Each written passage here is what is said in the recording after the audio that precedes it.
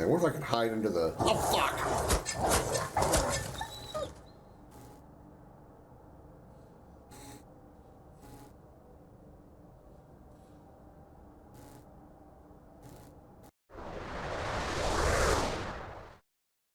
For my parents. The company looked after me. My mother's name is Genova. She died during childbirth. And as for my father...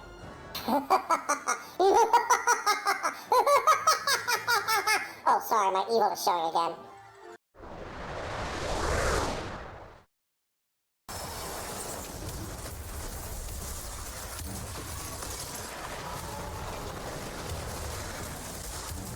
And now it's stuck in my head.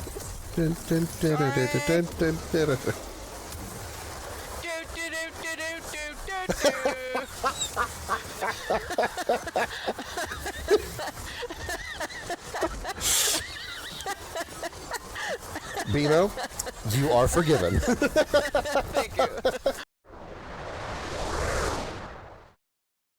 Why are your boobs so low on your body, too?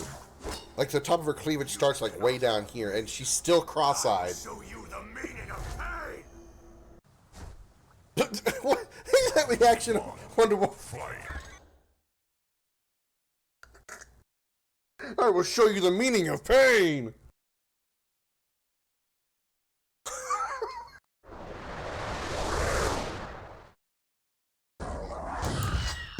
Oh, you cheating bitch!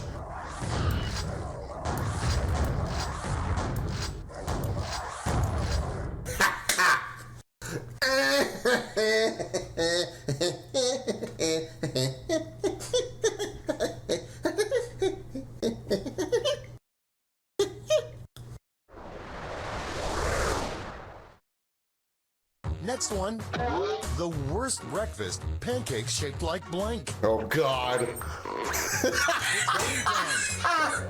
Exactly the two answers I expected. Exactly the two answers I expected.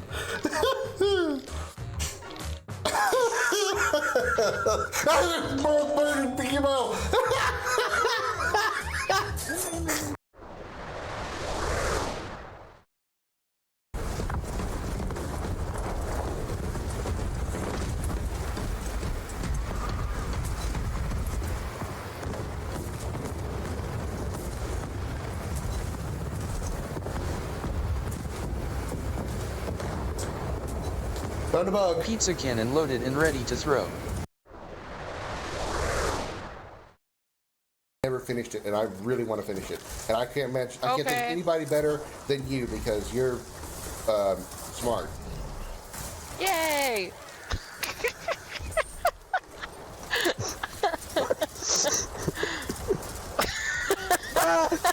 I don't know why that was funny, but I'm gonna just smile and go along with it. My reaction. Yay! Yay! I'm smart.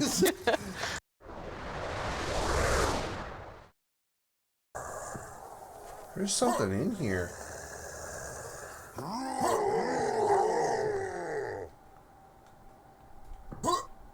Something sees me. Oh, shit!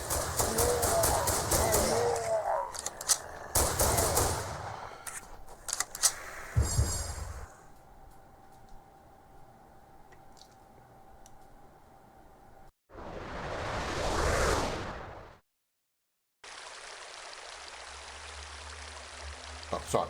You're concentrating. I won't bother you.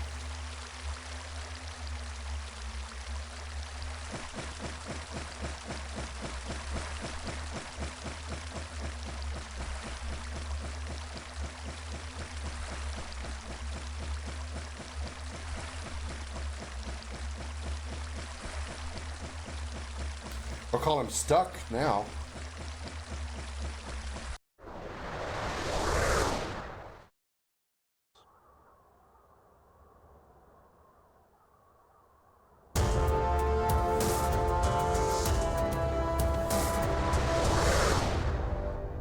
In the dark, shadowed corners of time, many stories have taken root and blossomed. Tales of heroes whose deeds echoed through the ages, and of villains whose names became synonymous with infamy. of battles waged between the forces of light and shadow. On a quest that defies reason, a lone ship ventures into that abyss, guided by its bold and courageous captain, his ferocious feline companion, and a crew of outcasts and misfits. Across entire worlds, dimensions, through the darkest depths of space, and beyond the limits of known time. These are the adventures of the Starship Dragon.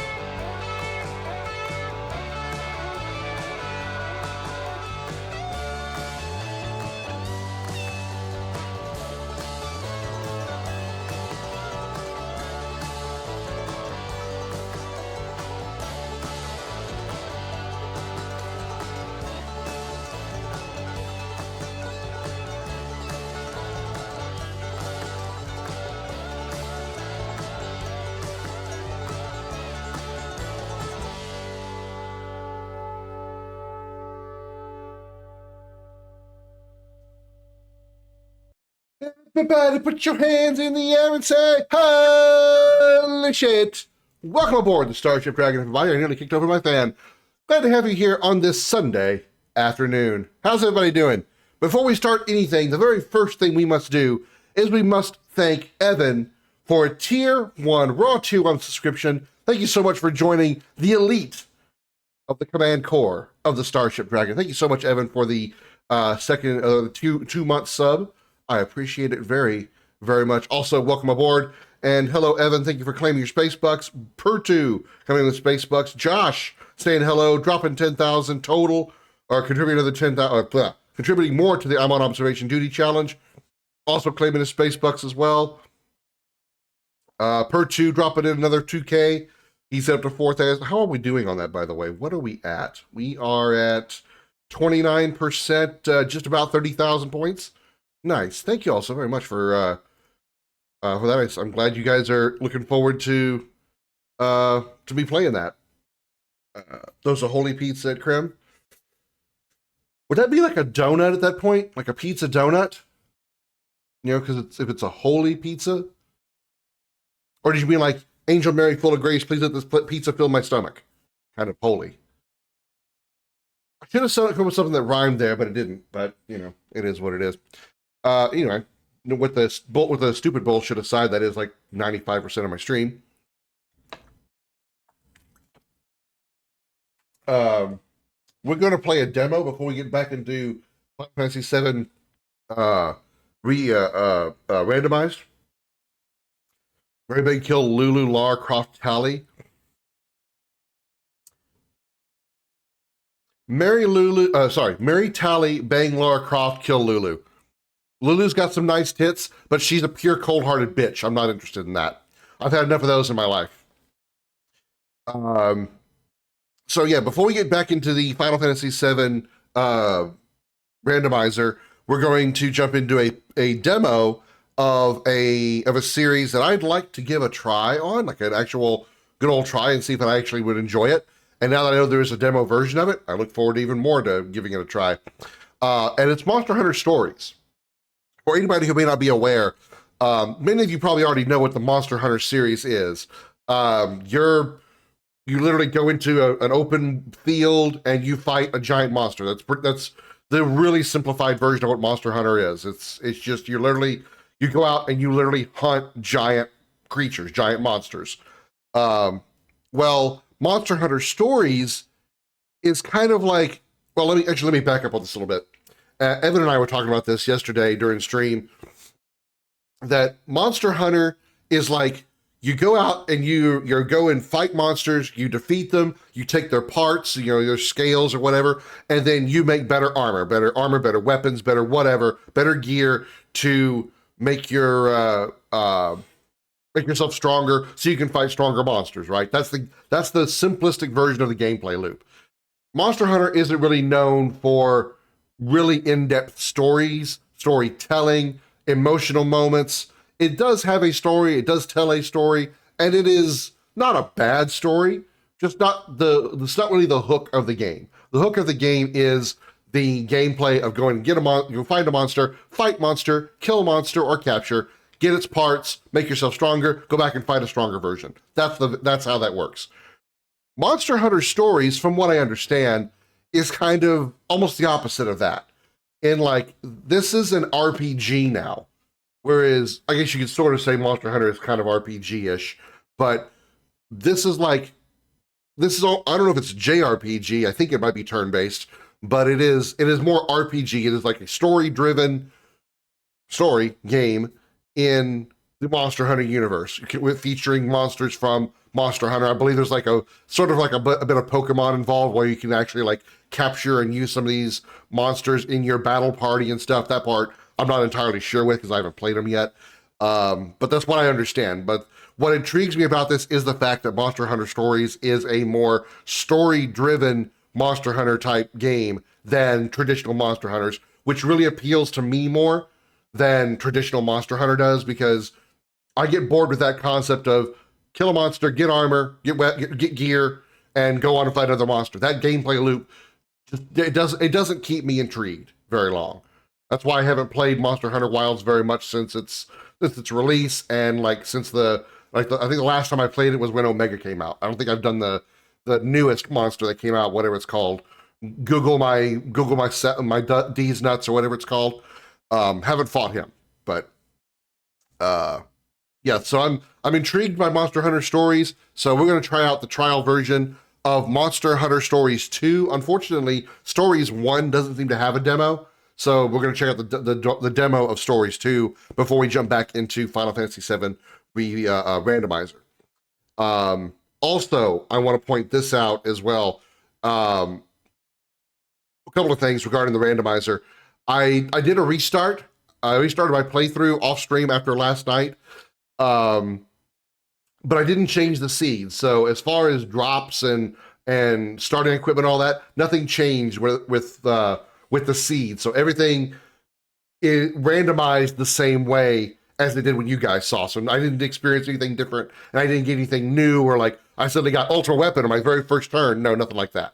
So it's the same setup. The difference being I spent more time doing a lot of grinding. I wouldn't say a lot, doing more grinding than I did during the on-stream playthrough. And I'm back at the same spot where we ended the stream, which was right at the beginning of the train graveyard. And I have Cloud and Tifa at level 15, so which is far improved what they were in the stream version when we were barely getting by at level 11. Those 4 levels have already made a huge difference. Now, the enemies are still pretty tough. They're still dealing 100 to 200 damage, but I have more effective gear, or not really gear so much. So I have more effective, some of it is gear related. It's really more like materia related. I've already reached tier 2 on some of the magic materia that I'm using. I overall am obviously a higher level, so I'm just generally better. My stats are generally better, so we'll be better off now. We won't be dying every 2 seconds. That said, I'm hoping I don't come across any more issues with the randomizer. Well, when I did a restart of the playthrough yesterday, or actually this morning, it was started last night and into this morning, the game was crashing on me a lot. I now have at least one item that I absolutely cannot use because it crashes the game if I use it. It's the X potions. If I use an X potion, game just completely shuts down. There is a couple of enemies back in the Shinra.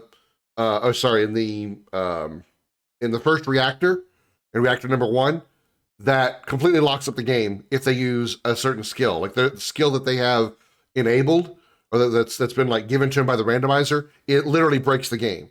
It soft locks. It permanently soft locks. So I've had a couple of other issues similar to that as well, going through the beginning of the game so far. And if these keep happening to the point they keep breaking the game and making me have to go back and do a part or something, that's going to get old on me real fast. We may not finish the randomizer. To kind of circumvent that a little bit, I have instituted the save anywhere mod, so I literally can save anywhere. I just have to be very careful with my save anywheres, because saving in a zone that is triggered in a certain way by like walking into the scene or being at a certain point can actually cause more problems, because you're not supposed to be saving there, then loading a save from that particular room. Like there's a scene where if you walk into it and things begin automatically, you know, if you save in that room and then load that save again, you could trigger those things to happen again, and it will just fuck everything up. So I have to be kind of careful with that. But that does save me the annoyance of having to lose like 10 minutes of progress just because I died at a certain point and having to go through all this shit again just to get back there, you know? So I think I've got to work around for some of the stuff, but if these game breaking things keep happening, it is going to kill my desire to keep playing the game, because just, you know, that's how it works. Will Krim still die often in new randomized FF7? Probably, because they're still kicking my ass pretty hard. You know, I'll even vote on it and say absolutely yes. I'll even vote. So a couple of people drop in. Who said hi? Let's see. I just noticed I have almost 250,000 points to spend. You know, part two, you're like you're one of the top lurkers of the stream for sure. You don't say much, but you're here almost all the time. So at least during the weekend stream. So I appreciate it. So you have plenty of points to donate to the I'm on observation duty challenge. Hello, Bear. Thank you for claiming your space bucks. Also, hi, Darth. Good to see you as well. Thank you for claiming your space bucks. Here I was making a troll poll. Bitch, I know what I'm capable of. I also know what this randomizer is capable of. Bending me over and shoving everything that is phallic shaped or not into my tutor hole. Darth just added some more, so that puts us over 30,000, doesn't it? Yeah, 31,569. Nice. Last two digits are 69. Good job, guys. Good job. I'm proud of you. So, yeah, we're going to jump into Monster Hunter Stories 2 and see what it do. I haven't even launched this game yet, so I have no idea if I need to, you know, set anything, if my controller works, if I'm going to use a keyboard. This is going to be, you know, the ultimate blind run. I might as well be putting a bandana over my face.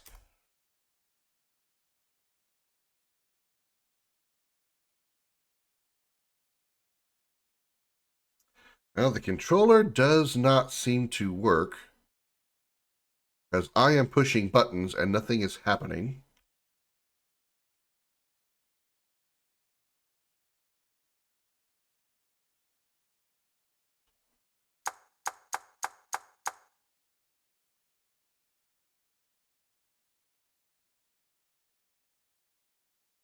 And it's like working briefly, because you see the confirm button, it's like flashing the X.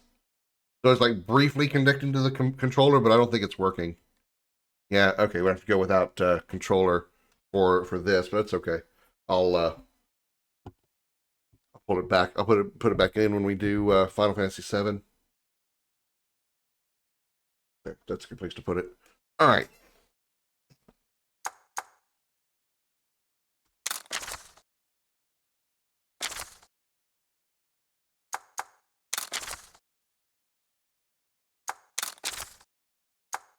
Uh, 1440 frame rate. Let's do 120. Async on.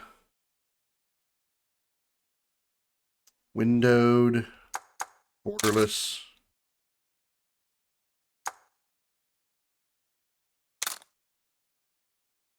Graphics quality. Presets, high.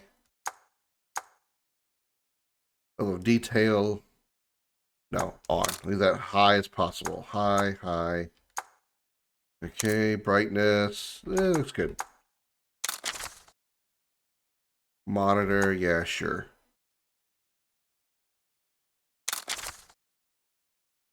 This game uses an autosave feature. Okay, good. Good for you.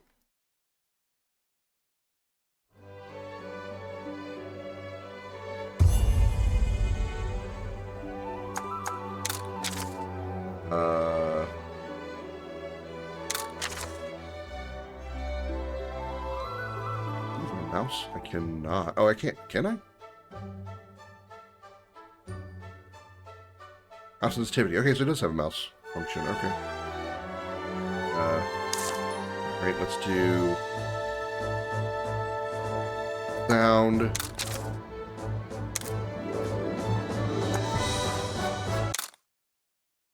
You know, just in case.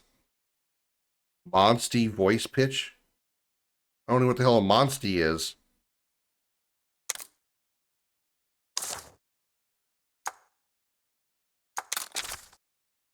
Okay. I think we should be good. Rumble features off.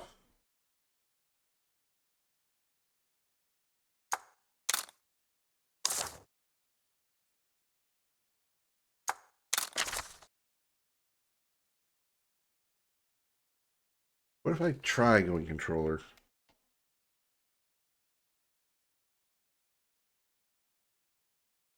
Yeah, it's not, it's no controller detected. Yeah, okay. Yeah, all right. You wanna lie to me? Okay, sure.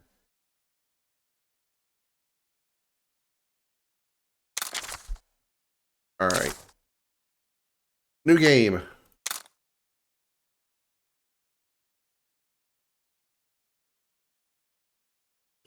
A bit of a almost Breath of the Wild level graphics or visuals, huh?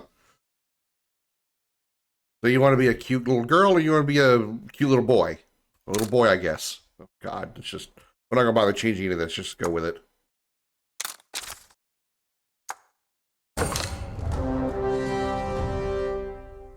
It was loud.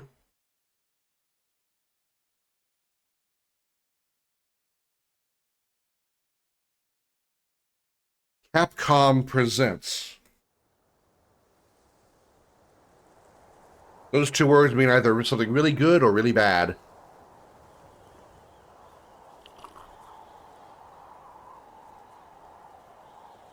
Maybe I should have kept the music on for this. Maybe it might have been okay.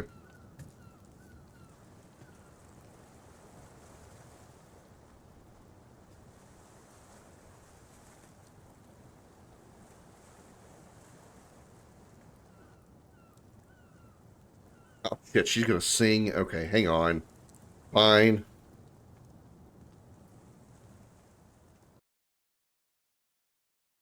We're going to do that. And I got to turn the music on then. Just, you know, God forbid I get DMCA the fuck out of.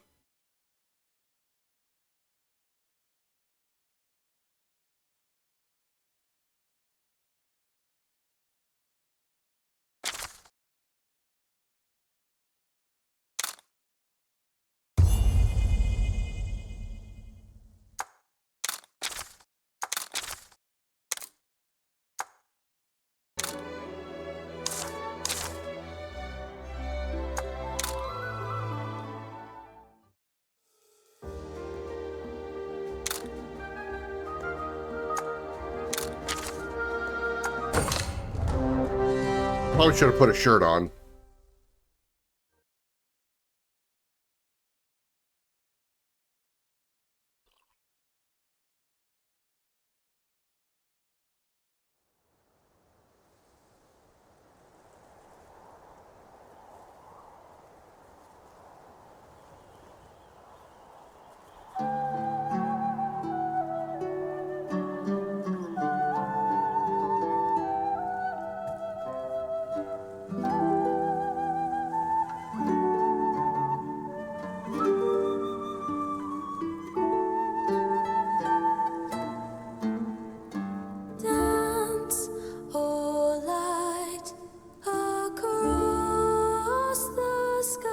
This really does remind me of what I've seen of Breath of the Wild visuals. Bring us hope and show the path to our future.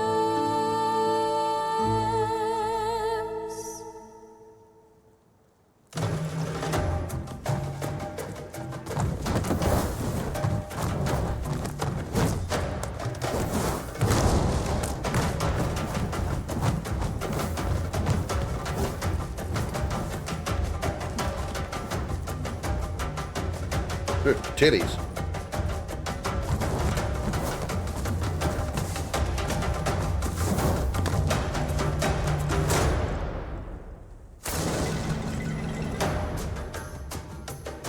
I assume that was my character that we just looked at there.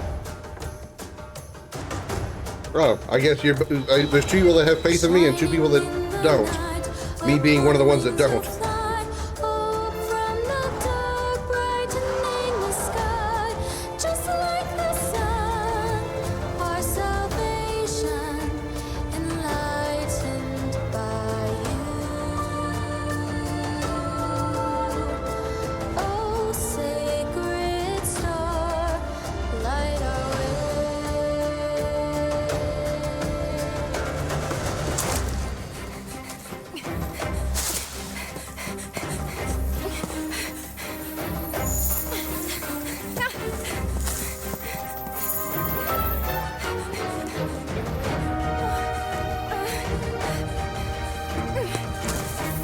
She running from guide flies?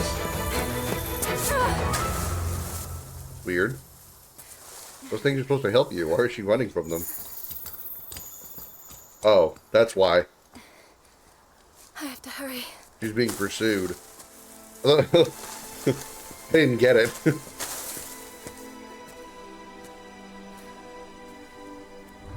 Nice legs.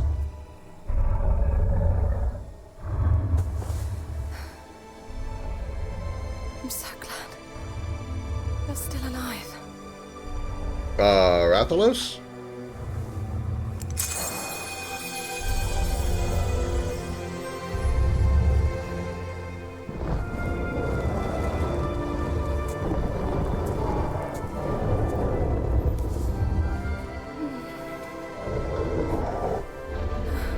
I thought I'd never see you again. He's like, fuck off, bitch, I want to sleep. Sorry, she's like, fuck off, bitch, I want to sleep.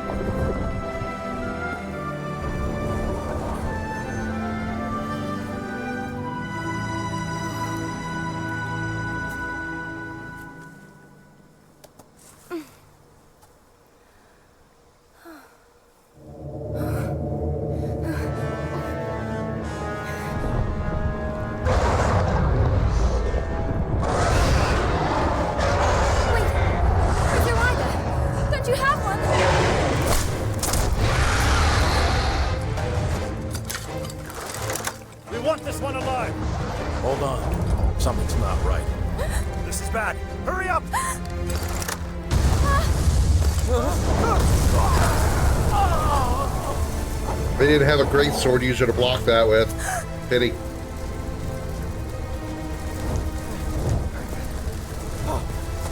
Dad!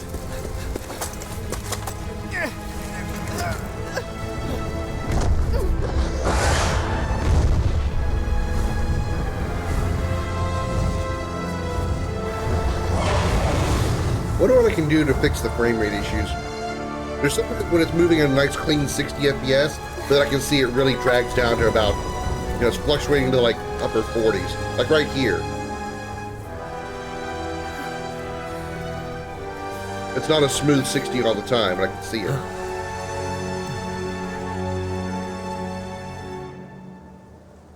Well, there's some adjustments I could make.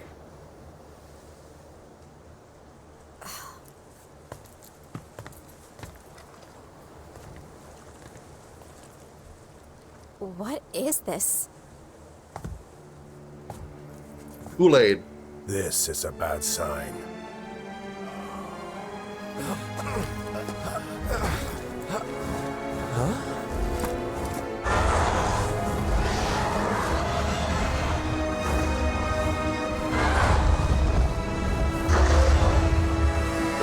Rathalos is being affected by the blood moon. What? What's happening?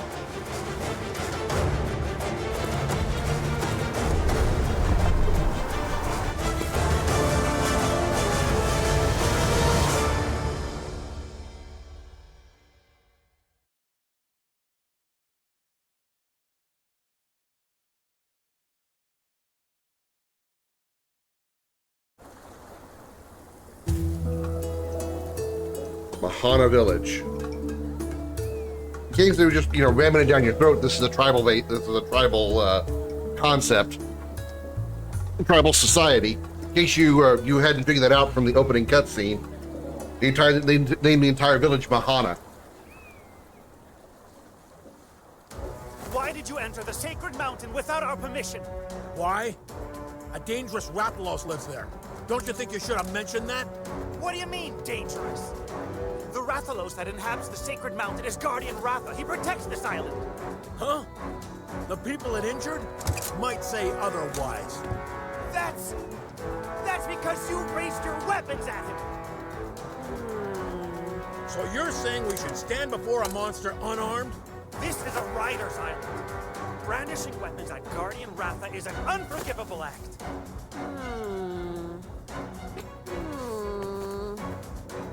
He sure likes to think a Have you lot. lost your collective minds, idolizing a wild Rathalos? Give me a break. I'll give you a break, all right. Okay, that's enough. Titties have got to step in. Knock it off, both of you. The main reason we invited hunters to our island's festival was so that we could foster a little goodwill between us. Kana's right. Besides, there are children listening. Please calm yourselves. Yes, sir. Sure thing, white-haired Akuma. Well then, let's listen to the hunter's point of view, shall we? Why would you call Guardian Ratha dangerous? Because we were tipped off. Raisewing Ratha, the monster with the wings of ruin, lives on this island. The wings of ruin? Yes. It's said that a beat of its wings can bring about waves of destruction. Chief, do you know about the wings of ruin? Because I've never heard of them. Ah, yes, the Wings of Ruin. Legend has it that a long time ago, a Rathalos born in this region brought terrible chaos and destruction to our world. But that's only a legend, right? Who can say? In any case, our top priority right now is to determine name the was cause Frieza? of these strange happenings. Yes, of course. Why did the ocean change color? What was that light? And where did all the Rathalos go? So much we don't understand. Let's organize an expedition team and survey the area. You got it. I'm clearly a silent protagonist. Everybody else can do the talking for me. You want to join the expedition too? The 33rd expedition?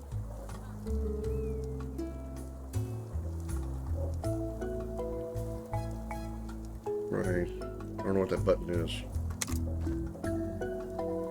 I don't know, this could be dangerous. And this kid only just became a real rider. You're worried about Guardian Ratha, aren't you? What is that?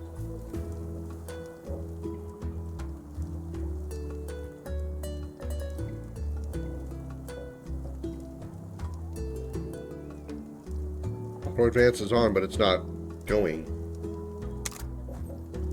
That makes sense. He was your grandpa's monstie after all. Monster, the word for Pokemon? Your grandfather, Red, was a fine, upstanding rider. He led our tribe and protected the island alongside Guardian Ratha for many years. I sure wish he was still around now. I bet he'd know what to do. you'll join the team. Chief Gara, are you sure about this? It's a big job to dump on a rookie's shoulders. Not to worry, Kana. You'll go together. Kana can guide you. Use the experience to learn what you're capable of and what you must do as a rider. She's like, the hell, why did you volunteer me for? So, I'll be a teacher? Something wrong? He can be my teacher anytime, babe. I mean, what? No way! It sounds kind of cool, actually. If that's what you want, Chief, I'm all for it. Okay.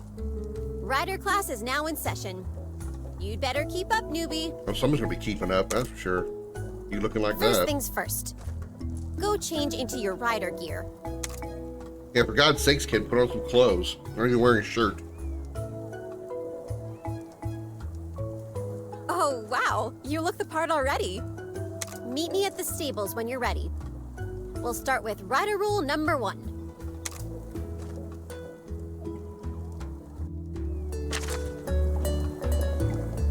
Story quest. An ominous red light flashes on the night of the festival. The protector of the island, Guardian Ratha, disappears. What could be the cause of these strange events? Chief Gar orders the riders of the village to look into it, and so you take your very first steps as a new rider.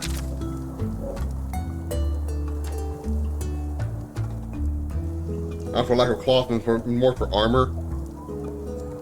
You're talking about for my character or hers? And I'm pretty sure that's probably, considering that the design of the chest piece that I'm wearing matches the bra she's got on. It's obviously that's obviously her armor too. Use empty button and empty button to control the camera. Thanks. F to talk to characters. The bed in your house or any caravan stand.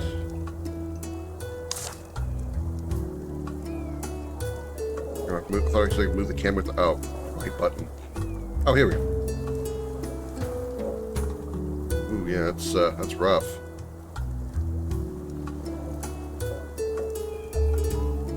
That frame rate is not holding well.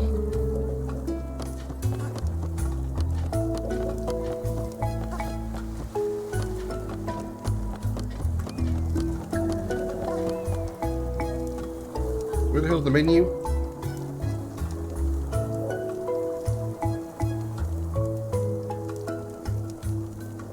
Where's the menu?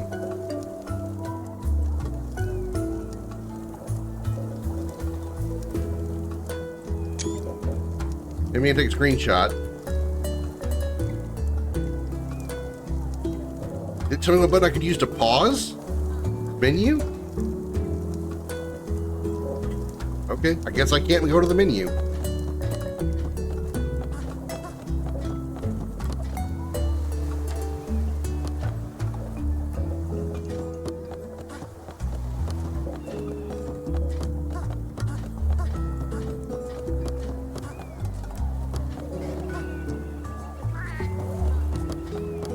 Connect to cat? What? When you become a proper rider, you'll be able to travel all over the world, but you gotta put in the work first.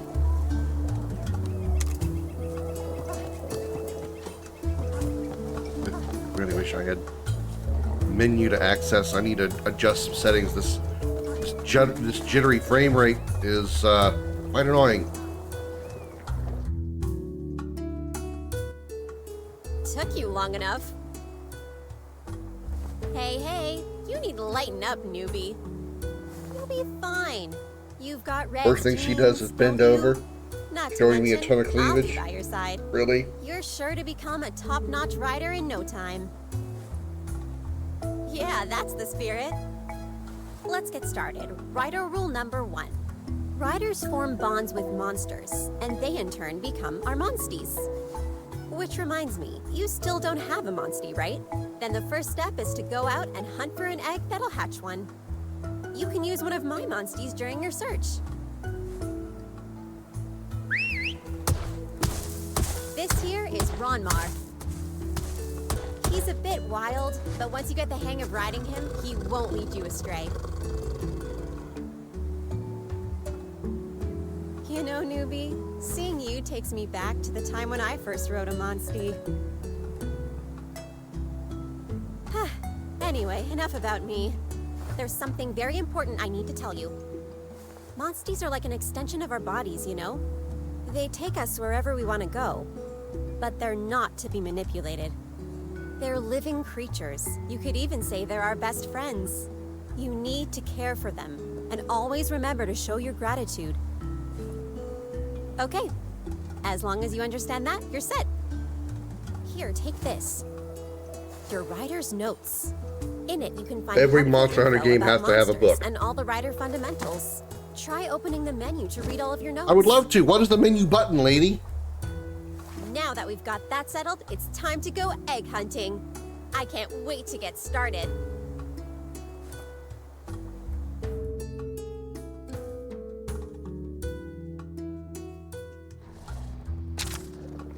Escape. Okay, thank you.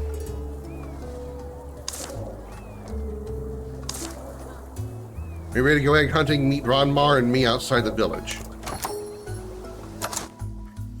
Where's the settings in this damn game?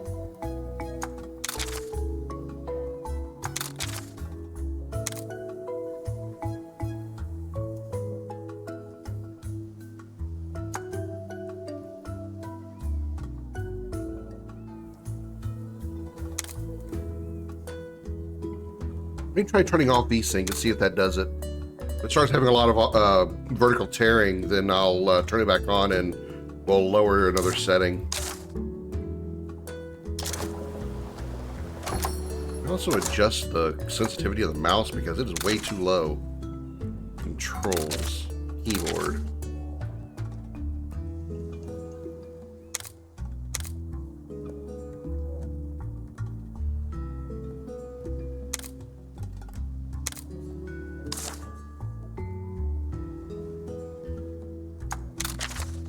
Here we go. Camera speed. Turn that shit up. Mouse sensitivity. Look at that max sensitivity. I'm gonna adjust as well as needed.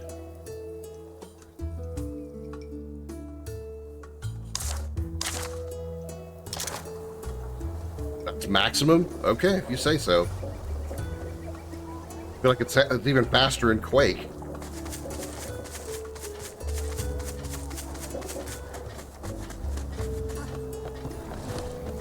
There's still some choppiness to it.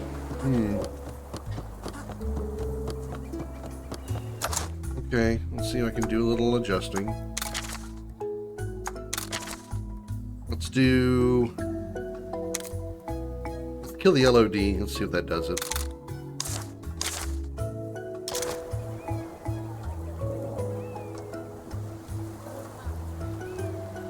There's still some weird. There's still some choppiness. You guys might not see it, but it's there. Apollo Island.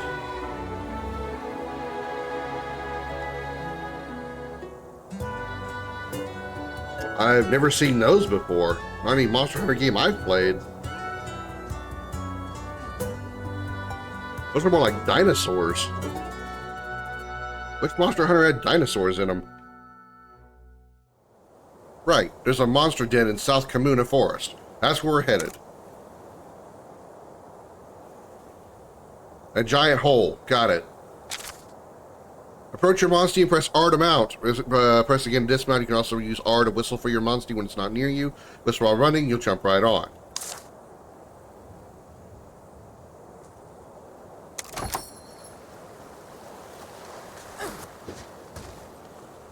Okay, so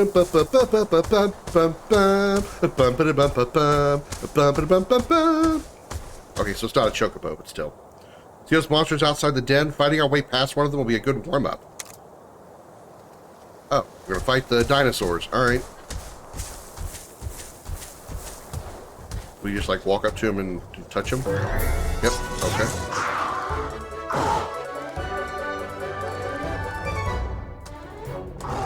It's an Aptonoth.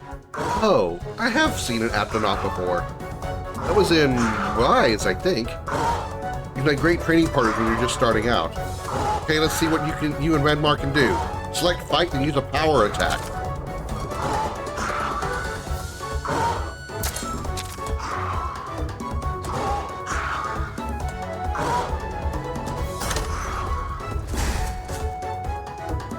When you and your opponent are targeting each other directly, you'll enter a head-to-head. For the 3 attack types, power beats technical, technical beats speed, and speed beats power. So it's rock, paper, scissors. I don't know how I'm going to remember that.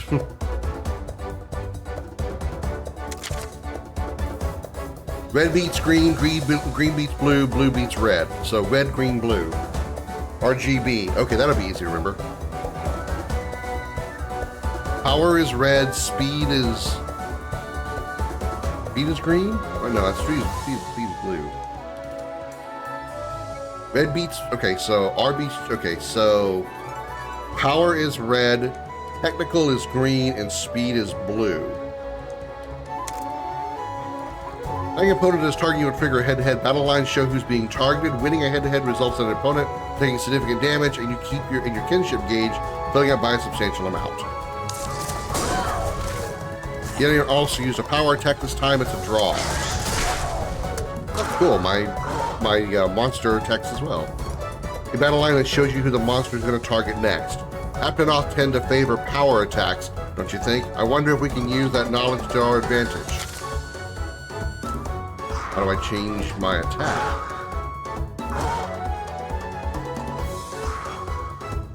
Switch monsties, switch weapons. We'll get to that later, okay? For now, just select fight.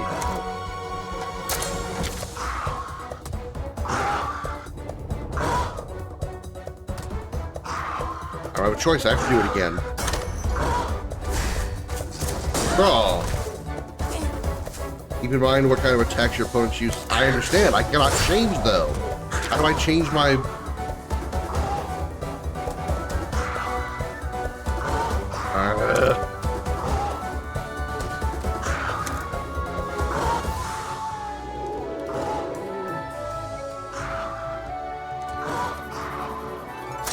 Oh.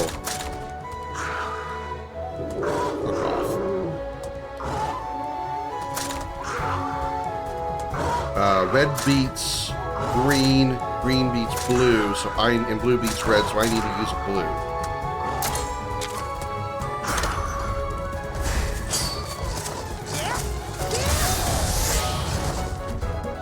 I'm getting the hang of this. So do I only control my character? Is this because this is a tutorial? Do I always only control my own character, or do I get to control everybody eventually? You and your monster both use attacks with the type advantage to perform a double attack. With a double attack, you can deal huge damage and avoid the enemy's attack, boost your kinship too. If you and your monster win a head-to-head by attacking the same opponent with the same type of attack, it will result in a double attack. Okay, so dual attacks. This deals a lot of damage to the opponent, cancels their attack, gives you a huge charge, your kinship gauge. So, I'm still controlling myself. Ranmar changed the speed also, but I didn't change that.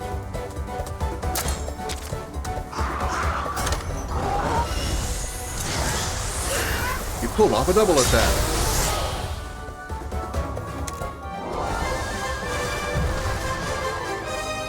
And we gotta carve it. You smashed it!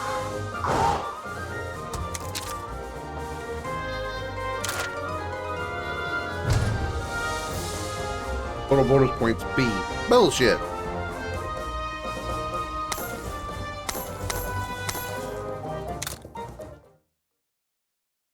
Okay, interesting.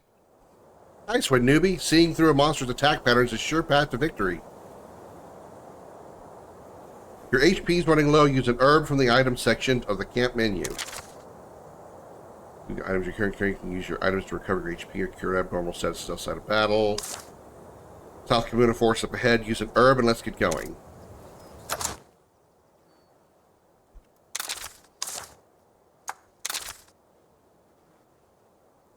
Herb. We're gonna smoke an herb.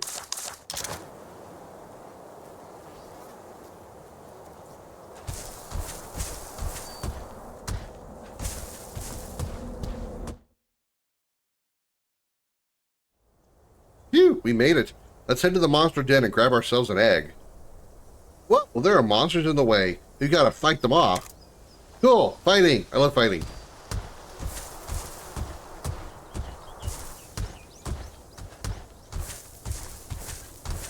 Oh, I can jump. Woohoo!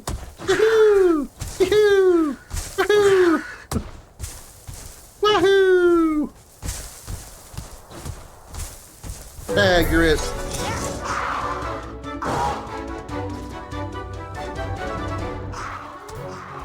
Let's take on some Velociprey next. They're light on their feet and way more aggressive. I'll let you handle this battle too. This is your chance to show me what you got.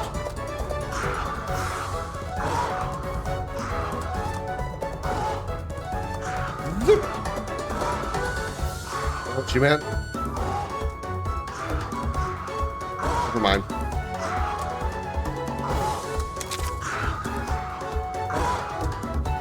Judging by these guys looking like they're probably speed demons, I would guess that would be...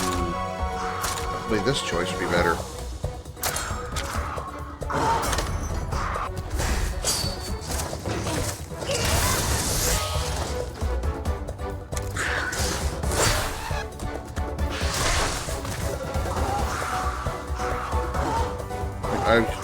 I've already done that, but okay.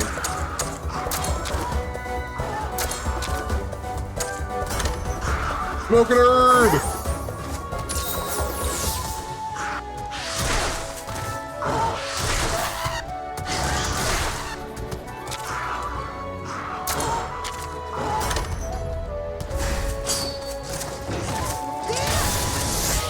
That's the way.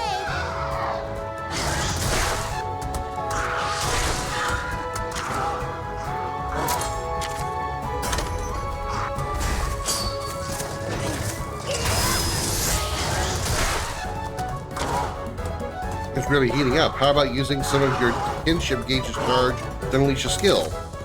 Select skills from the menu during battle to use your skills at the cost of kinship charge. Without sufficient charge, you'll be unable to use your skills. Skills also have attack types and may trigger a head-to-head. Monsters will also automatically select an action at the start of each turn.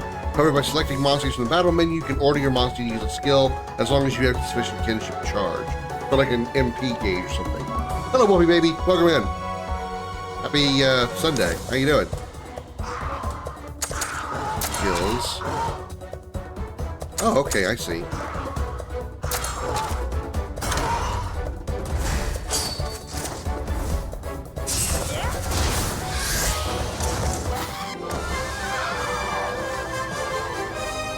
And the Velociprey didn't know it hit it.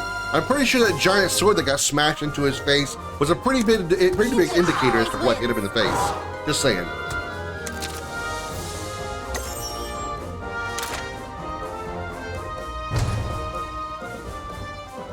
To take off. Really hope the full version has controller support, because this is really weird having to use a keyboard. You're starting to get the hang of this. We're almost at the den now. Let's keep moving.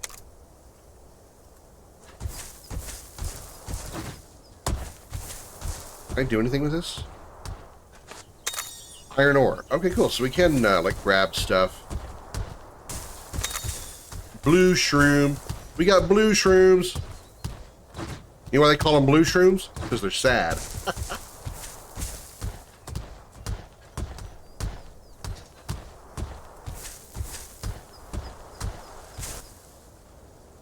Looks like we'll have to cross this river. It's times like this when your monster really comes in handy.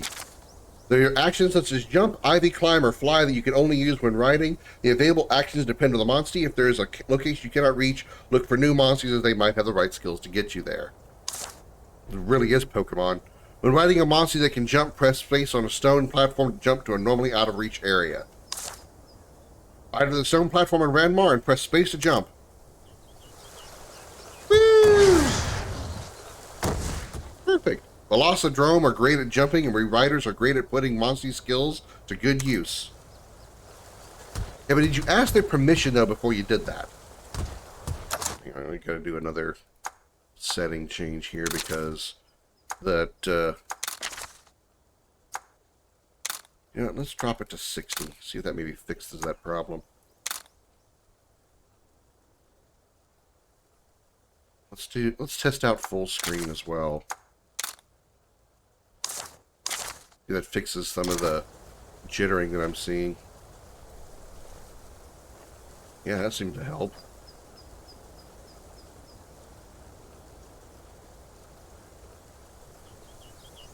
No, it's still barely there, but it might not be.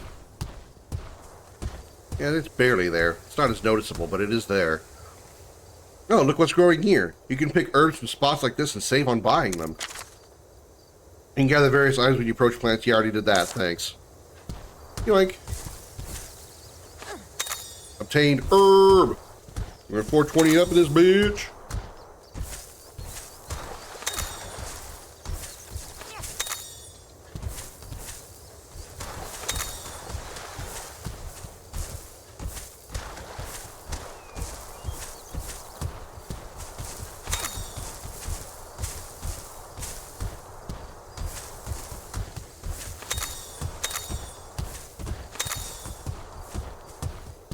You're shouting out Wolfie, Josh.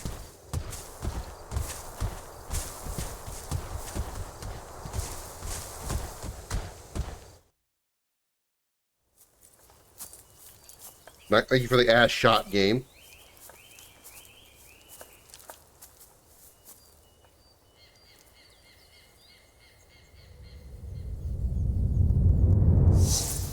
Hold on. Something's here. Keep quiet and stay close, okay?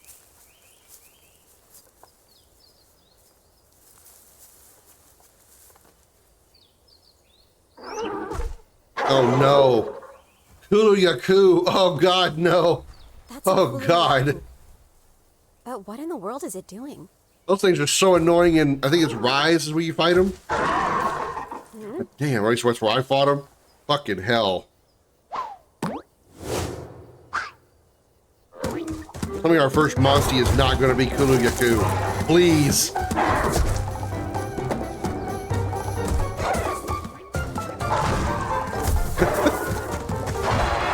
Okay. I'll give this game credit for this. It's definitely got some humor to it.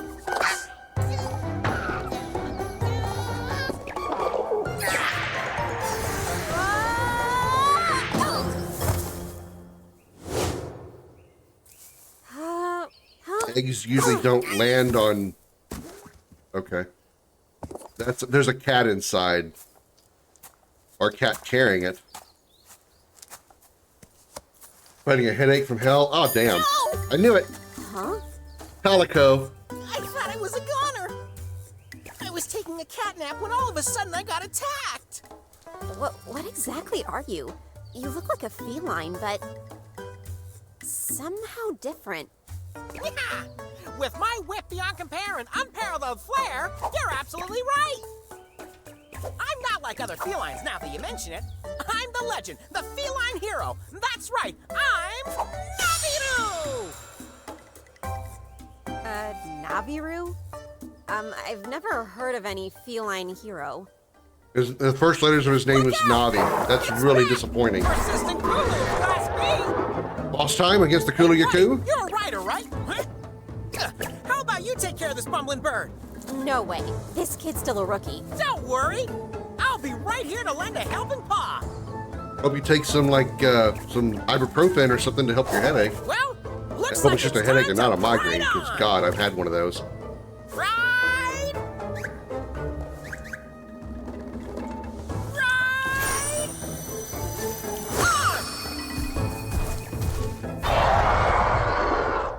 This cat is weird.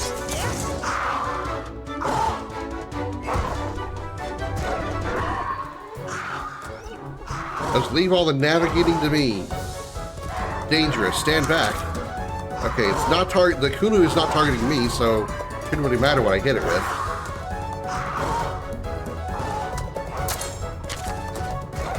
Yeah, it's targeting Grandmark, so it doesn't matter what I hit him with. Power attack.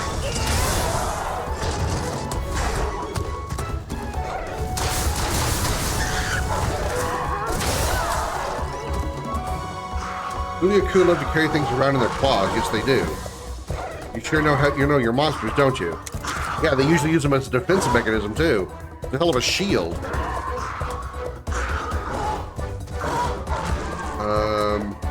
I I didn't see what he used on Ranmar to counter him.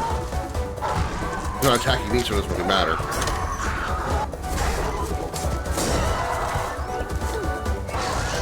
But we know not to use a technical. When he does target me, we know not to use a technical. It's, Kayla just used a technical and did nothing. Okay, so if Kayla used technical and the Kulu countered it, that means it used a power. So that means it used power, I should use speed.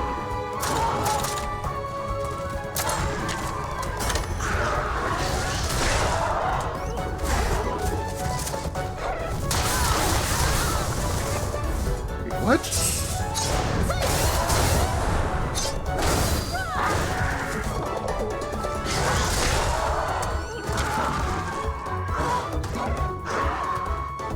Wait, wait.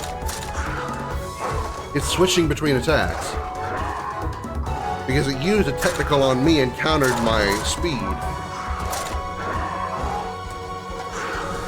But when Kayla used technical, it countered with power.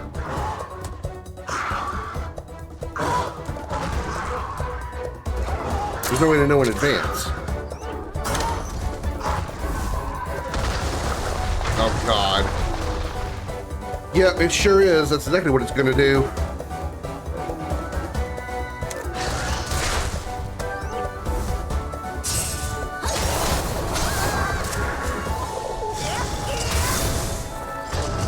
In that case, the weapon you're using now is not going to do a lot of good. Yep. Time for a blunt weapon. Here, take this hammer. And change gear in battle? Use for a different weapon, even in the midst of... okay. Which weapons? Oh, yeah, do that. Which weapons? Use an iron hammer to break the rocks, like skills to switch weapons to equip it. So Z doesn't do... I have to go to the... I tried to use the shortcut version, the game wouldn't let me.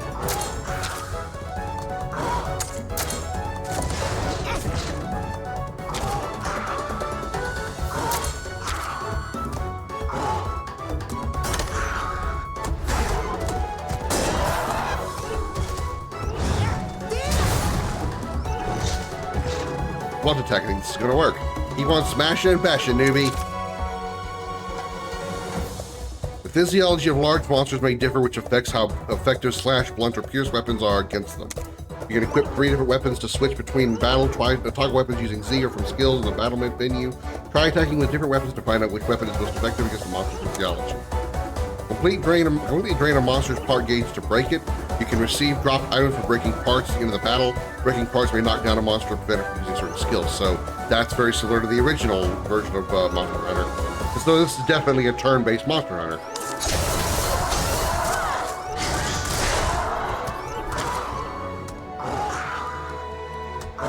Okay, let's just go with power again, I guess.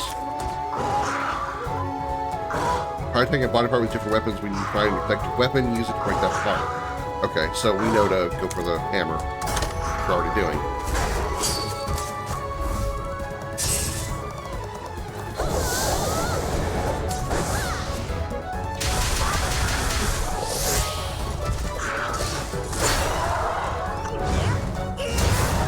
Oh, that did good damage.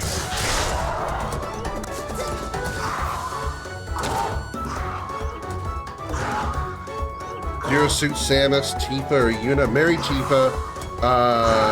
Bang Samus, kill Yuna. Who is it targeting? I didn't see. I guess it doesn't really matter. It's gonna throw the rock, isn't it? Okay, he broke it. Nice. All attacks on a downed opponent will be critical hits. They're more likely to drop items, too. Hell yeah, that was a crit down.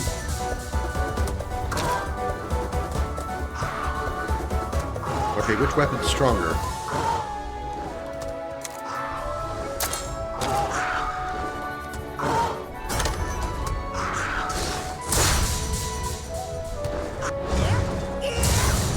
Only 26? That's not very much. Yaku got back up. But it's tired, though. Give me a drooling.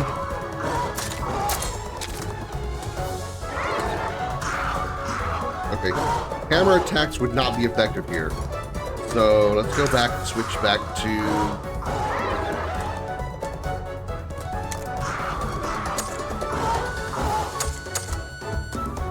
Oh my god, you won't just let me play the game. You teach me this stuff, then don't let me use it.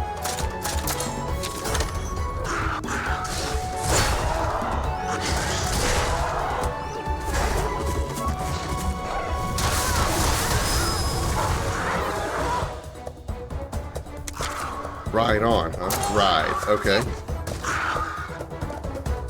Riding makes your bond stronger, but be careful, you'll get knocked off if you lose too much in head-to-head. You can ride your Monstie once your kinship gauge is filled up. Riding recovers a Monstie's health by an amount equal to its rider's health and fully restores HP for the rider. It also boosts attack and defense. Items are usable when riding as well. Powerful kinship skills can only be used when riding. Winning a head-to-head while riding raises your kinship level, making kinship skills even stronger. I feel like I'm screaming over the game.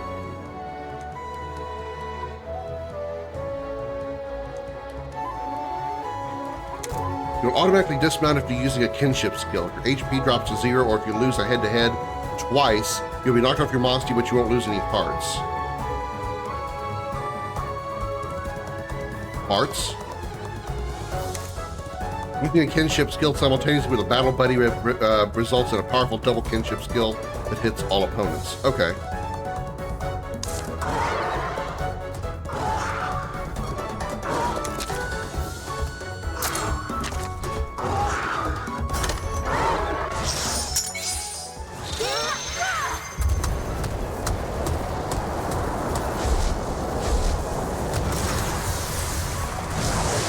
This'll put you out of commission.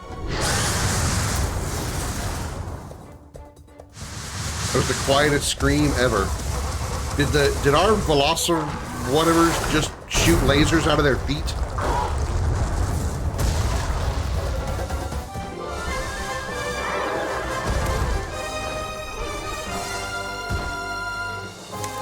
You smashed it! That was positively claudacious, buddy. Alright. Puns, that's gotta be a thing, of course.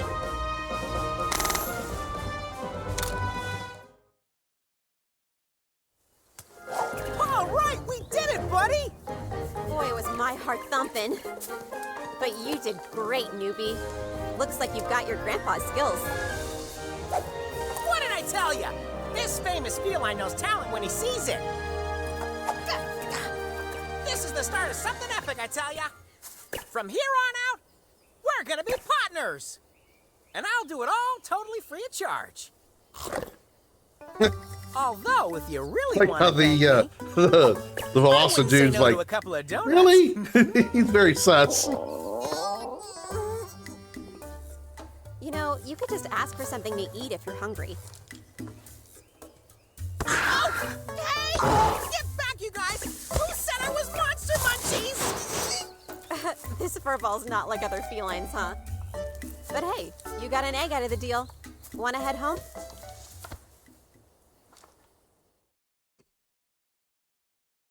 Again, silent protagonist says nothing but nods head.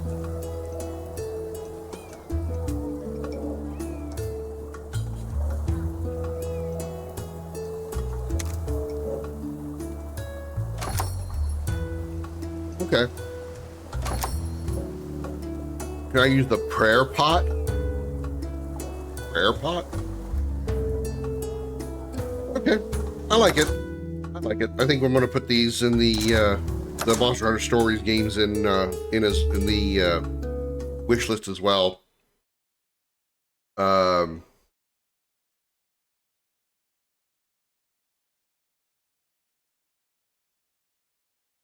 I think I've seen all I need to see from it. I do like it. I think the mechanics are going to be kind of unique to get used to. The fact that it's I kind of disapprove of the rock paper scissors style combat. But again, that only applies if the opponent is targeting you. So if you're using a red attack and the enemy is using a green attack, if the enemy is not targeting you, it doesn't really matter. It makes no difference. What I just want to know is eventually, hopefully it would like tell me or show me in the game that if an enemy is not targeting you, what is the best choice to use in those situations? Is it best to use a power attack, technical speed, whatever? What is the most effective?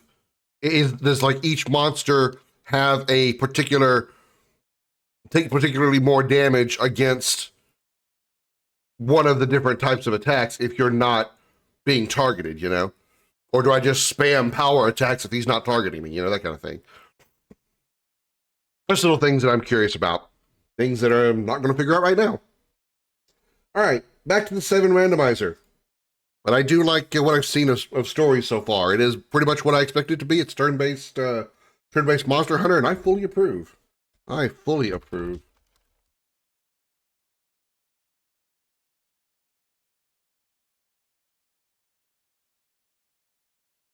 All right. Final Fantasy VII randomizer continues.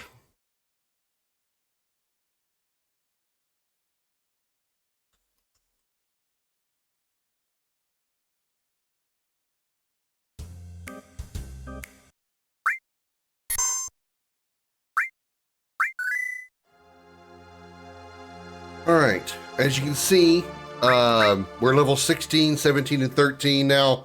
You know, especially Cloud and Tifa, much better off than we were at this point yesterday.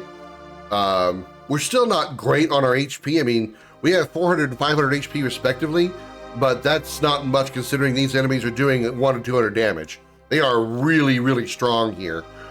And armor has not really been very good for us so far. In fact, like what I have, you know, this crystal bangle doesn't really give me much compared to what I've got for other things. I mean, 66 defense is good, but that's not really doing much of the enemies are still doing a fuck ton of damage. That's the best armor we've got. You know, Tifa's got 6 defense and 22 on Aerith's mithril armlet.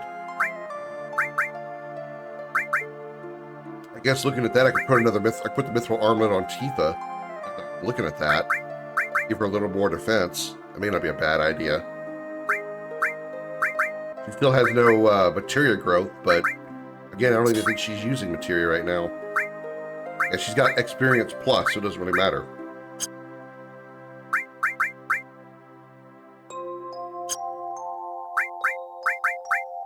Even Cloud, I don't think can change. You can change to the Titan Bangle, but it does no good. That armor is awful. As far as limits we've learned so far, Cloud has Stardust Ray and High Wind, Dragon Dive, and Hammer Blow. So he's got literally Red 13 skill, 2 of Sid's skills, and 1 of Barrett's skills. Tifa has Beat Rush, Somersault, Water Kick, and Meteor Drive. So, you know, she's coming along. It's pretty much the same. That actually didn't change, did it? And those are the same moves she has normally, I think. And then Aerith has Boost Jump. So she's got Sid's Limit Break. Oh, and I had Barrett in the party earlier, and I got his second tier 1 Limit Break, which is Toy Soldiers. Here's the funny thing about that. That is a Ket Shi Limit Break. That's going to Ket Shi's Limit Break on his slots.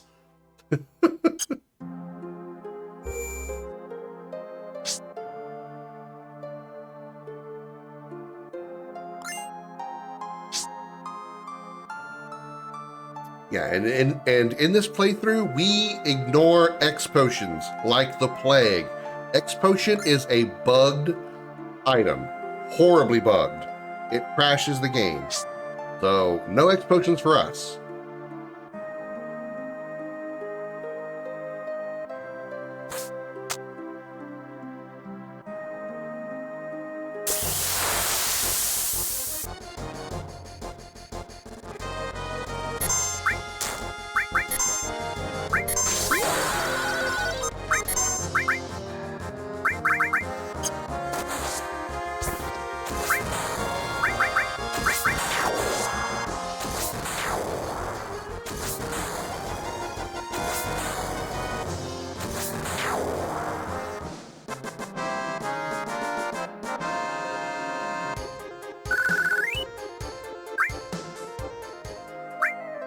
keep everybody topped off here because we need every drop of health we can get.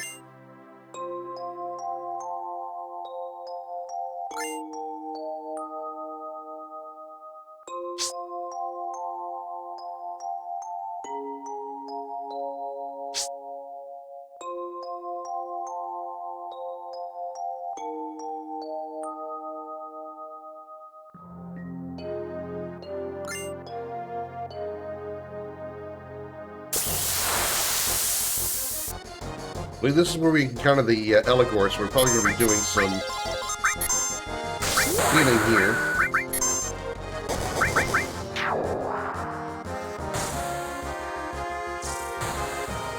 Eva, I really wish you would spread your attacks out more.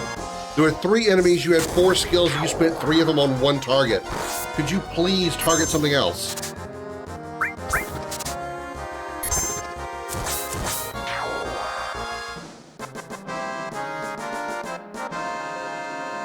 That's one thing that's always bugged me about Tifa's limit breaks, is they're really powerful, but she will not... Her randomization on her targeting is really annoying.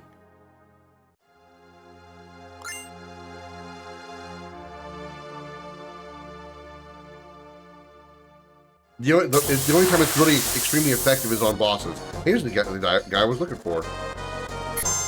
Heal. You know, how hard this is going to be to steal and how hard he's going to kick our ass. Well, also another thing that I'm doing is I'm using, this thing heals everybody? Actually, no, it doesn't. I'm also using, weight.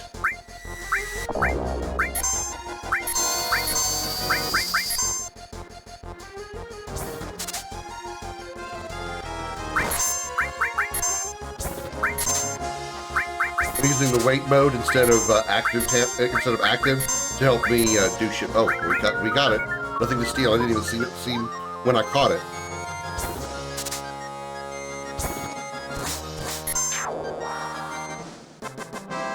I don't even know what I got. What did I steal? Anybody see what it was?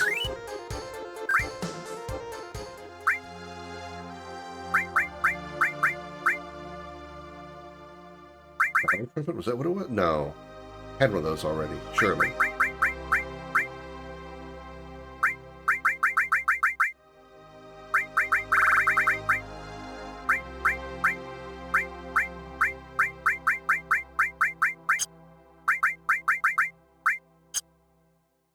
If I come across another one, I'll try to steal from it again so I can see what I got.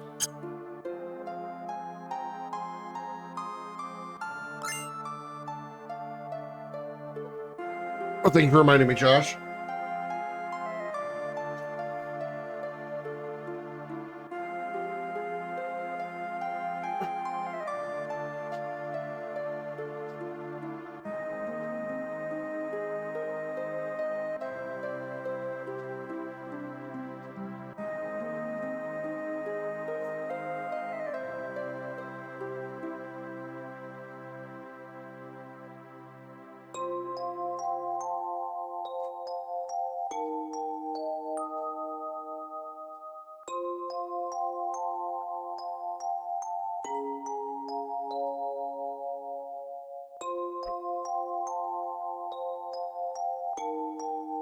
I gotta come across another Eligor to see what I got. I don't know what I stole. I was paying too much attention to other things to see the dialogue box that told me what it was.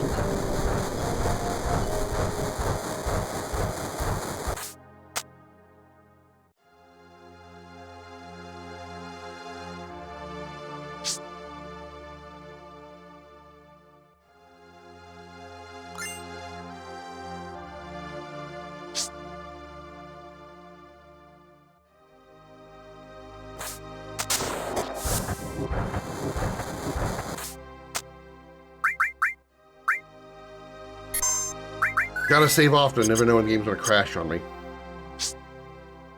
Or when I die.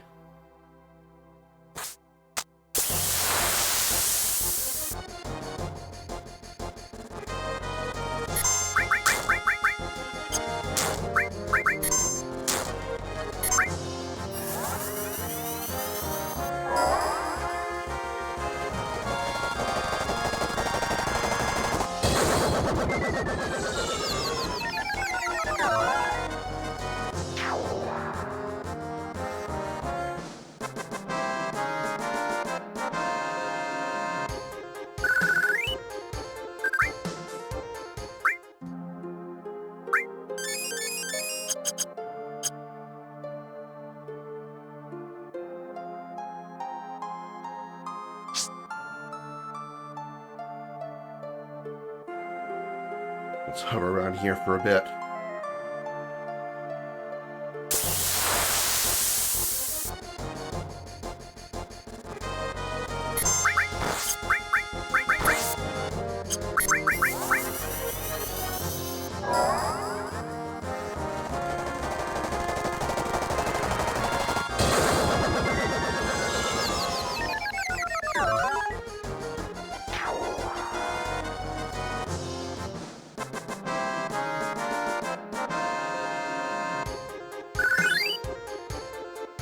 Level 17's nice.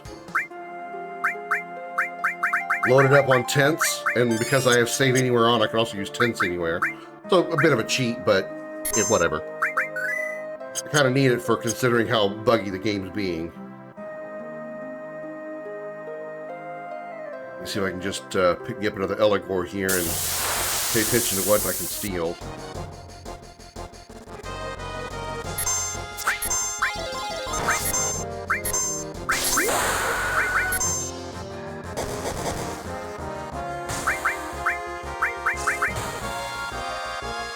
You just used...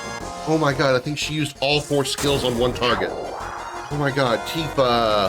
Tifa! Spread your attacks out, girl. You had 4 skills in one enemy. And 3 enemies. How did you use them all on one?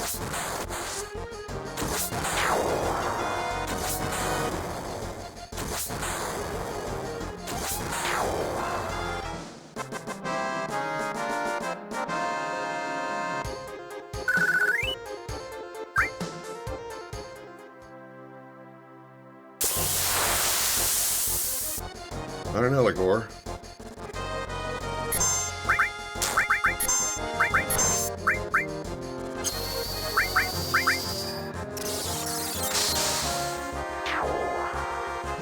Yeah, overkill. Too bad.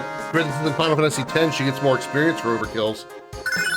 We're still leveled up. That's nice. We have tier 2 heal now.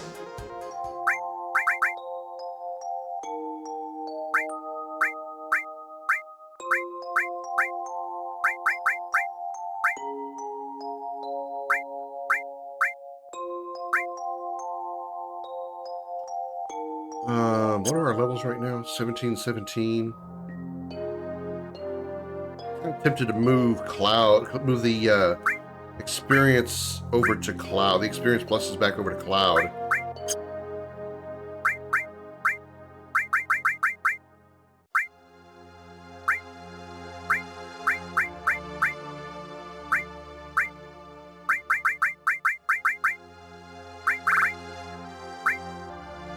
I don't care about Bahamut Zero getting levels.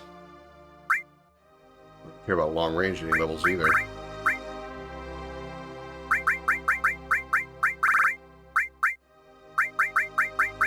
Because now that means we can actually put Tifa in the back row. If she has long range. Assuming the long range material works the same as it does in the original. I can't really tell. That's not something that I can obviously pick out because of how this game works.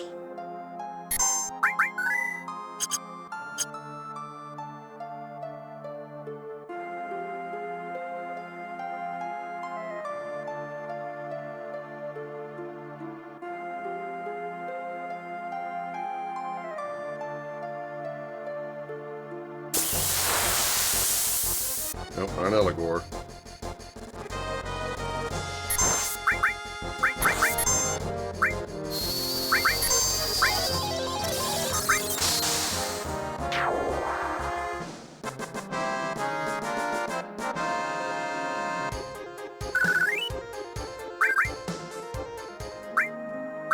Yeah, we can't sell the Cosmo memories because we got a bunch of them. Well, we can. I think we can sell them for 1 gil apiece.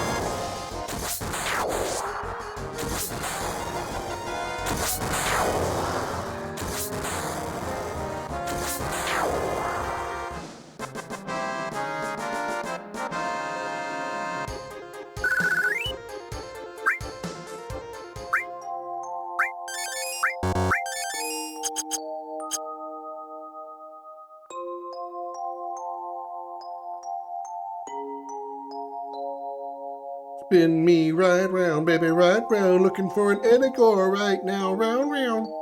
For one particular enemy. I can try to steal again so I know what the hell I get from it.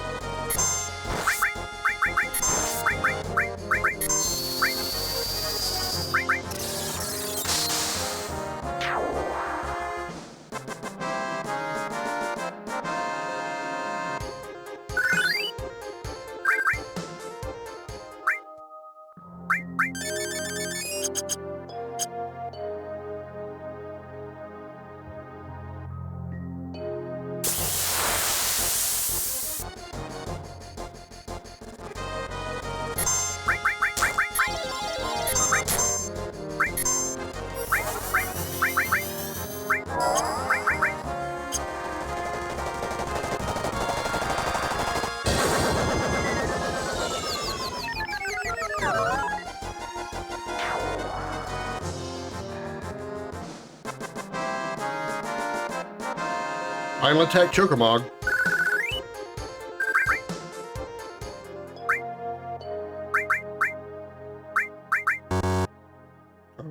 Oh, got a Phoenix down first.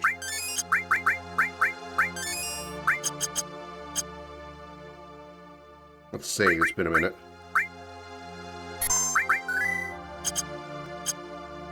Come on, give me that Eligor again.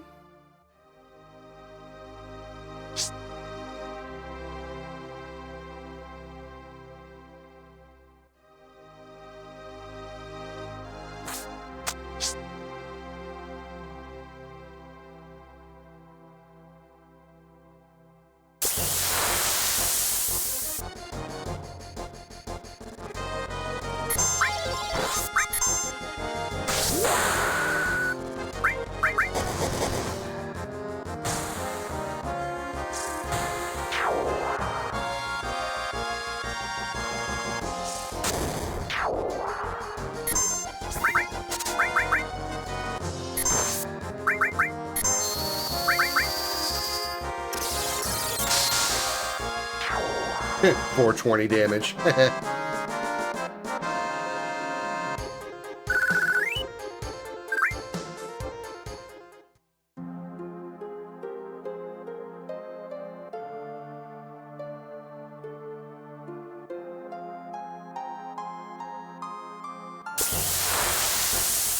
it is. All right. Pay attention to what we're seeing this time.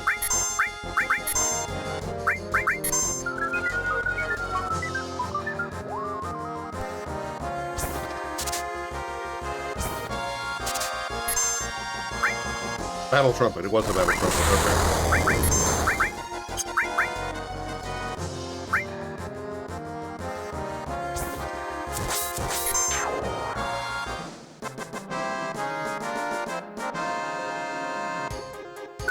Question is it any good? He can't use it.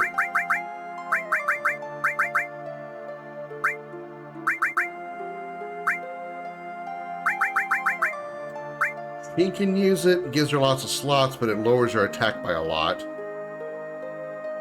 She already has the drill arm. Battle Trumpet is better, but she loses triple growth, which is still really nice to have.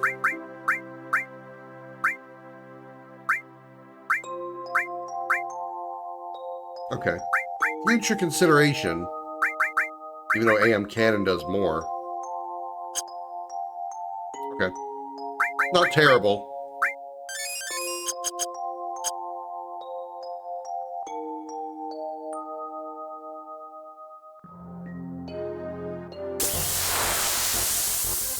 Not entirely useless, so that's good news.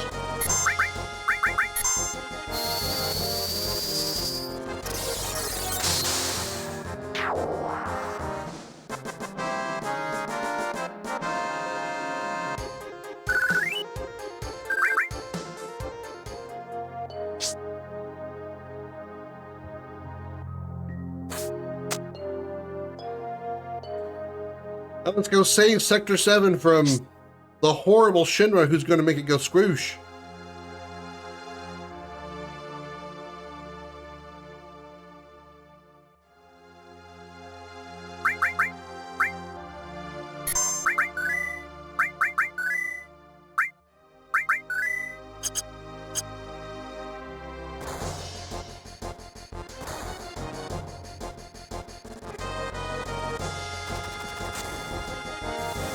What? There's gunfire? How could there be gunfire?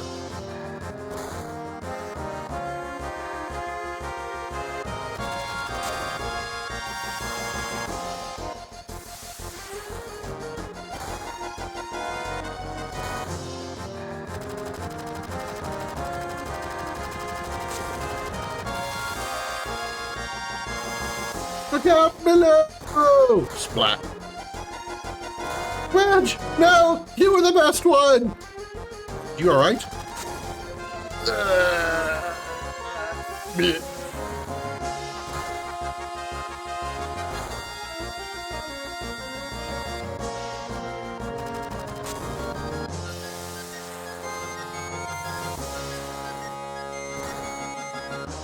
Okay, so we should have gotten Eris's stuff, right? Yeah, here's all her materia. Okay, so these are no growth slots, though.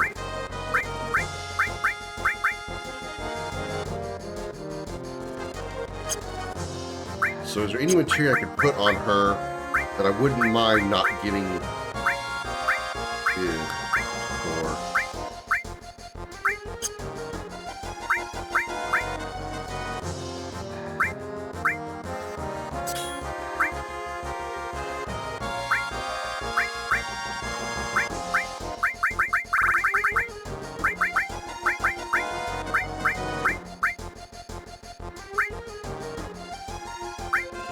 Really care about the summons.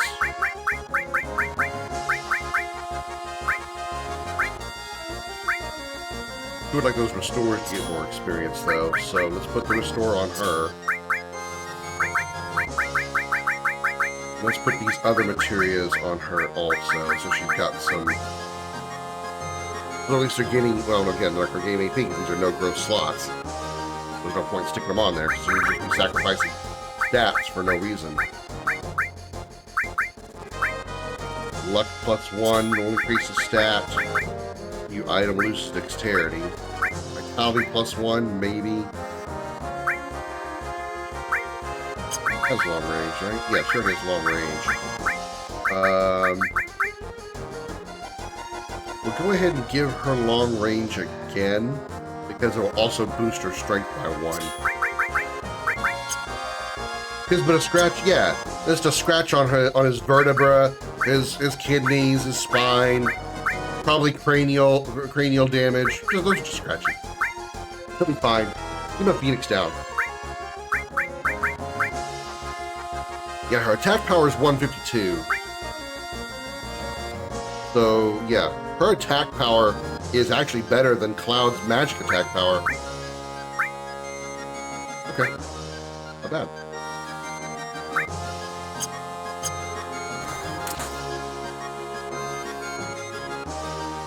One of you sells items, right? Don't you sell items? I'm gonna stock back up on these things. Let's get rid of some crap that I don't need.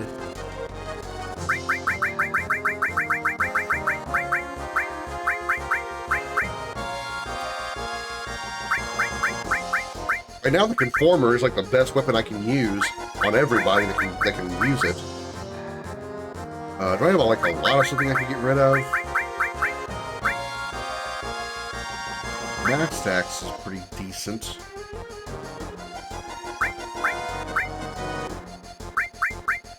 Let's go for 1. Fairy Ring goes for 3,500. Circlet goes for 1. Titan Bangle for 140.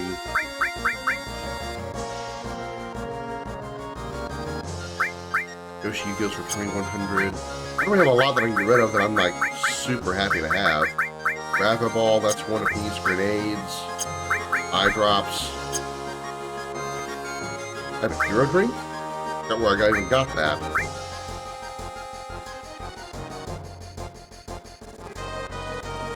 I could sell the X potions, so I wasn't tempted to use them, because they're literally broken. I think Wedge is well cushioned. So what you're saying is Wedge should have bounced like a beach ball?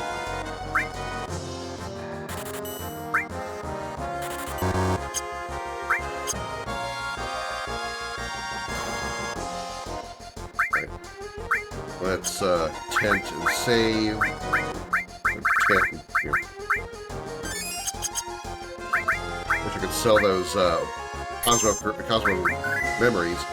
I don't need 30 of those.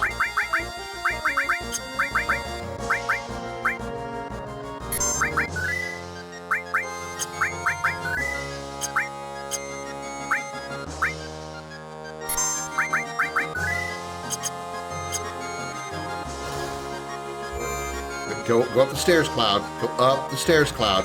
Thank you.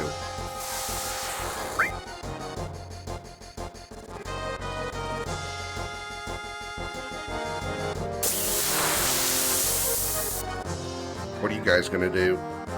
These are new enemies. Oh, you're gonna heal us? Okay, that's not a problem. Doesn't heal Cloud. Heals Tifa though. Whatever element that attack is healing Tifa.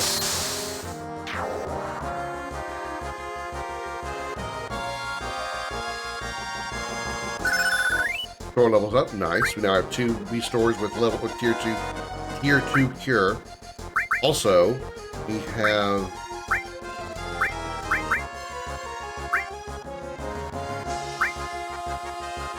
we can't use hero drinks. Oh, it was once during battle. Oh, that's right. The reason I thought it was a source. For some damn reason I was thinking it was a source. What's that? I did actually. I just didn't play it long.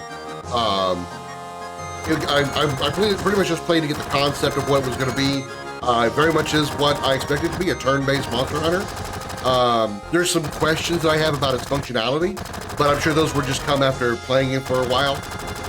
And no point in me trying to learn that now, because I'm not going to be playing the game now, so I'd forget it by the time I got around to the full version. But yeah, I'll be getting stories. I'll put them on wish list, and then get them when they're cheap. The trail bounce back soon. Yeah, I enjoyed it. I think it's got a lot of potential. And not to mention there's a pair of titties in it already. I mean, she's not Gemma from Wilds, but there's a pair of titties in it already. Welcome back, Darth. How was dinner? 23 looks dope as fuck. If Stories 3 had a demo on Steam. Stories 2 did, though. Well, it said that Stories 1 didn't, but it doesn't matter. It's all the same concept.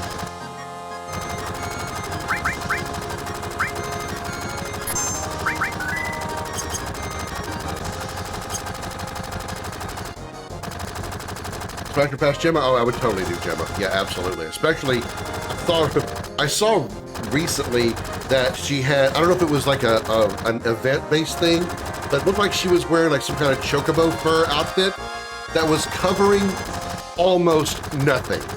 I mean, he already showed some pretty good cleavage in that game. With that chocobo outfit on, she was showing everything except the part that you really, really wanted to see. God damn! Look at Evan's stream vlog of, you mean VOD of today? Look very ooh-woo.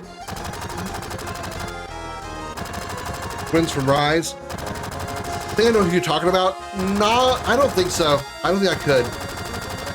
Those hands. Those hands, man.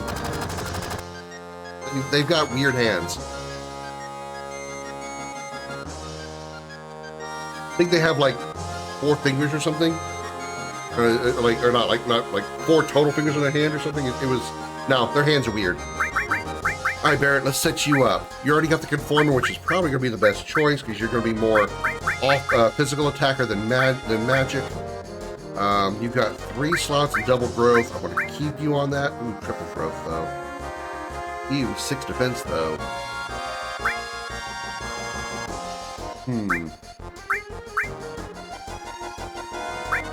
What does that do for... Okay, you have 3 slots. What can we put on you? Double growth. Wizard Bracelet is triple growth and good magic defense. Not good physical defense.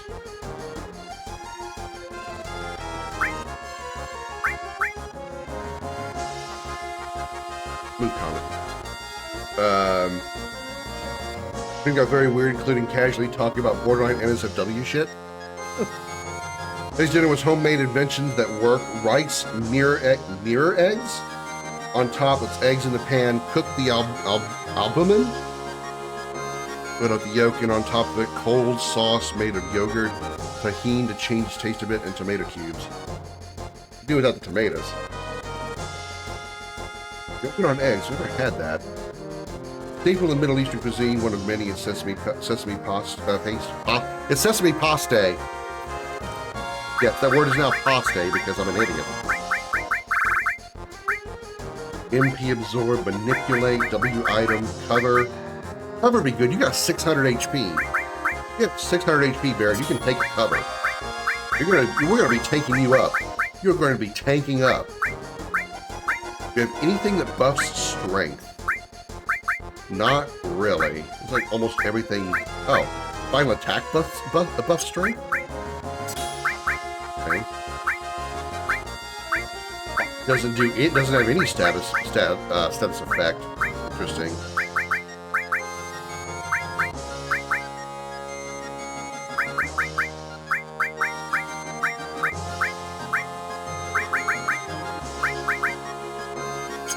Doesn't Tifa have a strength? Yeah. Long range gives a strength buff also.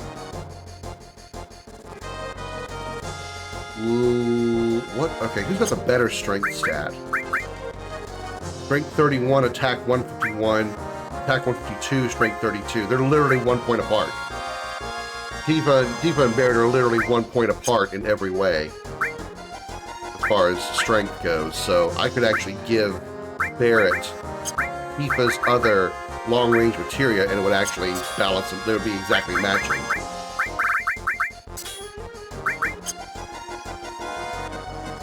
And then what can I give you to balance that? You got an extra space here. Dexterity. Dexterity up 2, luck -2 on MP absorb. That make you faster, which I'm okay with. Okay, let's do this. Let's give you MP absorb. Make you faster. Make Tifa fast as fuck, boy. Or fast as fuck girl in this case.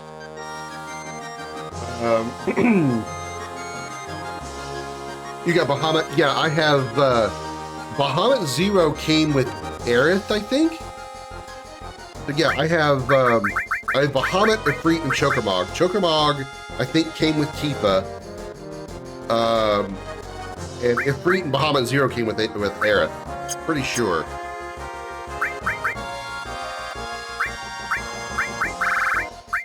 We get Red relatively soon, so we'll find out what we're getting off of him. I think we're as good as we're going to be, so I already saved. Let's go. Beat the hell out of Reno. You're unlikely to try tahini if it's pure because it's astringent, but that's why it's diluted in various ways to make dishes. You know, hummus, the dominant taste is tahini, despite the main ingredient being pea paste. Arabic for pea. There's a lot of yogurt for just tiny amounts of tahini that was enough to change the yogurt into a tahini sauce. What can we steal off of Reno's? You got anything? Oh, Jesus. Oh, God. He's not dead, though. Nothing to steal.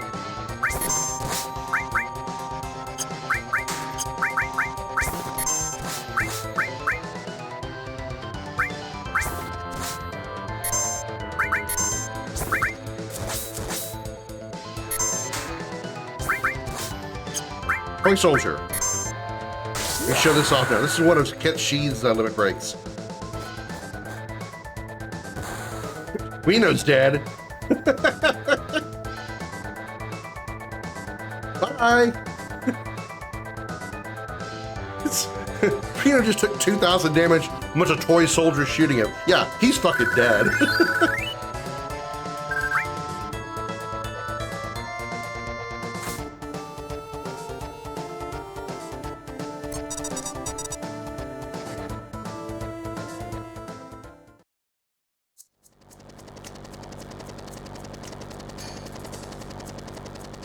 You'll have a hard time disarming that one.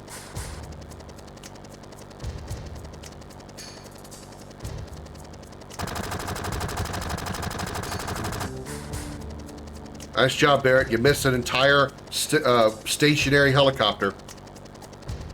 Spoilers, I haven't finished 7R. You like or dislike 7R's ending?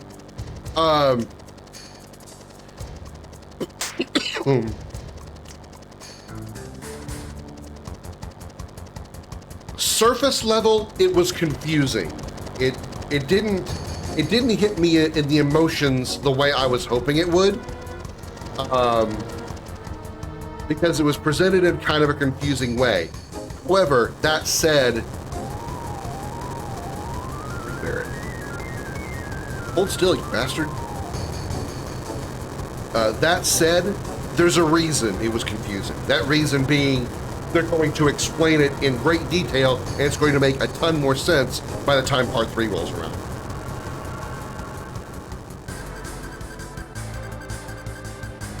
I say when you talk about 7R, you mean specifically Rebirth, or do you mean Remake?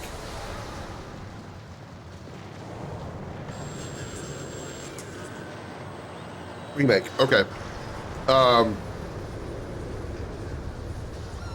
In fact, I would actually say that Remake's ending is actually more, I don't want to say better because that's not what I'm trying to get at.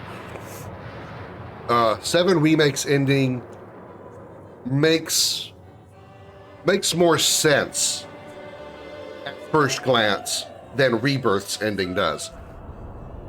And again, I won't spoil why, but Remake's ending leads into the storytelling that they've already done up to that point in Remake Part 1 overall. Like the changes they made to the story of OG versus Remake, some things they changed and added and all that, makes sense with Remake's ending. And makes you go, okay, that is a good reason why all these things are so vastly different. Is it controversial? Well, it's only controversial because people don't like the idea of things being changed. They wanted people not everybody, but a vast majority of people who saw this remake come out were expecting Final Fantasy VII OG, just like this, but with 2020, PS4, PS5 quality visuals. That's all they wanted. They didn't want these extra things they added with in Midgar, these extra locations that you go to after the plate fall, all the extra things they added. They didn't want any of that. They wanted this game 100% with 2020 graphics, with PS4 quality graphics. Everything else makes the game a waste. And that irritates the hell out of me. That annoys me so much that those kind of people exist. Because Remake is not a remake. Despite the name, it's not a remake. It's a sequel. Final Fantasy VII Remake is essentially Final Fantasy VII 2. It really is. You honestly think that Part 3's finale ending will actually lead into an Advent Children still? I never thought that to begin at all, honestly. I don't think they're going to directly influence or directly reference anything at all in Advent Children, because Advent Children is like 2 years afterwards.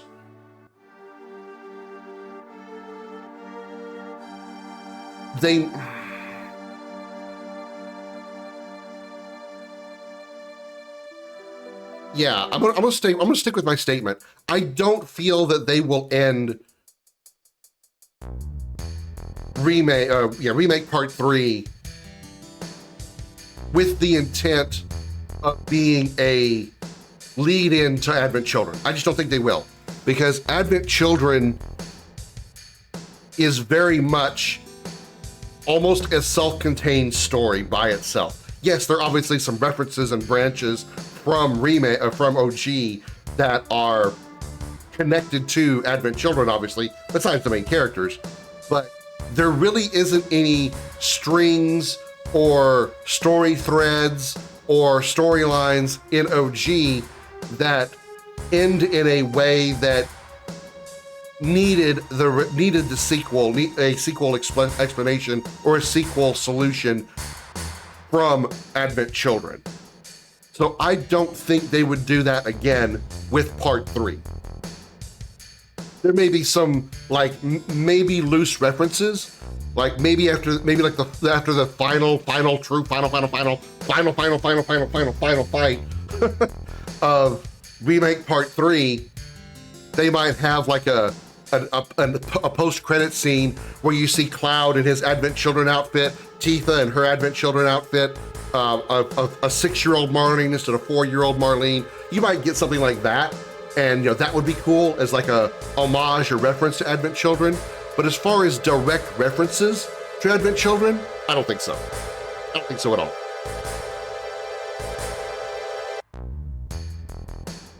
We're used to way longer RPGs at this point. I mean, even if they, you see, first of all, controversy with VII Remake existed as soon as Square Enix said this is going to be it's going to be episodic. First of all, wrong word to use. Second of all, it's going to be 3 games. So everybody said, oh, so now you're just milking this to get free money.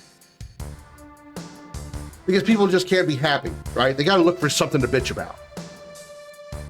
First of all, I'm on their side about calling it episodic. It's not episodic. It's not episodic.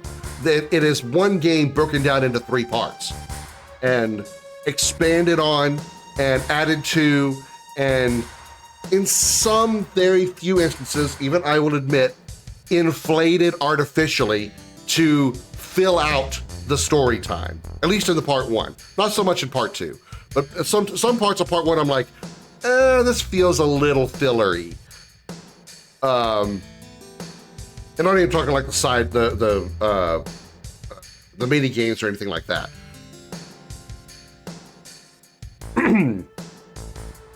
But the fact they called it episodic, everybody thought Final Fantasy VII Remake was going to be the next Walking Dead.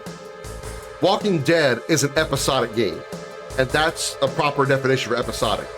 A Final Fantasy VII Remake is a trilogy, and it's not episodic. That is an extremely different definition.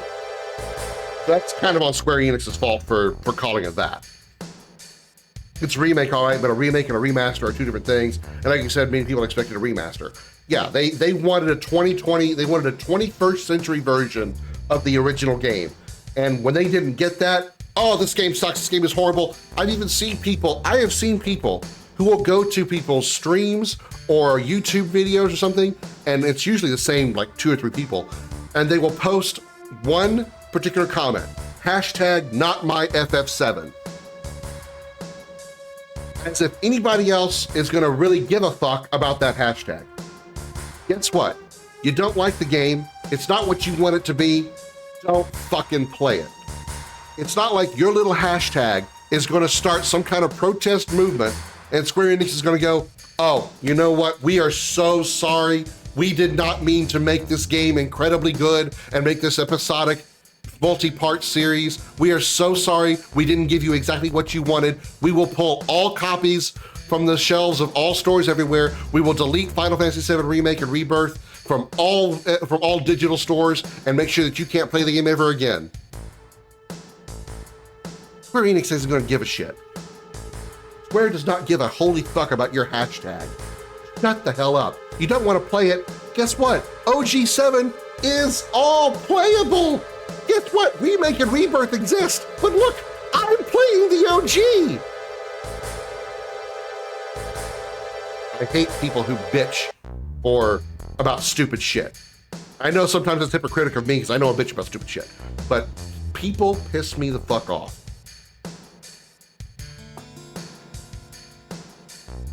And yeah, I mean, when I said it's not a remake, you're right. It is truly a remake. It is, because they do retell a story. But if you really look at the depths of what they've done and added to Remake and Rebirth, and probably going to be to Part 3, this is a sequel.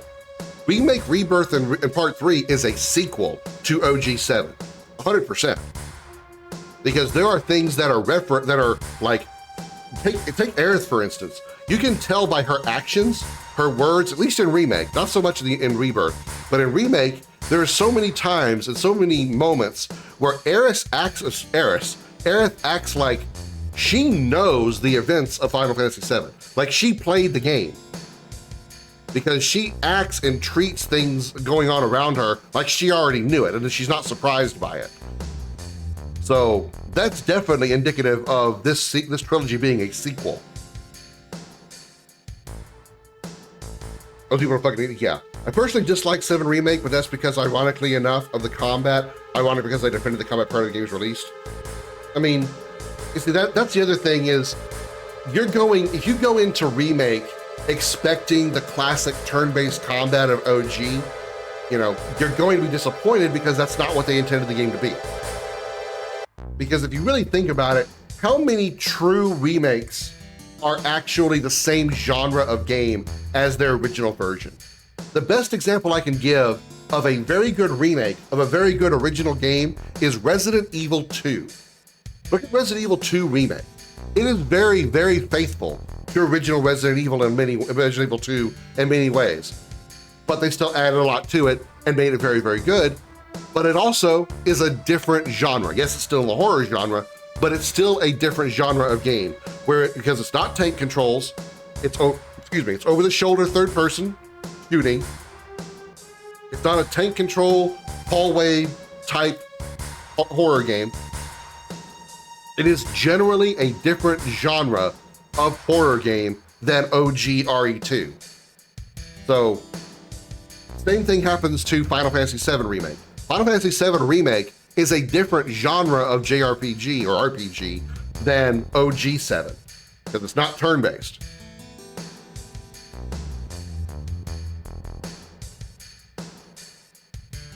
It goes a long way to the events that lead to her death.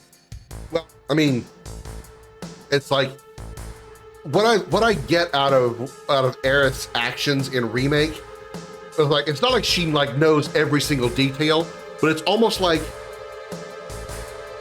maybe not like she, I would say saying that she played the game, take the meta out of it, but taking it as an analogy. Maybe playing the game would be inaccurate. More like she read the story notes of original Final Fantasy VII, so she knows many of the things that happen in Final Fantasy VII OG. Maybe not details, because then she would know literally everything, but she knows things that she would say, things that she would do, things that would happen that she seemed completely like unsurprised by, that normal people would be completely shocked by.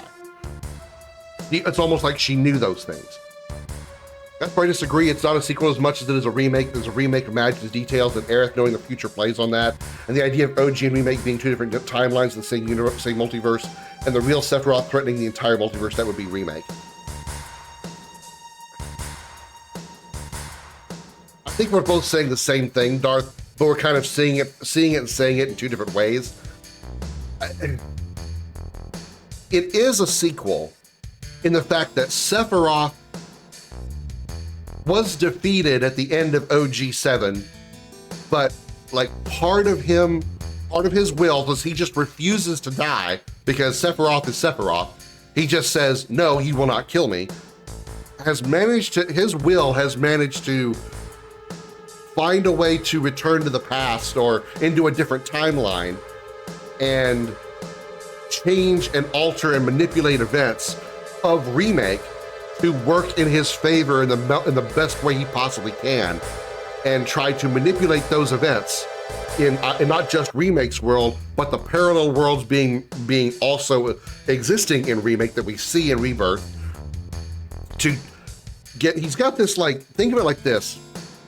In OG, he has this one timeline where he existed, and that's the events of OG. Well, after he died in OG, he goes, well, I fucked up. How can I do this again better? And then he finds out and somehow gets away to learn, oh, there's multiple timelines here. There's multiple events where Final Fantasy VII exists. Okay, well, let me try manipulating events here and there in these different timelines, see which one of these timelines works in my favor, and then guess what? I'm gonna still get to become the god that I wanna be.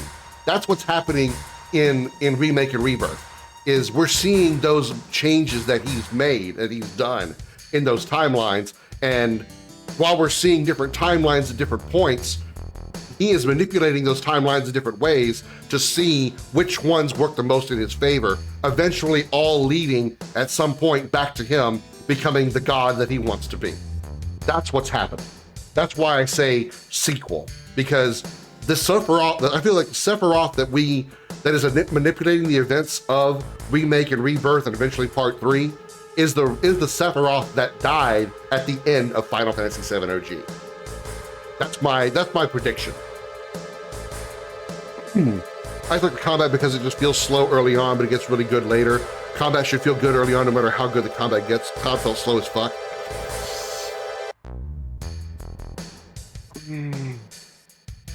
I think the only thing that felt slow to me about the combat in Remake and Rebirth, and that kind of goes along with what you're saying, is the ATB bar. And that was kind of a complaint throughout the game for me, especially when you get teammates. You can build your ATB bar very fast when you're in control of the character, whoever it may be, whether you're controlling Cloud or switching to Barret or whatever. Your ATB bar feels pretty quick as you can attack faster than the AI does and build the ATB bar quickly. But you have to switch to your other characters in order to build up their ATB bar as well. And that I feel is annoying. That's where I think that co-op would really be a very great feature for remakes Part 1, 2, and 3, because you can have other people controlling the other characters in the party at those points, and the ATB bars will fill properly. Because the AI does not attack or perform actions that build ATB as fast as a human does. For whatever reason, they just don't. So I feel like that would have been something they should have done.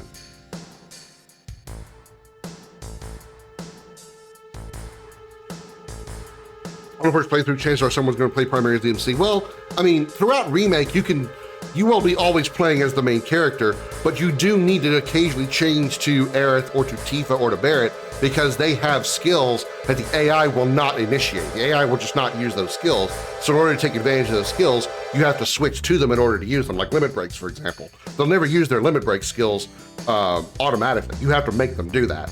So, technically you control all characters anyway, just specifically the one that you're controlling the main time. Like, take for me in Rebirth, once I got Yuffie, I never played anybody else. Granted, I explored with Cloud because the game forced you to, but in combat, I was always Yuffie because her combat was so fun. Her combat was incredibly fun. But also the same complaint applies. I was filling Yuffie's ATB bar almost instantly every battle. Whereas I had to figure out a way to get Cloud and whoever else I had the party to build that up more manually. So I see what you're saying.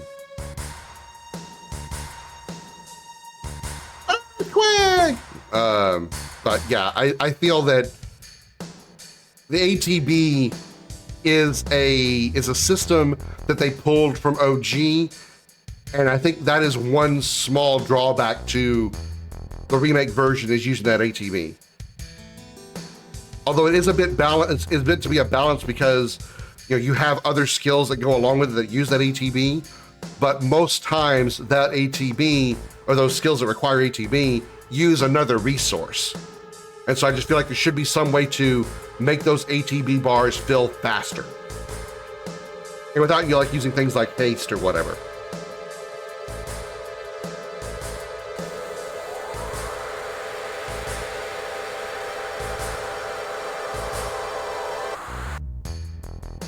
Think Ruby and Emerald Weapon are going to be easier or harder in Part 3?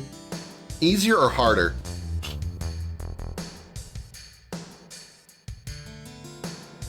I feel they're going to be harder, primarily because they're not going to be using one-to-one the exact mechanics of their original versions. Because unless Ruby and Emerald get a drastic change to their overall design from Part 2, they're not going to be able to do the things that they do in OG. I don't know if you've played Rebirth yet, so I won't spoil why, but their overall designs of Ruby and Emerald are very different from what they are in OG. So trying to use those same mechanics, even in an active combat system style that Rebirth and Remake has, I don't think they would be able to do that. If they're posting with OG7, yeah. They are in Rebirth. Sorry for the spoiler, but yeah, they are in Rebirth. They're not fightable though. I will say they're not. I will tell you that they're not combat. They're just strictly story stuff.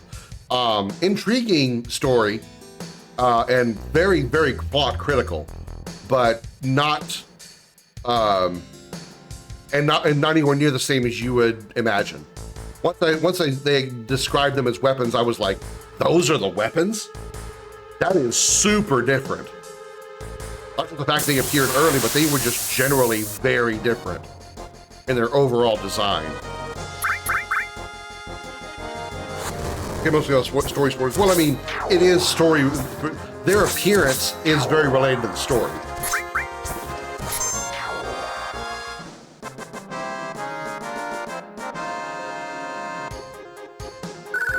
But I do understand why you're like, what? But yeah, because they don't appear until, you know, very late disc 2 in OG.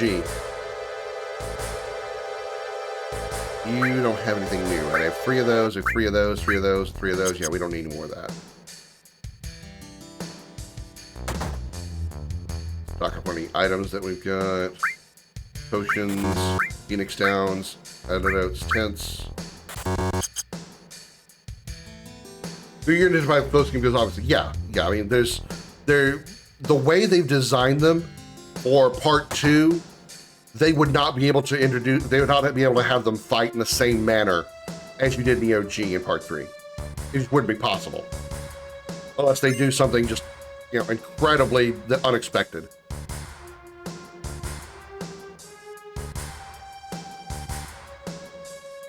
We don't need anything from this shop.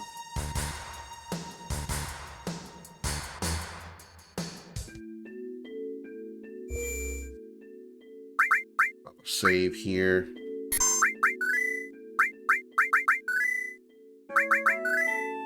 I honestly feel like they're going to make us fight Sapphire.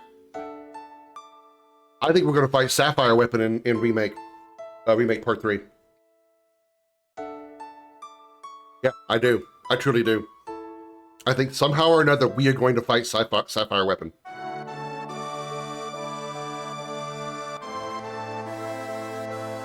I think we're in for one hell of a fight for part 3's last fight. Oh, shit, dude. Again, I know you haven't played Rebirth yet, but I'll tell you this.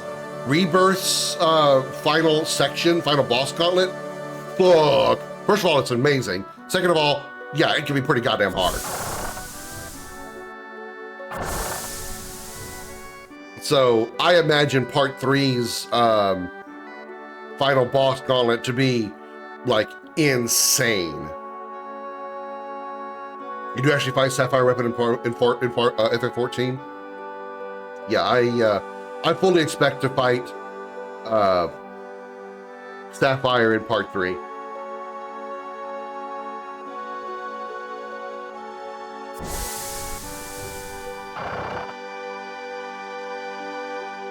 There's a question that has you fight every weapon in order: Sapphire, Ruby, Emerald, Diamond. It's cool. I do recall seeing when I did play Final Fantasy XIV, there were like, I don't know what they're called in actual game, but they're like pets that would follow you around, and it was literally, I've seen Emerald. I think I remember seeing, I don't think I ever saw Ruby. I think I saw Ultima weapon. I know I saw Emerald for sure. It's like a little floating pet that was following you around. I was like, that's pretty cool. That's Emerald. The one behind them in 14 is cool as fuck. They're mechs. I can believe that. I mean, in OG 7, because of the limitations of PlayStation 1 hardware, the weapons really do look like machines, even though they're actually supposed to be biological organisms. They're massive biological creatures created by the planet to protect the planet. But they look like machines. They really do. Robotic kaiju.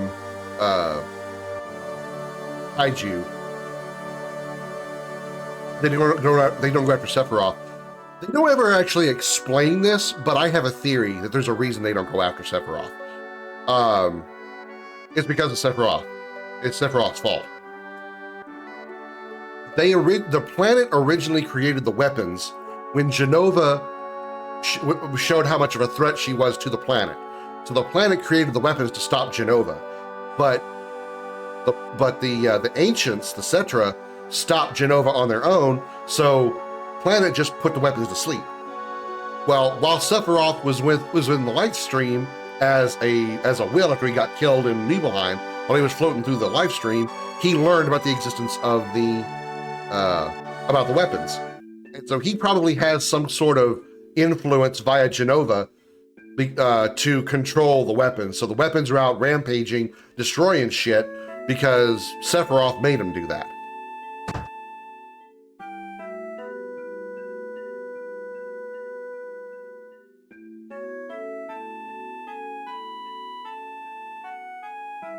That's my theory. They never really explained that. And I'm kind of with you on that. It's like it doesn't make sense. They're meant to protect the planet, yet they're not actually doing that. They're not going after Sephiroth, who is the obvious threat. I mean, he's the dude that's summoning the giant fucking fireball out of the sky that isn't the sun.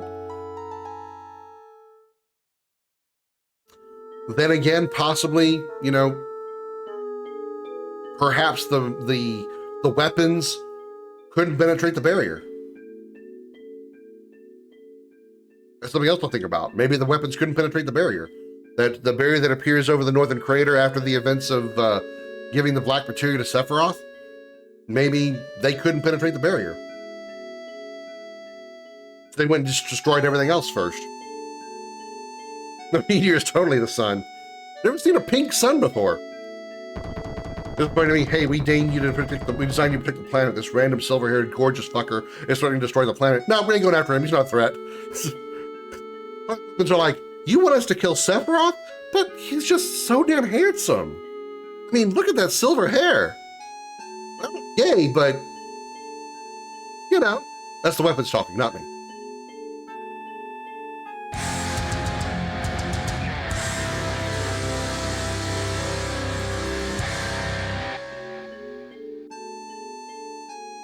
I'll laugh my ass off. They explain this in part 3. But they do have a tendency to explain a lot more stuff in the remake and Rebirth that was very much vague and up for interpretation from OG.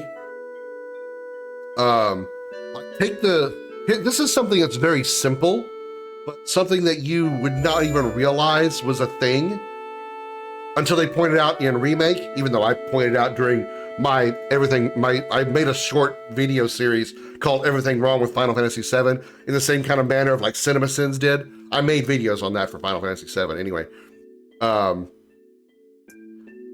When you plant the bomb at the second reactor with Tifa and Barrett on reactor 5, there's no talk about setting a timer.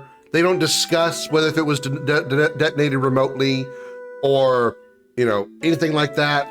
There's no talk about what is the trigger for this bomb, whereas the trigger for the first bomb was obviously a 10-minute timer, right? There's no talk about it whatsoever. You go up to the reactor, you put the bomb on, and as the player, you're going, okay, we have 10 minutes to get out of this reactor. Wait, no boss fight, no timer, no talk about a timer. What? No talk about a remote detonation, no discussion whatsoever. And they don't even really talk about the bomb itself once they get out of the reactor until, you know, Barrett's like, that bomb's going to explode any minute. We got to help. We can't help Cloud. We got to get out of here. You know, after Airbuster explodes, and then or after Airbuster dies, and then the reactor explodes. In Remake, Cloud specifically asks, "All right, what are we setting the timer for?" But Barrett's like, "No timer. This one is remotely set up." Is remotely detonated. And then they try to destroy the bomb, and Shinra had taken it over. Things that they did not explain at all and just left up to interpretation in the original version. So that's a sample of things that happened a ton of times throughout OG 7 and Remake. So it would not surprise me if they do that again in part 3. Things that are explained vaguely or not explained at all will be explained in very detailed and understandably detailed in the remaining parts. Anybody kill Dragoon form, Rose, normal Rose, Liara? Oh, definitely marry normal Rose over Dragoon form. Yeah, I would have to pick Rose over Liara though. Sorry. Actually, depends on how much of a pain it is to get my dick through her armor.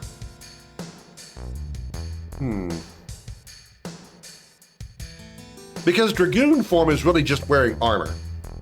If I'm having sex with her, hopefully she's naked.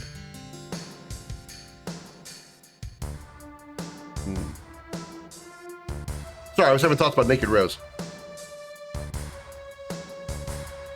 Yeah, the only difference between human form and Dragoon form is the fact they're wearing armor.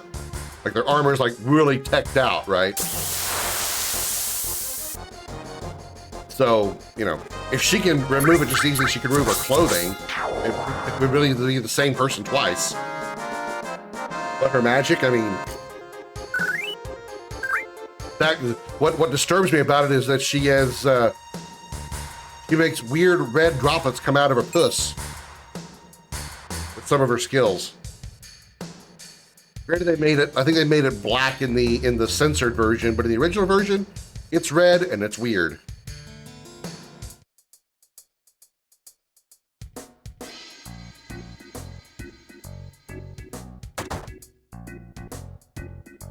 Rose, Tifa, Zero Suit Samus. What is your obsession lately with Zero Suit Samus, Josh? Marry Tifa, bang Rose. Sorry, Samus, I don't know you that well. Kill Samus, if you can. She's probably tough as fuck. Fire, Ice, Lightning, Restore. We already have 3 of all these. We don't have 3 covers. We don't need 3 covers. Cover's not that necessary. I'm not saying she's not hot, don't get me wrong. I just don't really know anything about her. I know Tifa, I know Rose, I know Tifa's personalities. I know Samus is just, you know, a badass hot chick. Don't get me wrong. She is smoking hot in that Zero Suit, the Zero Suit form. Whew, that is tight as fuck. You think Eve from Stellar Blade looks good in her tight outfits? Nah. Eve from Stellar Blade is hot trash compared to Zero Suit Samus. Fine ass fuck. And she's also blonde, which helps. All the items are maxed out. I can't buy high potion. Well, no, high potions work. High potions work in... Wait. High potions don't work in... Do high potions work on the menu? They do work in menu. Never mind. Stock it up, please. Don't use them in battle, though. They do something weird in battle. My potions act really weird in battle. Okay, let's not buy that many then if I'm that broke. Let's see if we can sell some shit.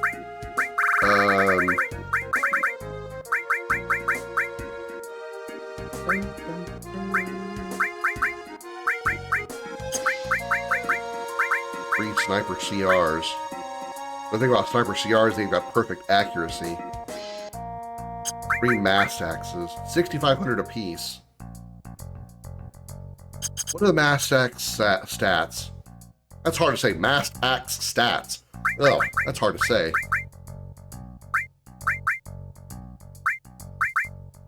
One slot, double growth, only 48 attack. Yeah, that's not worth it. I wouldn't put that on anybody. Whoa! I can't believe you're standing there, even though you have already been standing there like 3 times. These mass axes. I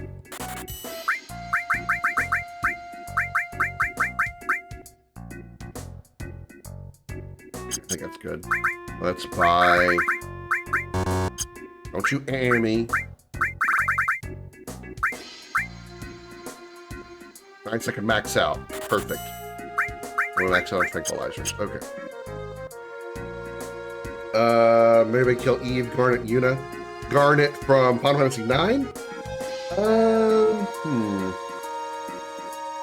We'll have to say, move Garnet up to 18 because I believe she's actually 16 or 17 in Final Fantasy IX. So we'll move her up to 18 and say, marry Garnet because she's basically a chibi version of Tifa. Let's face it, she is. Bang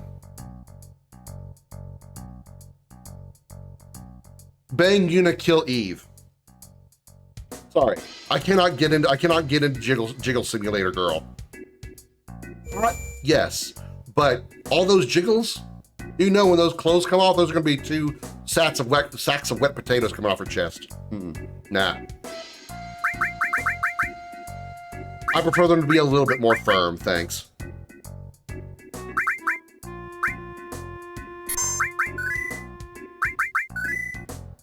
Yeah, Yuna's hot, but she falls into that kind of like princess type girl that doesn't really do much for me.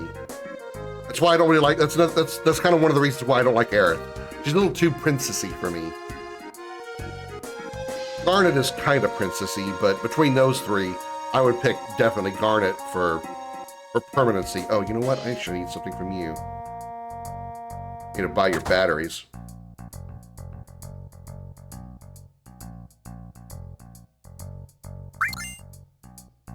I've already checked out your stuff, right? You have nothing that I want. I played Metroid and Super Smash Brothers. I played Smash. Like, I mean, I know who Samus is. It's like I know who Lara Croft is, and I've never played a single Tomb Raider game. Keep forgetting to remove Riku from the list. Keep wanting to do that, and I keep forgetting.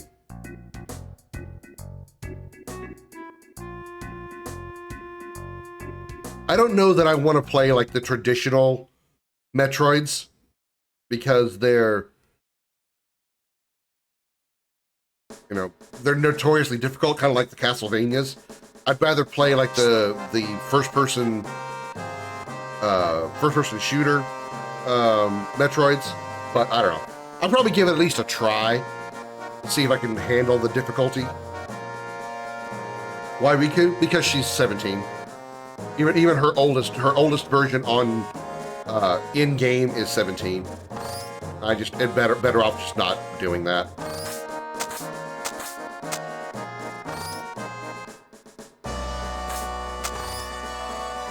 People get uncomfortable. Even though at 17, you know, teenagers have sex at 17. I didn't, but some do, and even younger, but you know. A 40-year-old talking about making a 17-year-old a waifu makes a lot of people uncomfortable.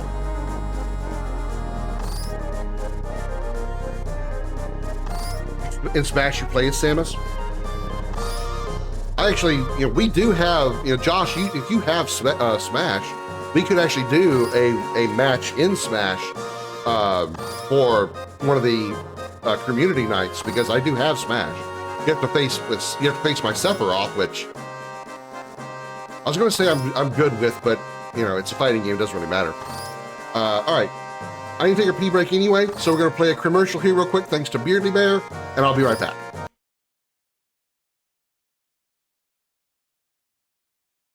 Howdy, y'all. My name is Richard Dickerson, but you can call me Dick.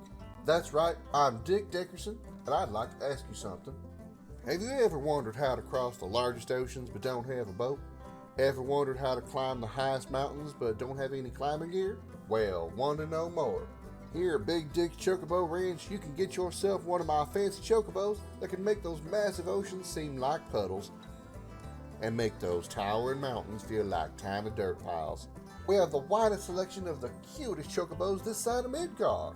From the slick-feathered Strider to the fluffy Darter to the established and mature look of the Swift Runner, you're sure to find a chocobo type that's right for you.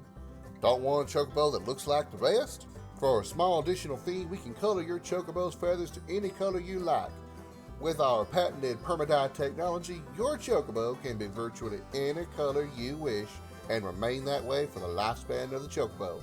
Our permadye technology is completely safe for you, your family, and the chocobo. We also have a wide selection of accessories for you to choose from. From tiny trinkets like medals to full body armor, you can accessorize your chocobo to your heart's desire. So stop by Big Dick Chocobo Ranch to speak to one of our chocobo masters about your chocobo today. Or you can give us a call to set up an appointment, or check out our website at bigdickranch.nut. That's right, bigdickranch.nut. I'm Dick Dickerson, and I'll see you down the road. I main Greninja, which is hilarious because I hate Greninja as a Pokemon.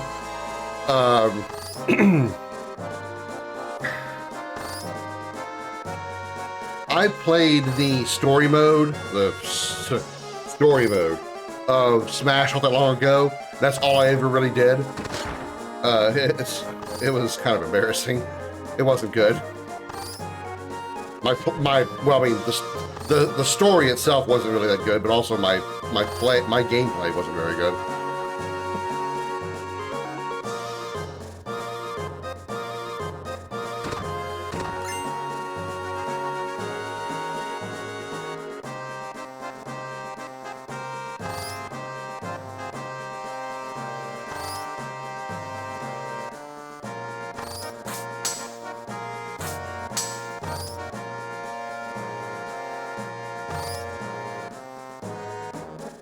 First try, because I'm awesome. You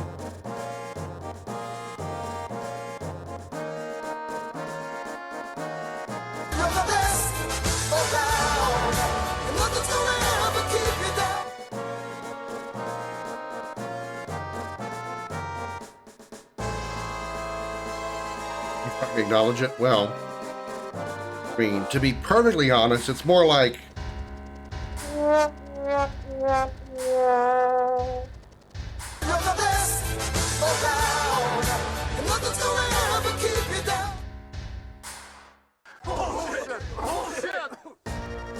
that's more accurate.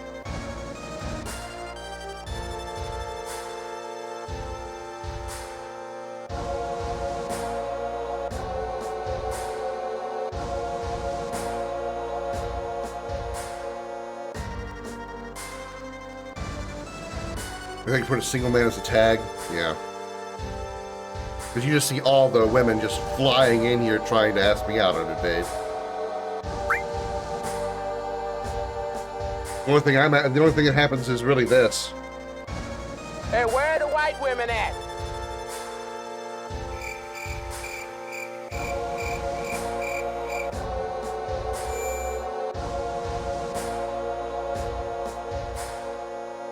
I mean, you can see it. I don't see no chicks in here. Me out on dates.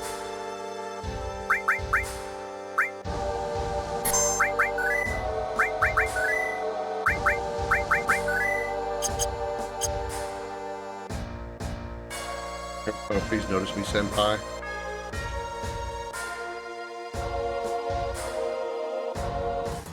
I refuse.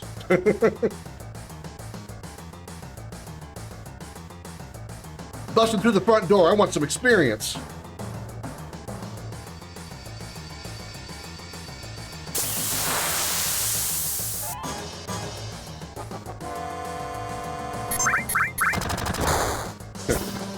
Oh no, their bullets are healing me.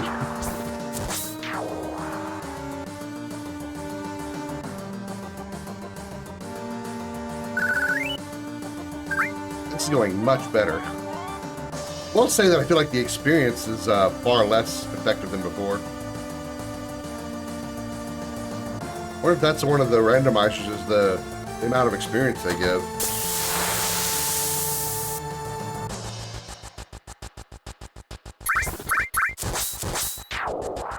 God damn, Tifa. Didn't even get to shred his armor, he just killed him. That enemy has 2 phases. I didn't get to experience either one of them.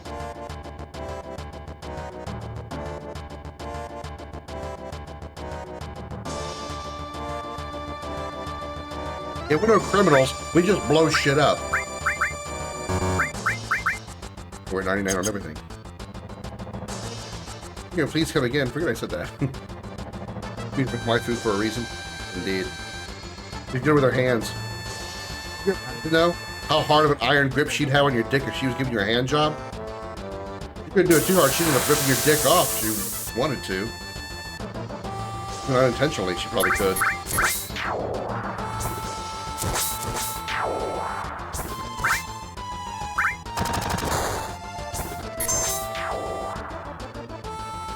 We're not terrorists, we only bombed 2 question mark reactors, right, yeah. Kind of vague on that second one, at least until the remake. As your skills with her legs. She's got some nice legs too. You know, I said this not that long ago that, I mean, I never really realized it, but I tend to notice a chick's legs first. Like if I'm driving down the road and there's like a chick walking on the sidewalk or something, I'll notice her legs first before I'll notice anything else about her. And I didn't even realize that until one day I just sort of like, you know what? That's weird. I just noticed her legs first. If they got good legs, I'll look at the rest real quick.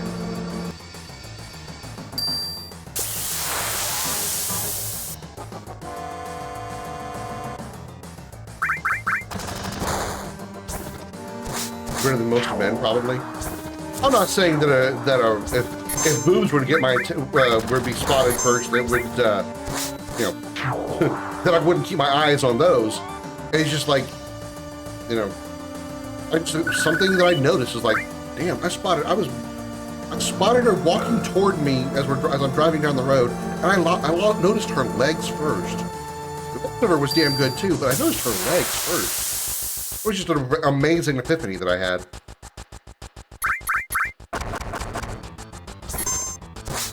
And I wouldn't think it's like a fetish or anything like that, because I'm not like, it's not like I'm not like turned on by legs, but it's like an attractive feature. You know what I mean?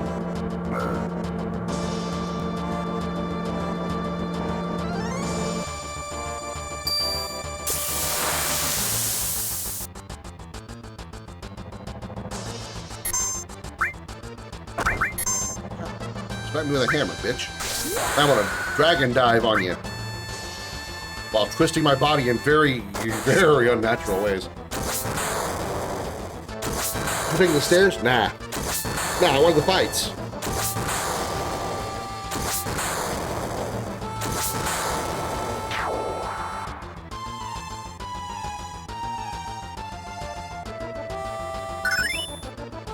I gained hammer blow again?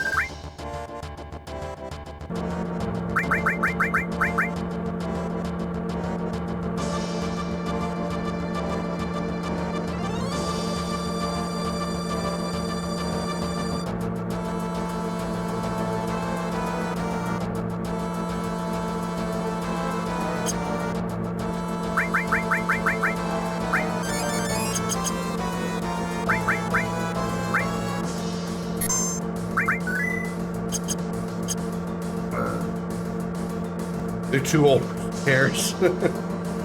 Yeah, you know, the Cloud at the ripe old age of 21, Tifa and, you know, her ripe old age of 20, needing a cane.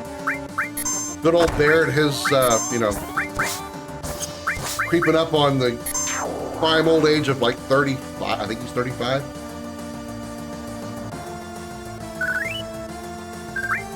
Or if he's 30, I forget. I think he's 32.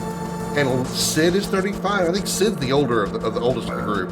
Well, unless you count Vincent's age.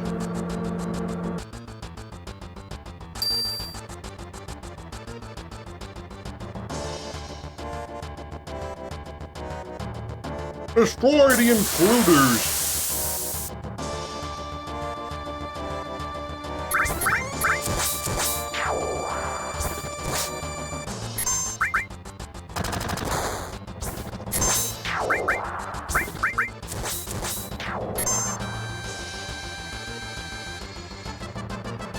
I love how that when I've equipped the different characters' weapons on those characters, like, I'll show you here.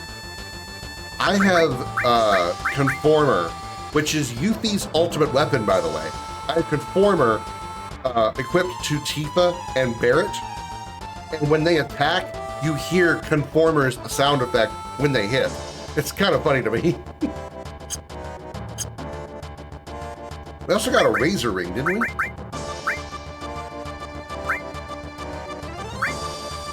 Yeah, we did. It's not as good.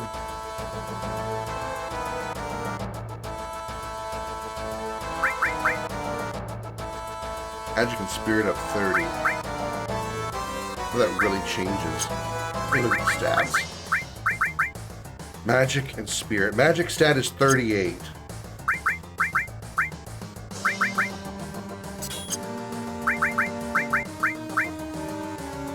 Magic is still 38, so it doesn't do that.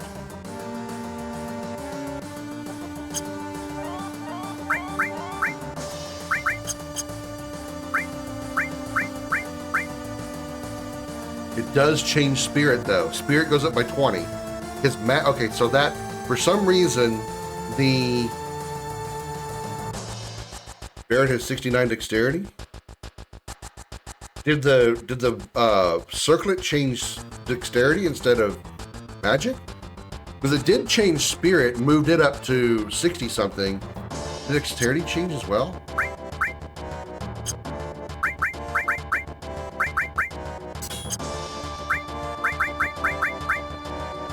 Yeah, it did. Okay. So the Circlet affects Spirit and Dexterity instead of Magic and Spirit.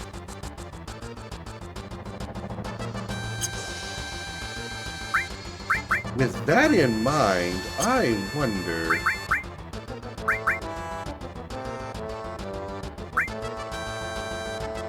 increasing the speed of our Punch Woman and Punch Man? Yes, I approve.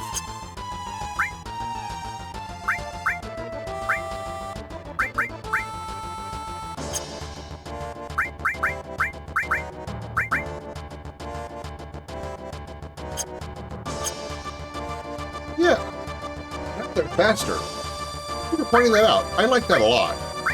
That's very good news.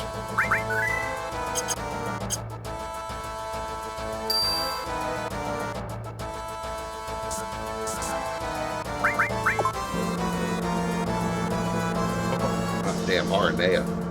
Damn.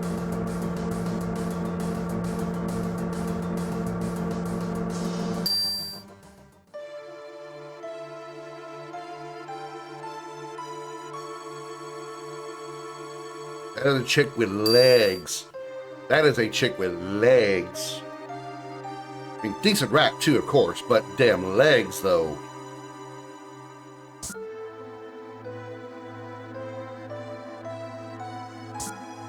Should try to do this right or not.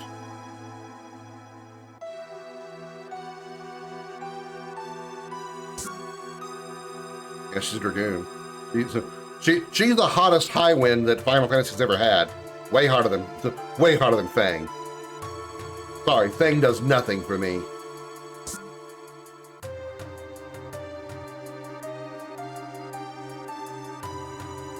Ooh, that was a little early. Almost got caught.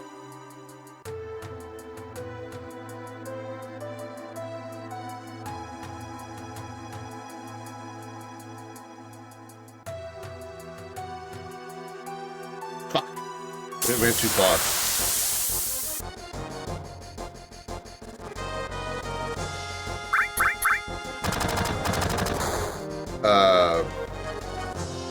That I know of, yeah. If you don't count, if you don't count the female characters in the like the 2D Final Fantasies that can, be given the Dragoon,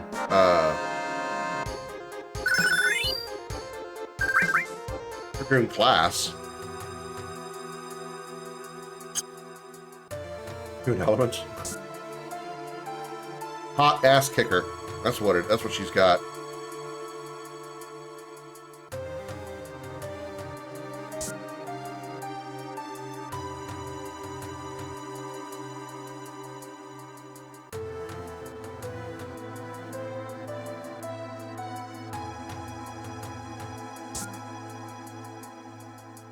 I should just fight these guys with the experience. I really should. I know you're talking about Legend Dragoon. That was my answer. I know what I said.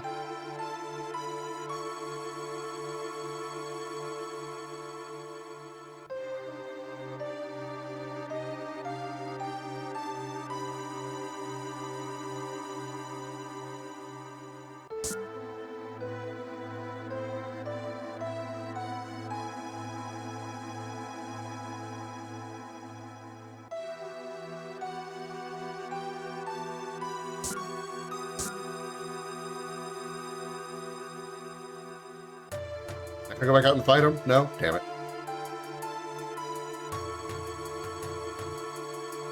It's the key from, I think it's this guy? No, it's this guy. Yeah, it's by the elevator.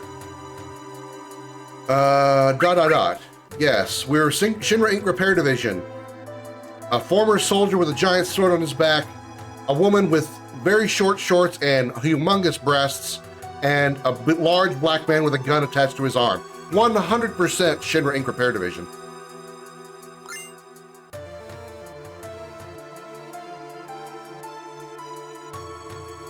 The incompetence of Shinra employees knows no bounds. You see? I know what I said, again. Large black man with a gun attached to his arm. That's what it is. That's what he is. Peace Preservation Weapon Development Research. Okay.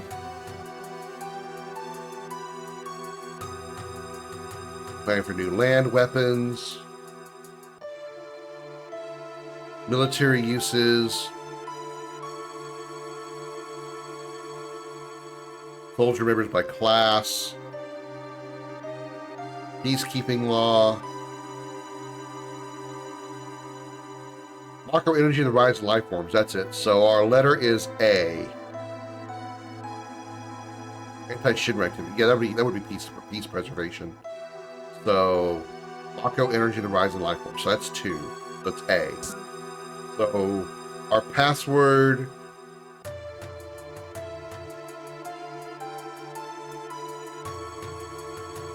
Our password is Mako. I can guarantee it by the second letter.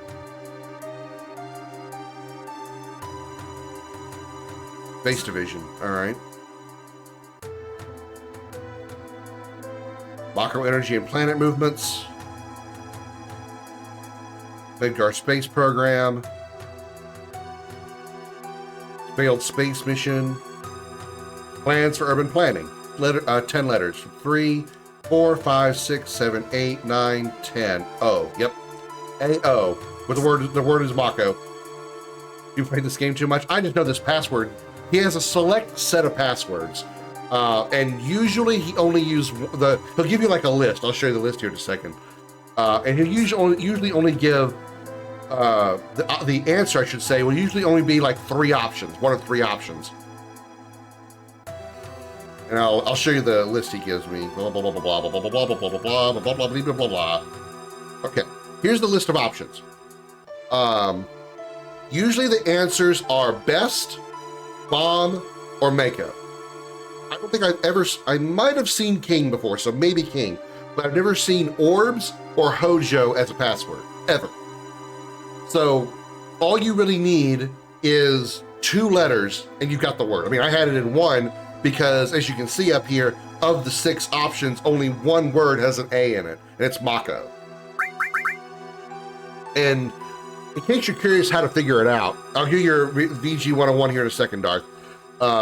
Here's how you figure it out, in case you want to try to learn. Each of those 4 rooms that you see on the right-hand side of the screen, they relate to a different division of Shinra, right? What you would do, I'll demonstrate it better by just going up and showing you. This room was the Peace Preservation and Weapon Development Research. So you would go into that room and you would check the libraries, the shelves, and it would tell you about a book on those shelves. If that book does not match the category of the room, that's the book you're looking for. So we went in here and we found, where was it? Was it up here? It's here. Mako energy and the rise in life forms has nothing to do with peace preservation or weapon development. So what you would do is, this is the book we need, and you need to take the letter of the number that you see at the beginning of the line. So you see it says 2 in the front, so you need to take the second letter of the line, and that's one of the letters of your password. The letter is A. So there's your first letter of the password. And so you do that for each of the different rooms. And since I know usually it's only like one of those 3 or 4 words, all I gotta do is get 1 or 2 letters and I'll have the entire name. One of this was figured out back in '97. This guy gives you clues, this like chef looking guy here. He'll give you clues, but I've played this game, like I said, a number of times, so it is Mako. Mako! God, I love the sound of that. Mako! If I had a lot of it, I would be a real mayor. Give me that elemental materia.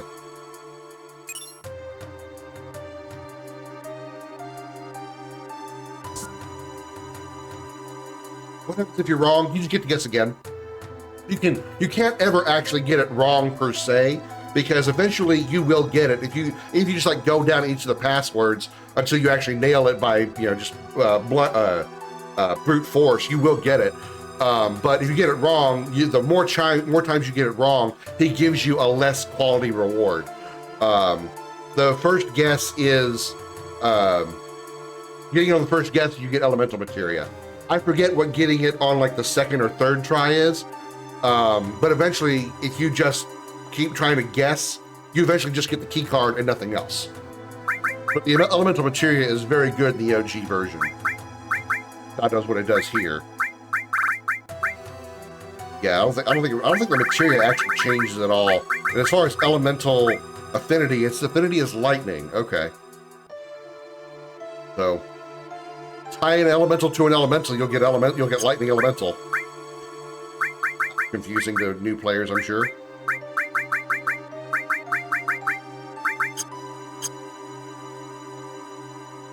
Damn, it's already been an hour? Fuck. But yeah, you can just guess until you get it right, yeah. But the reason I went ahead and checked the libraries is because I wanted to get the elemental materia. Now I have heard speedrunners have found a way to learn the password by manipulating, like, I think it's, there's some mechanics in the game, like maybe footsteps, certain things that you do throughout the game as far as like little things that are really like, you have to be very knowledgeable of what you're doing in the game, not like a choice of a prompt from a conversation or something, but like, did you take 30 steps in this area? Did you take 15 steps here? Did you go left here when you should have went right here? Little things that manipulate that RNG to where you can go right to the mayor and get the password first time and leave without ever reading the libraries. Speedrunners find shit like that very easily, or they do that all the time. I don't have a clue how any of that part works. So technically, it is possible to know the password even before you get there. And yes, it is different through every playthrough. So even though I got Mako this time, if you played the game, there's no guarantee that you will get Mako on your playthrough.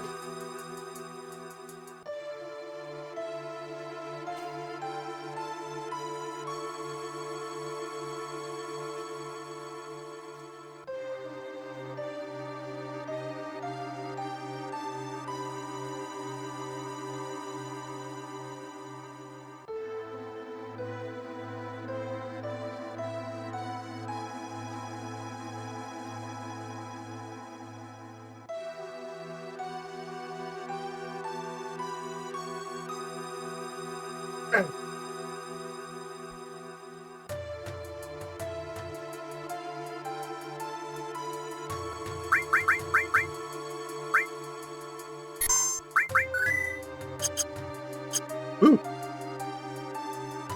Probably a little too hard on that one. I made myself dizzy. Ooh.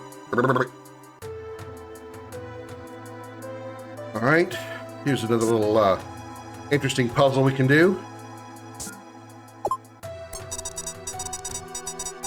To get all 3 items in this room,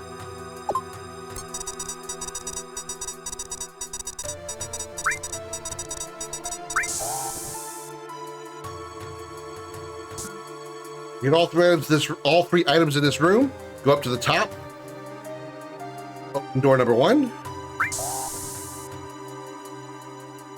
open door number 2, jump in the vent,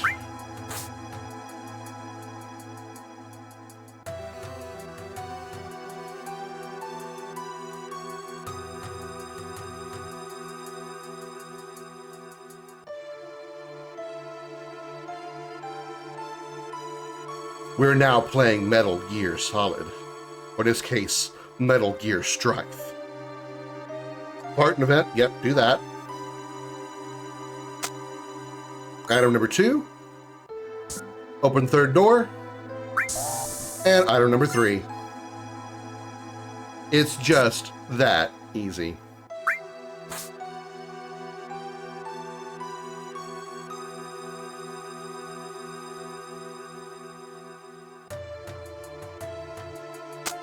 And ta-da! Coupon change.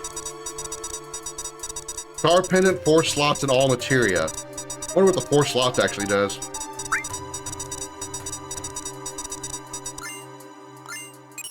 And the star pendant for that matter.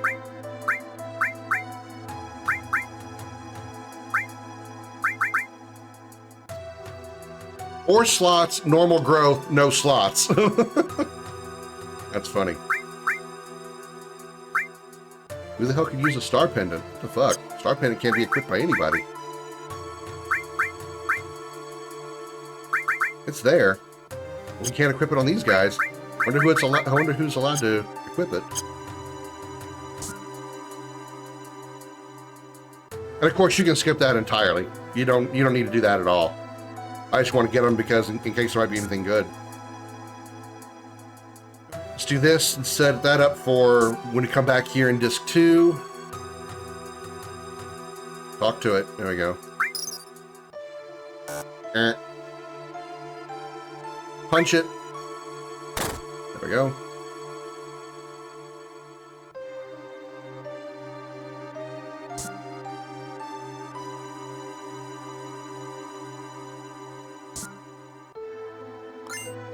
Phoenix down, which we're already maxed out on, so we didn't even get it. Ether, which we're also maxed out on. There's the HP shout that we can't get right now because we don't have Ketchi in the party. Rest.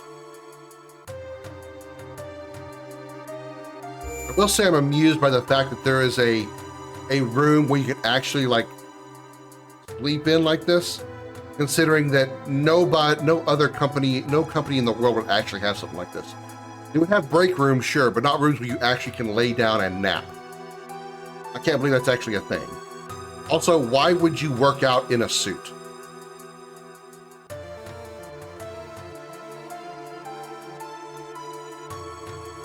Save.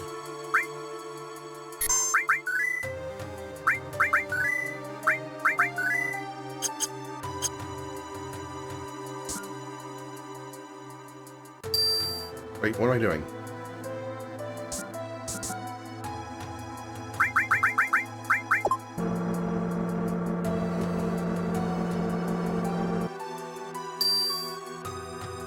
It's an annoying puzzle.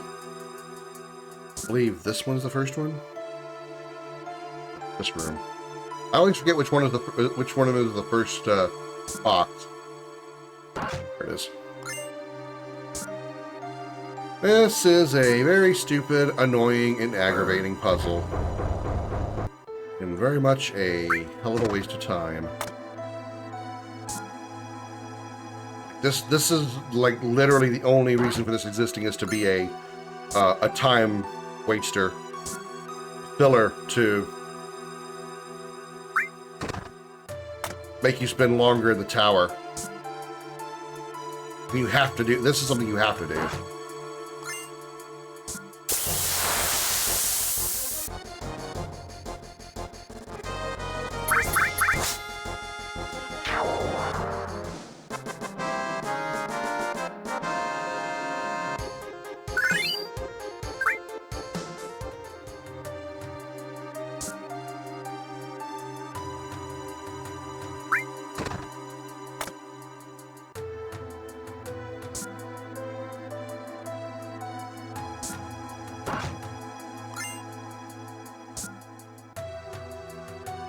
I remember the new threat version of this has a carry armor like enemy in end game level carry armor boss in that guarding that room. Hot as fuck fight.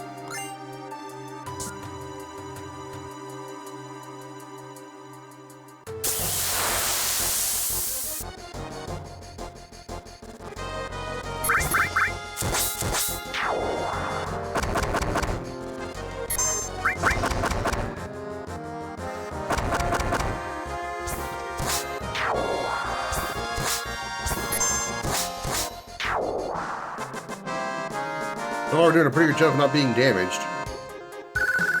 The hard part was the church and the train graveyard.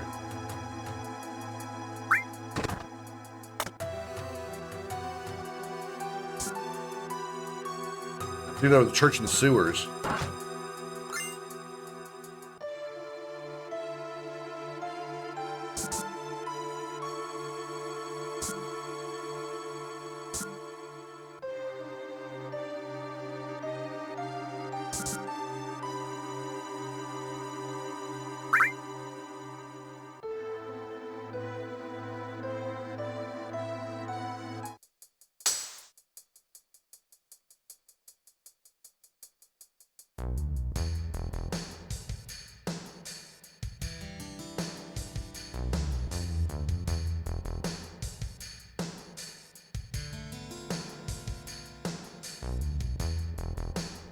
Well, Scarlet is dressed in an interesting outfit. A little more of a brown color, and damn, she is showing off what her goods, what she's got for goods. And those shoulders, too.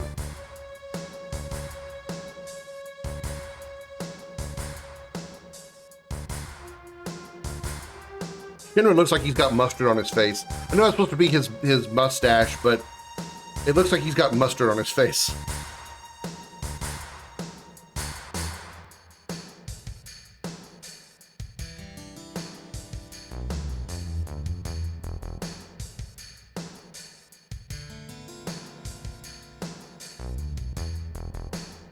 I wonder why Scarlet got Nino-style designs.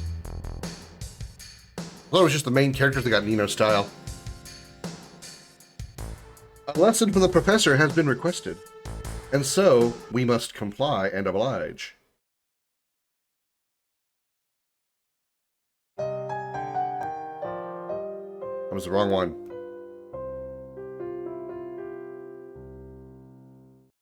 Welcome to Video Gaming 101. I'm Professor Willie Longwoodcock. Lesson number 41. The more evil a female character is, the less clothing she wears.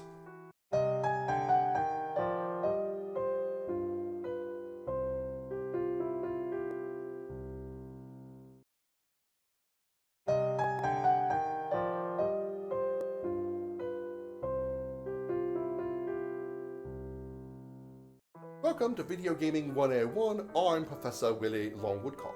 Lesson number 30. When the hero characters are captured or imprisoned, there will always be a sleeping or inept guard that mistakenly allows them to easily escape.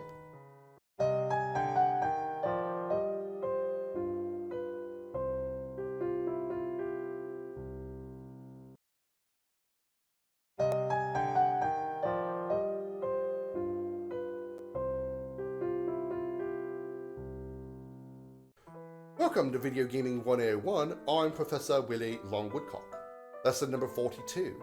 Evil scientists are always willing to eventually use their diabolical experiments on themselves, even if they don't always succeed in doing so.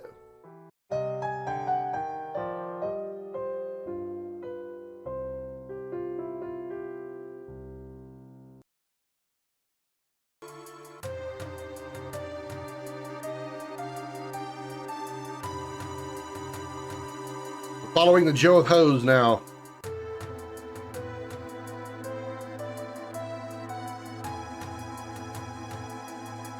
No, Cloud, that's not actually the first time you ever met him, but, you know, we'll just pretend that it is.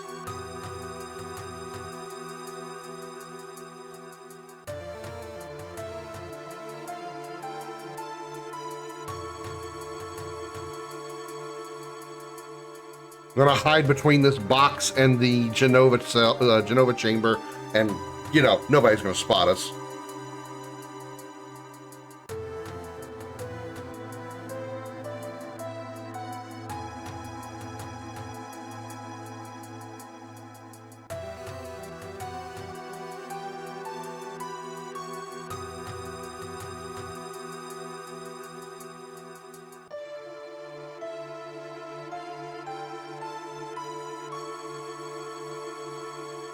Damn, Tifa, bend it over like that. I mean, what?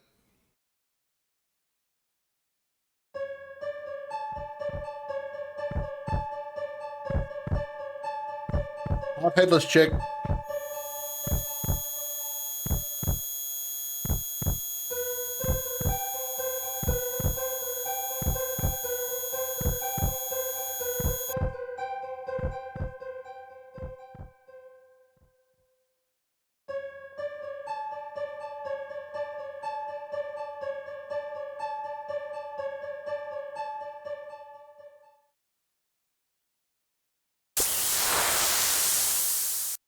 Ooh, we need to steal from you.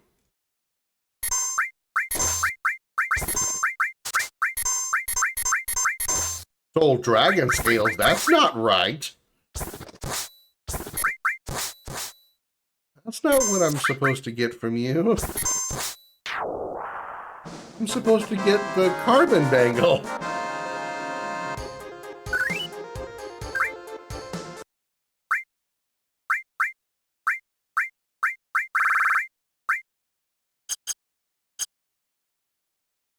I wanted a carbon bangle.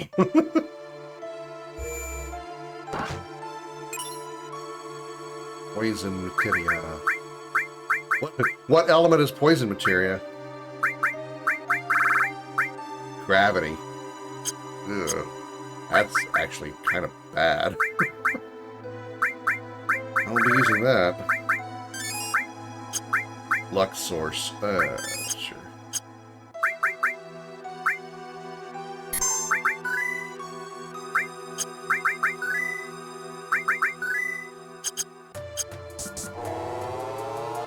Alright, let's do boss time.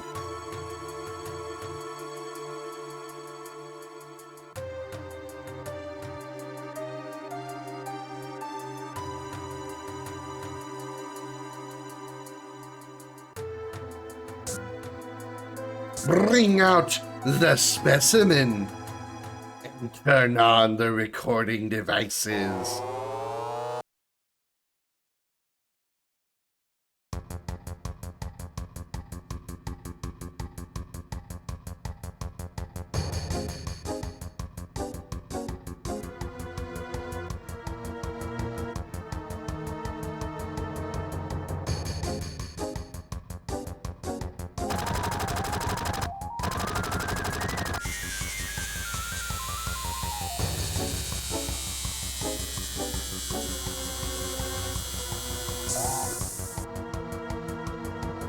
Red's like, surprise, bitch!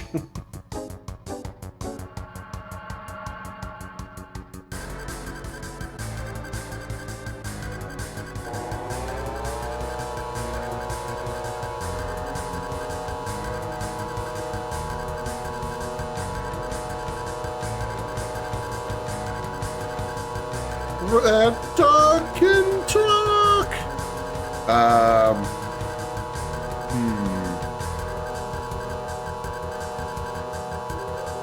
Tifa's limit break is better. So, yeah, let's do that. Red XIII. And I'm hungry.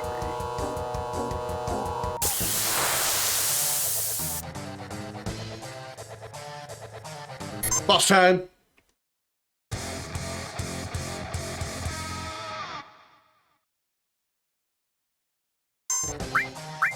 I don't even know what,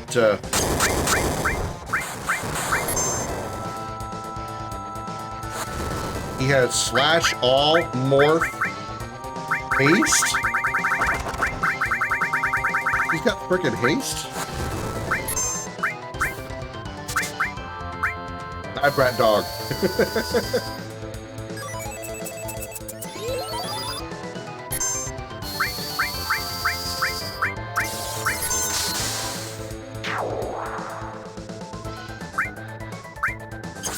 Is that W summon?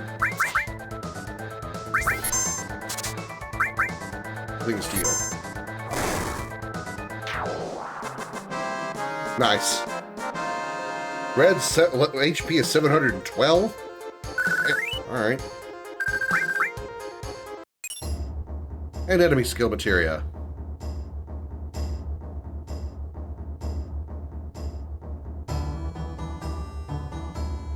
I gotta see what his, exactly what all his stuff is.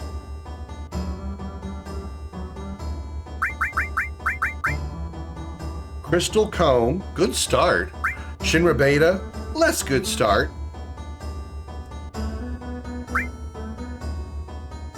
Although 3 slots triple growth is nice, and Spirit plus 10. He has Time Materia, Mega. He has Mega All. Oh my god, this game just got so much easier. Morph and W Summon. Not that anything has been difficult now that I did some grinding, but Mega All just made this 1,000 times easier. Excuse me, I'm going to yoink that off of you.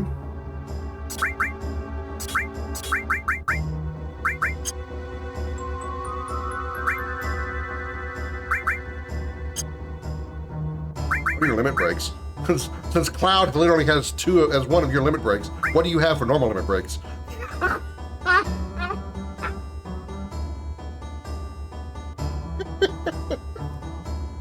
Oh, what is Yuffie gonna have when we get to her? What is Yuffie gonna have when we get to her? Man has fucking all creation.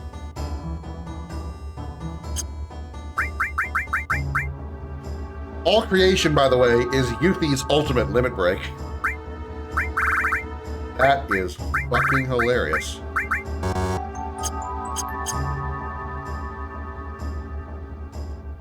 Ah.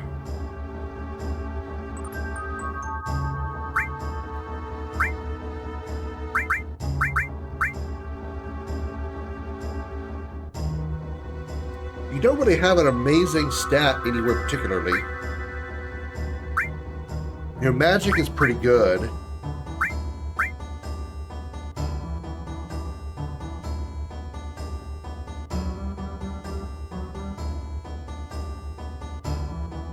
I think I'm probably going to go Team Avalanche for the most part because I just want 2 physical attackers and 1 mage. I think that's all I'm going to need for this so far. Something crazy happens later.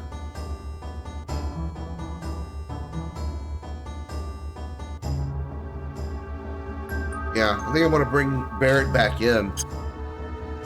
But I'm going to give that Mega All to Cloud because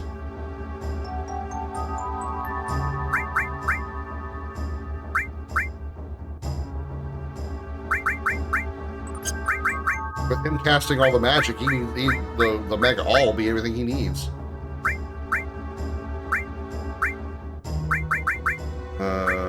Experience plus restore. We actually have 3 characters now, so we can... let's go ahead and just do a complete removal of everybody's stuff.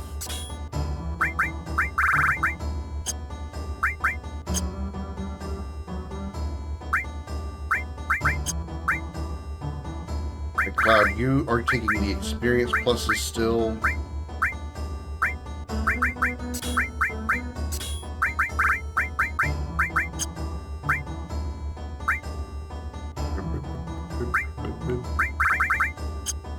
Flat Mega All on you.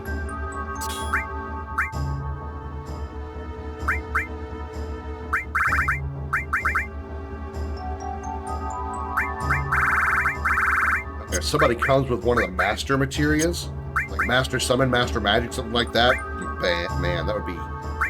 Ooh, mama jambas. Alright, let's do Restore.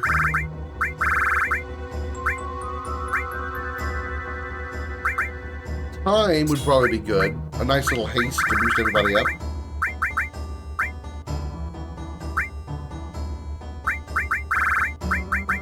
I wonder if I could equip... an elemental on Cloud's weapon, which is currently healing enemies, if it would actually deal damage. I wonder if that's something I could do.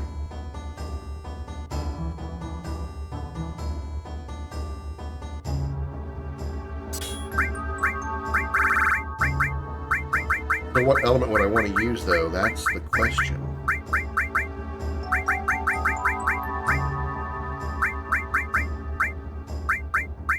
gravity, holy, more holy, water, earth.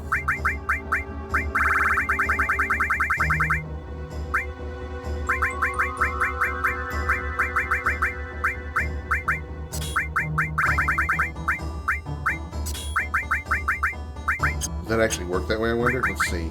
Status, cloud, attack element, holy.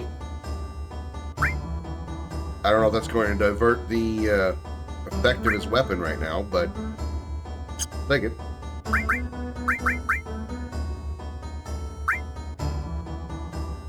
Alright, Tifa, you're taking... Actually, let's back the truck up on this one. Restore, time, comet, lightning. Let's change Mega All to fire. No, ice.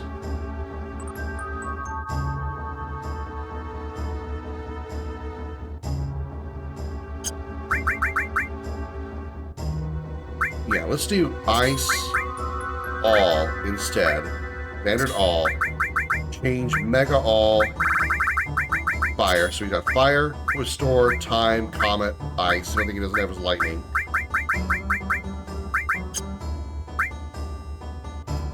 And Tifa gets Mega All.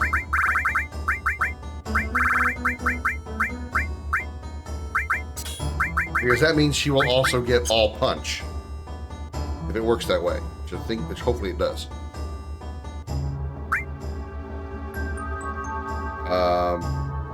Keep the long range materia on her. Anything else that boosts her strength. This one.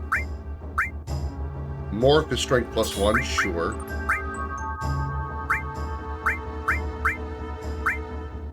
Final attack is +1, which is not a bad idea.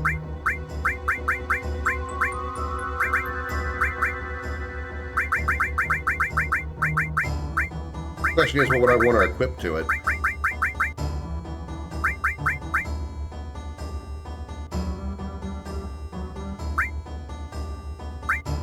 Final attack, Chokamog maybe? Something that doesn't cost a lot of MP but can probably kill everything. No, it's gonna... No, that's just like a way 4 strength. Let's not do that. I'll do Ifrit instead, because Ifrit doesn't take away any strength. Yeah, we'll do final attack, Ifrit, which she won't die. She doesn't have to worry about using up her MP.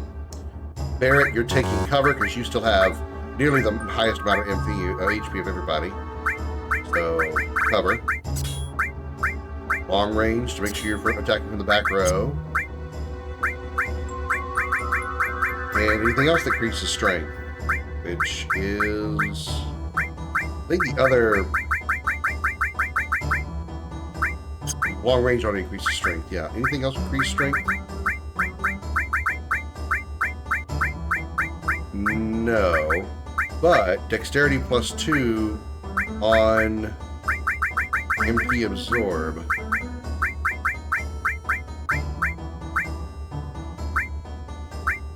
Those alls. MP absorb, yeah. Really don't like I have so much material just sitting in my bank though. I really don't like that.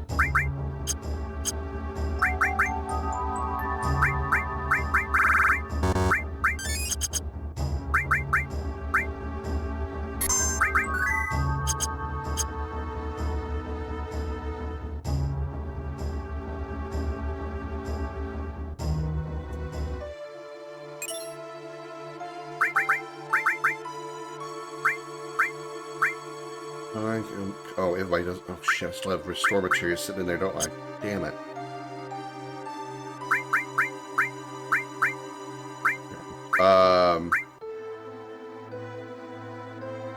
Change out fire for restore. Change out.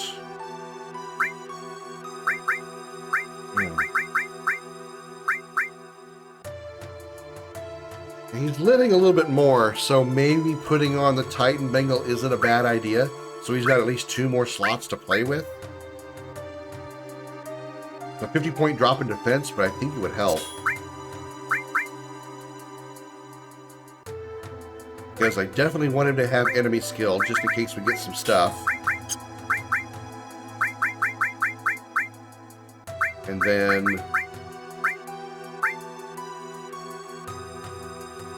Magic +1.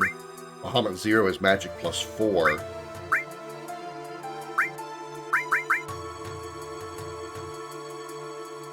XMP up 15. XMP up 10. So actually Ice is a better choice. You know, we already have Ice.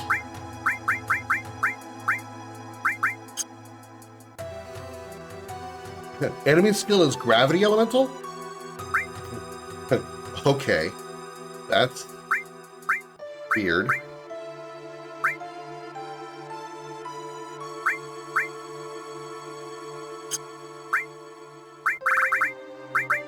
Store is Magic +1, Magic Defense +1. Comet is Magic +4, Magic MP up 10.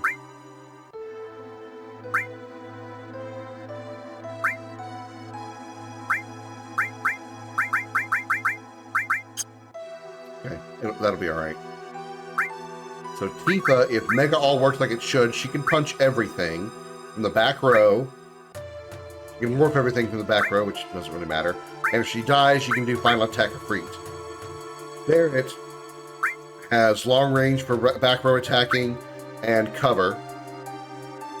And then Cloud is our mage with pretty much everything, including all 2 out of the 3 restore materials.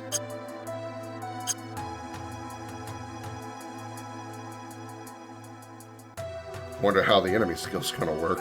It's gonna be intriguing as hell. Nobody has steel. So far, steals have been vastly different, so I don't know who's got what, so honestly, stealing would be kind of a waste because I couldn't take advantage of like stealing things like Hard Edge or Carbon Bangles because the enemies are not going to have them like normal.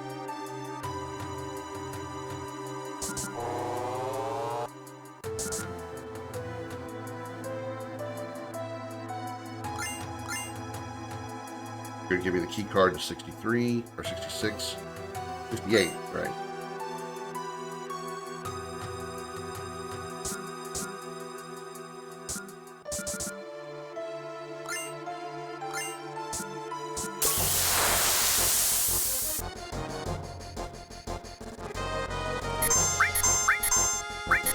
And slash all, there it is.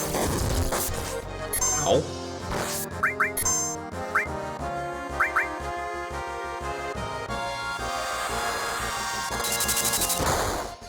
Oh, that nearly killed Tifa.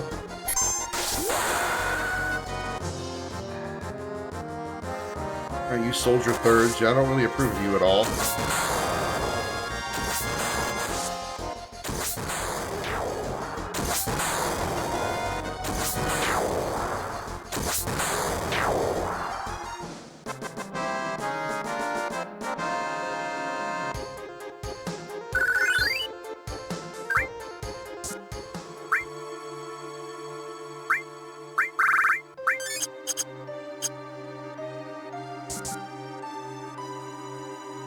Approve of that damage.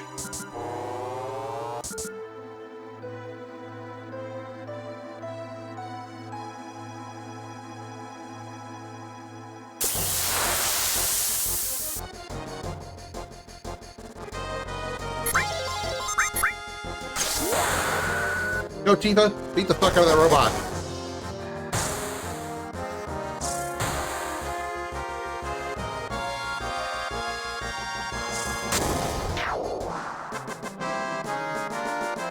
Poor Cloud.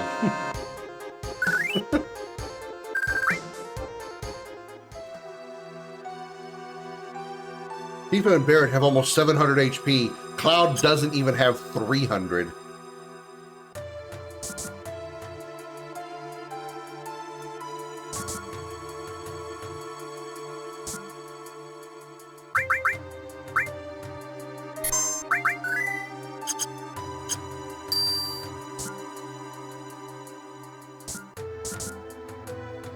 Would you press up, please?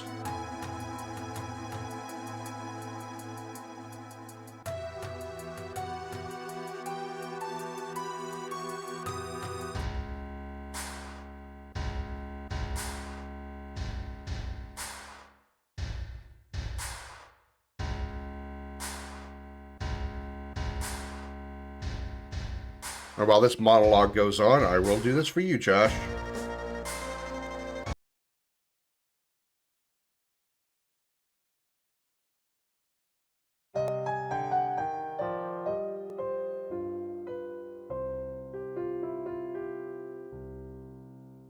Welcome to Video Gaming 101. I'm Professor Willie Longwoodcock. Lesson number 30.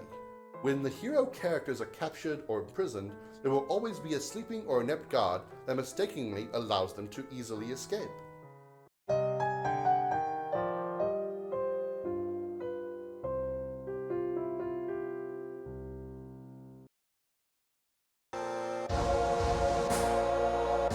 Appropriate considering what we're doing here.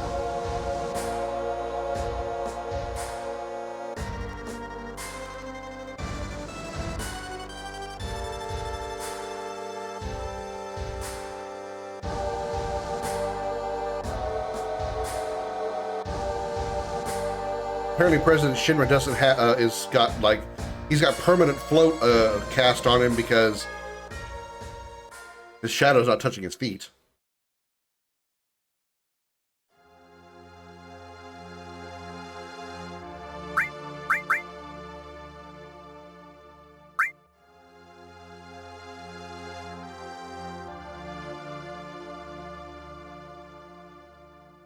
Let's take a look around at things.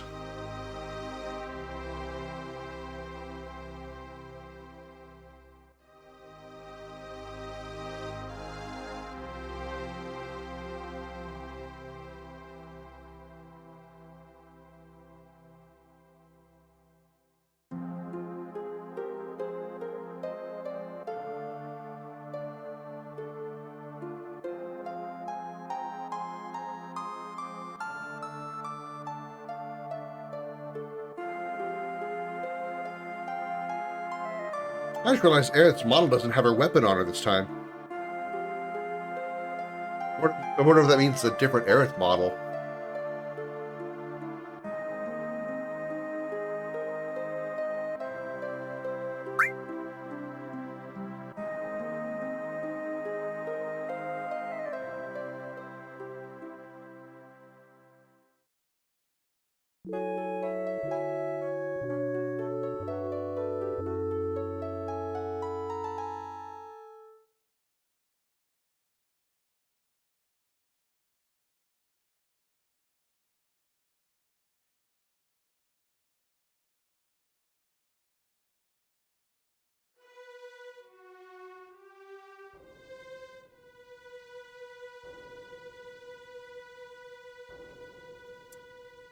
Good job, Cloud. You killed the guard. I didn't do it.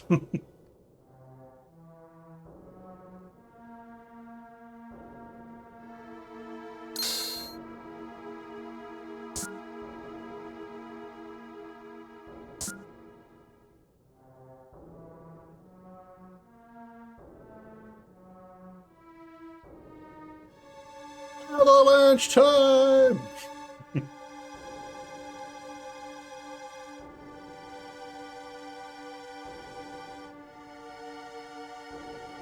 Forced to have Aerith in the party. Yeah. I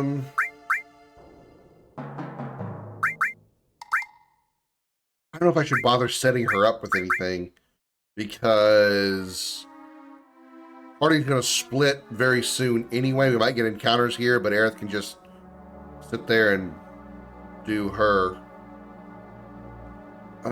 Yeah, I think I'm just gonna leave her be. Playing 8 right now? Nice, where are you? Scouting report. Where do I begin?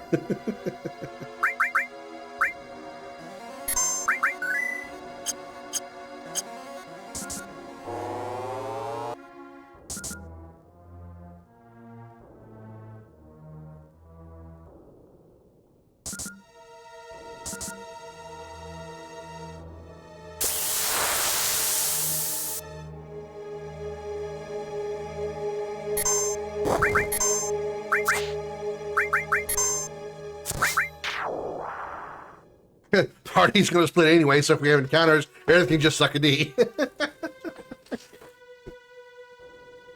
I mean, let's face it, she's going to be on her knees eventually anyway.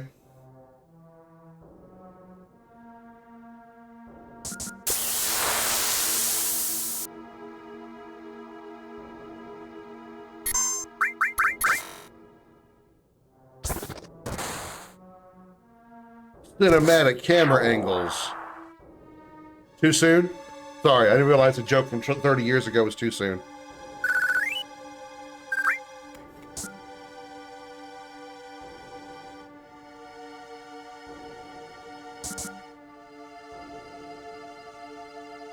Why actually go to the save points? I can just save anywhere.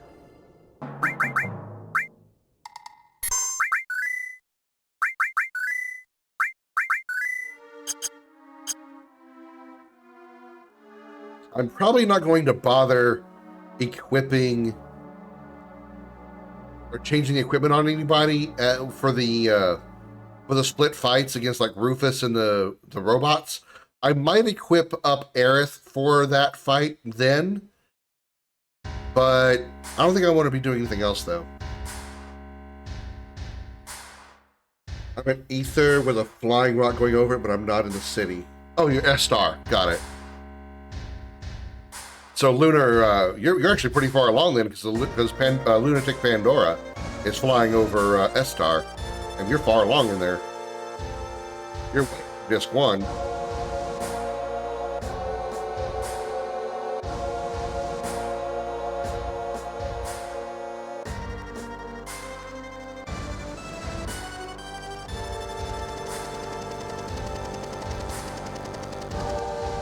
It's President Rufus. Vice President Rufus ain't nepotism a bitch Shinra.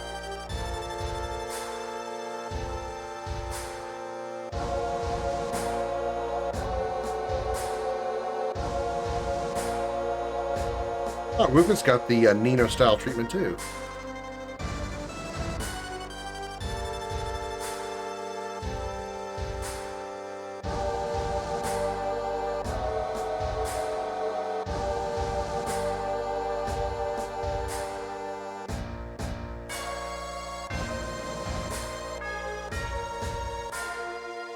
How much of a pain in the ass getting Yuffie's going to be.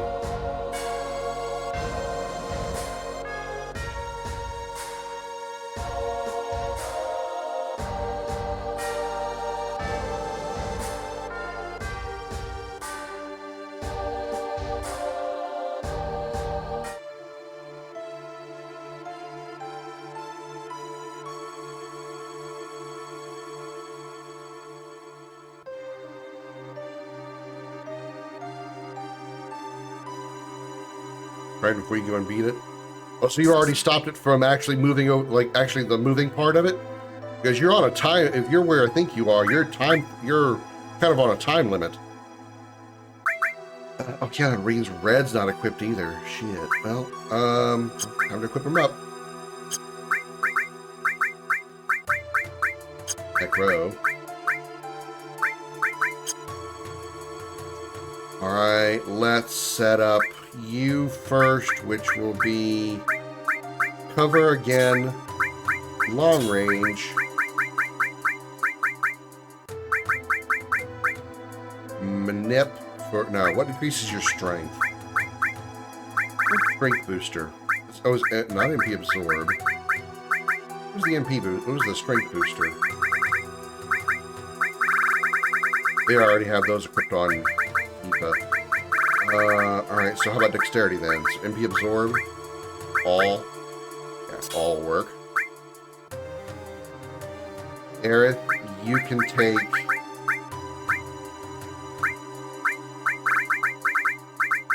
You can take Kokomog. MP Absorb, and you can take W Summon. He's literally going to be a summoner. So we need as much as we can that buffs magic. So Sense, even though I'm never going to use that.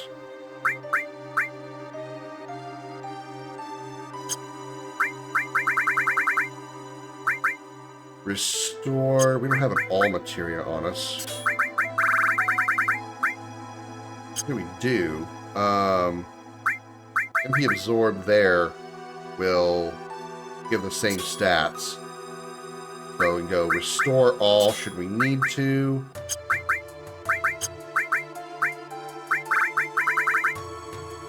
Gravity, Holy, Lightning Elemental, Earth Elemental. I have no idea what the elements of these enemies are going to be. No clue. None whatsoever. I guess we'll just slap these materia on here so they do give a magic buff. So Ice, Lightning, more Lightning, Poison, more Lightning. Manip does magic +1 also.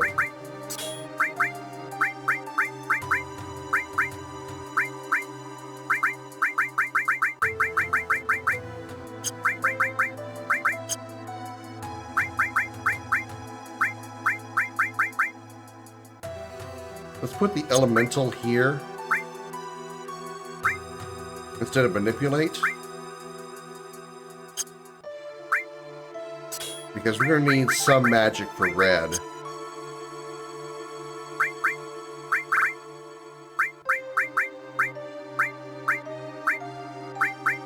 Yeah, still got manipulate. Well, yeah, there we go. Manipulate, boost that magic. Okay, so manipulate, and then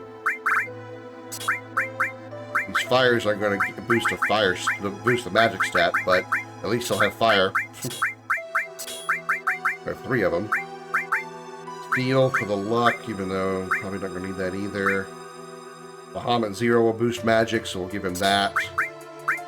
And luck, I guess. No, that's not really critical. And then I guess more luck for Aerith. The only thing I'm not using is W item, and I don't care. It just does dexterity down 2. Okay.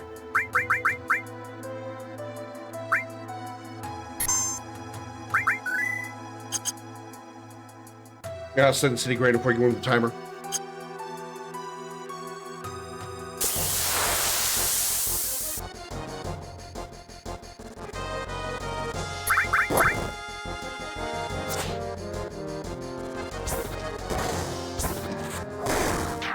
Oh, Eric's still doing MP damage.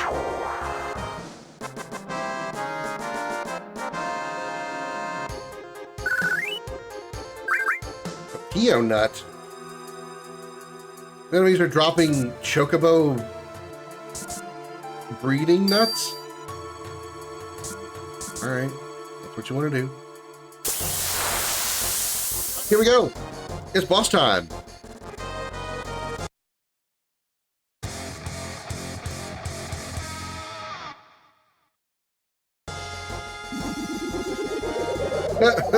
That's not the right animation. He damaged himself in the process. That's hilarious. You summon double Chocomog.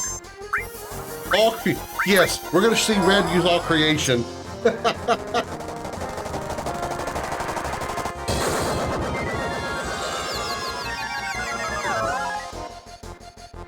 Oh, that's not a lot of damage.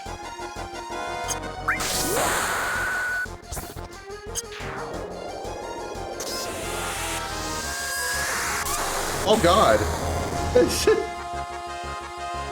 We didn't even complete the animation, the robot already died. Damn. Okay, Red. Okay, Red.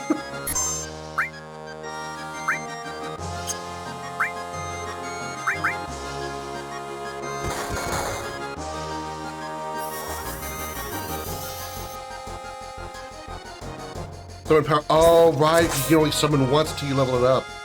And I forgot. Whoops. Oh well.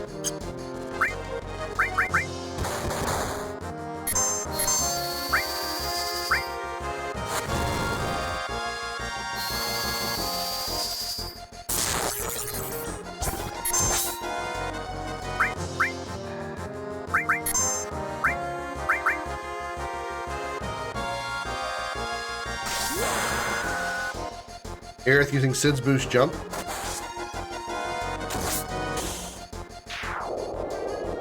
Nice.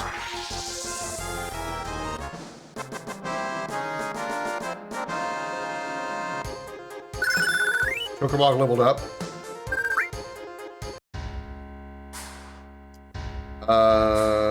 We don't need to set anything up with Cloud. We're good.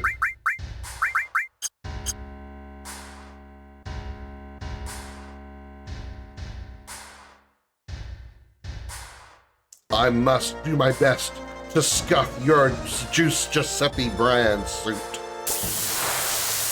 How many times are we going to make Final Fantasy VII abridged references during this playthrough? The answer to the question is yes.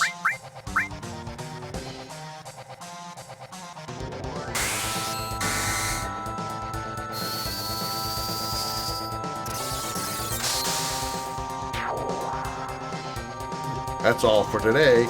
I'm done getting my ass kicked.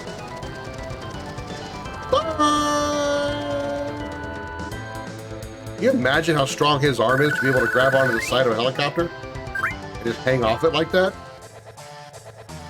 That man did not miss shoulder day.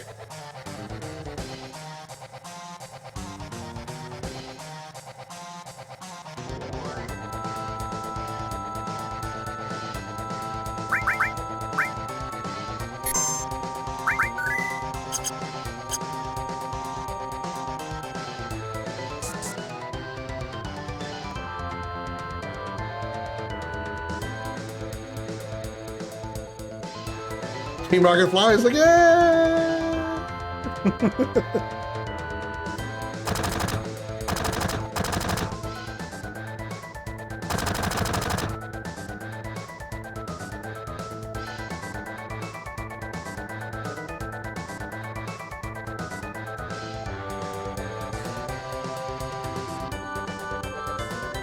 All right, guys, you ready for a nice? We're going to see 1997's version of Jiggle Physics? You're about to.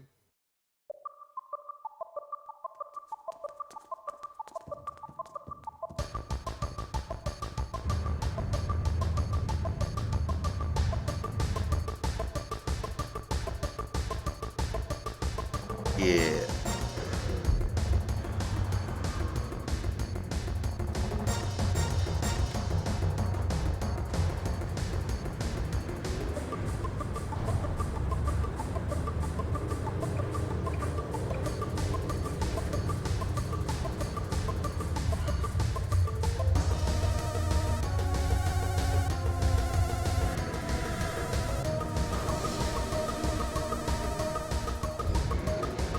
See how this is gonna go. So Cloud FIFA Bear is what my setup is. A cancel form party. Pretty sure I've already got them set up. Yeah, I think I got it just like I want. We're good. So switch and okay.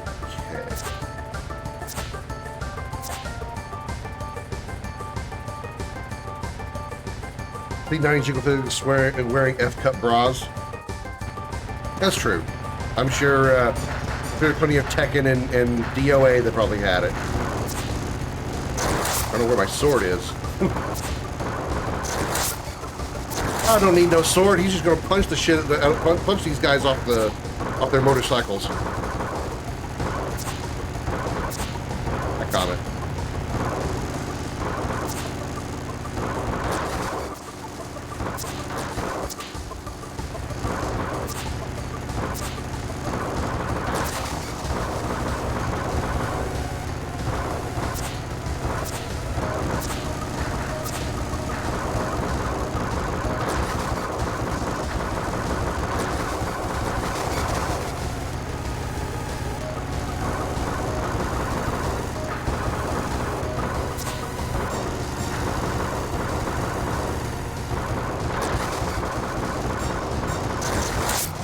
Double kill.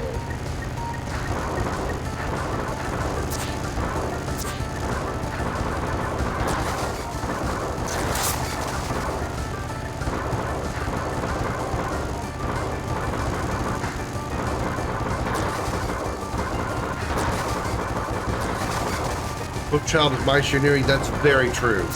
That is very true. He is Jiggle Queen. Even Eve from Stellar Blade ain't got shit on my Shiranui.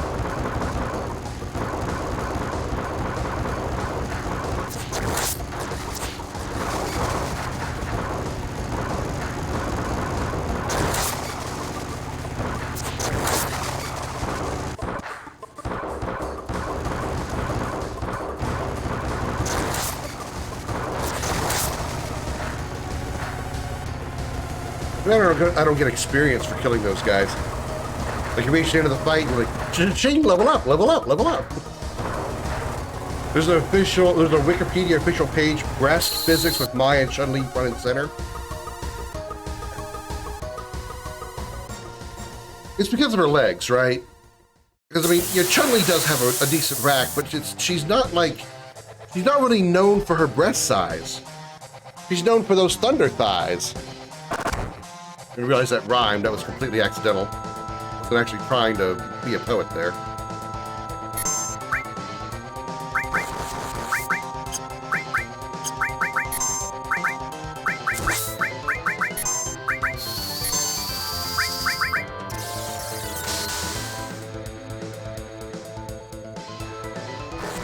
I like the design of the motor ball here. That's insanely good. Okay, Barrett did no damage.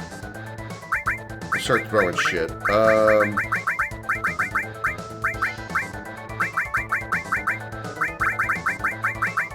Wait.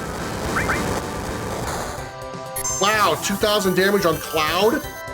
What the holy hell? 2,000 damage on Cloud? She's a contender for Maya, right, in the 3D era? Really? I mean, yeah, I know she's got a rack, but oh, shit. It's a machine, so no fire damage. Well, this might just been difficult. I should have used Toy Soldier to have gotten the kill. At least I'll be protected for a turn.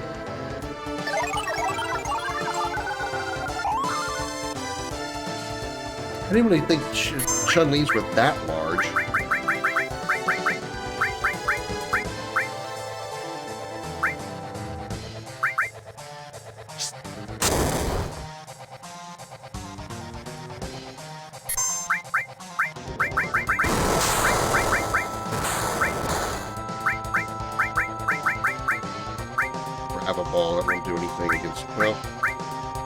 Maybe because it's not gravity, maybe it'll be different. Ooh, it did do damage.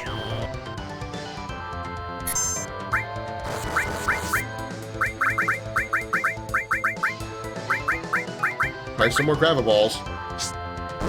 Could not just like pick up my teammates. That would help too.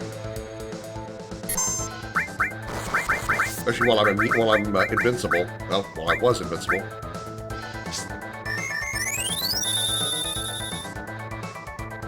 Shit, it missed.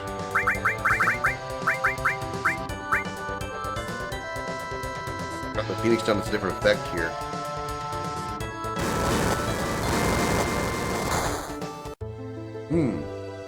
Ouch. Okay. Alright. So we gotta approach this boss differently.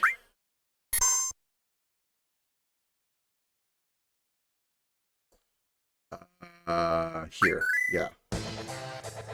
Okay, so our setup I don't think needs to be changed.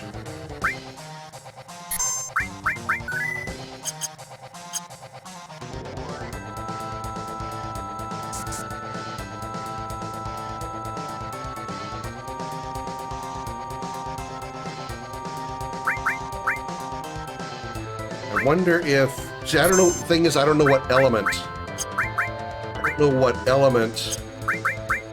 that big attack was that did 2,000 damage to Cloud.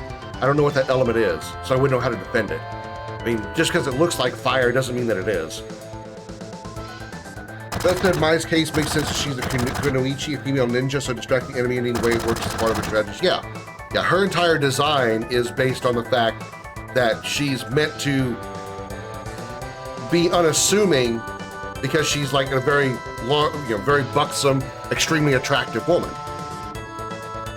It's very common for that type of, I mean, I'm talking like real life. That's common for that type of thing, you know?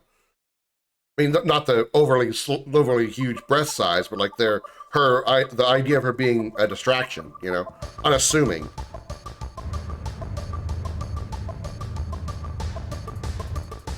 What if I should make a save point after this cutscene before the bike chase? I mean, that'd be a bad idea.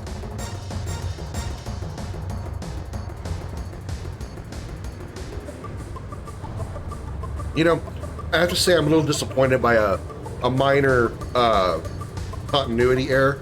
You bust through that sign, that Shinra sign, that glass Shinra sign, but when you come back here later for the Midgar raid for the Juno or the Sister Ray, that sign has been repaired. I have a hard time believing they would do that, especially not that quickly. Menu, our party's fine, our setup's fine. Oh, this is a good idea. Put everybody on the back row because this is going to be a reverse fight. This is a back attack, so we need to keep everybody in the back row. So by starting them in front row, they will end up in back row. Good thinking, me. Thank you, me.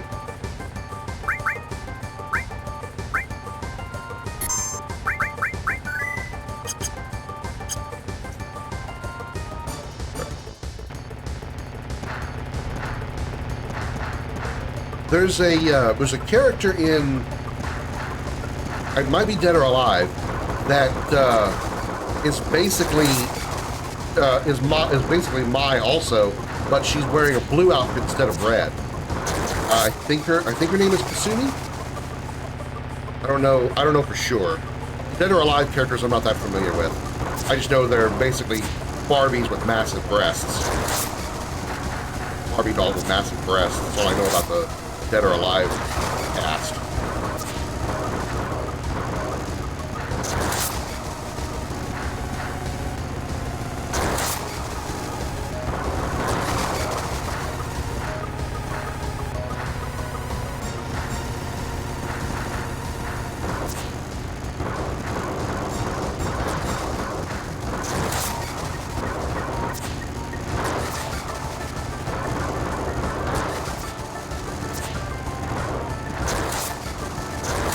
I got a twofer there again.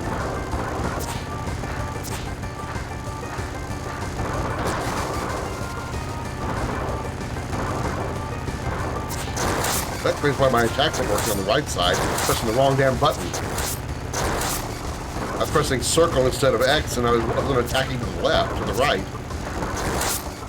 What's going on? Kasumi, yeah. Oh, she's in Ninja Gaiden, really? Same character?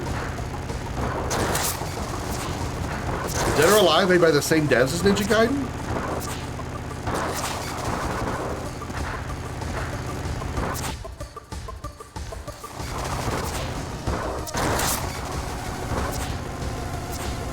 I guess a crossover could happen with anybody.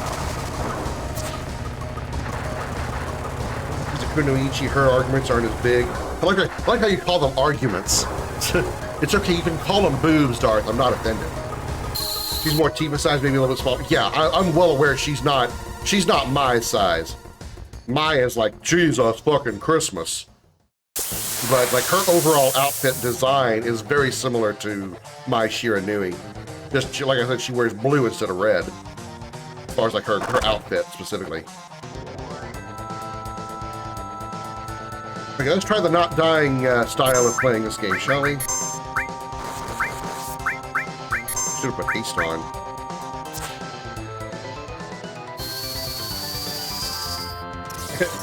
I know. I find it funny you phrase it that way as well. It's just like, but her arguments.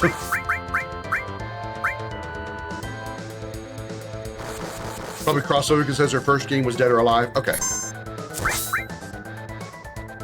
Why is Tifa dealing no damage now?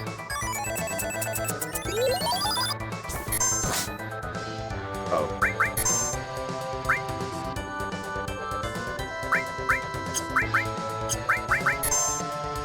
I need to do a different setup. This is actually not going to work.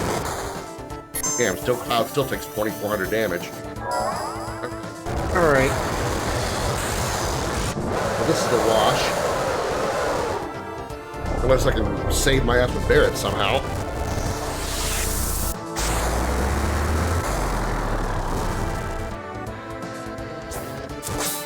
Don't enjoy that section in New Game on harder difficulty.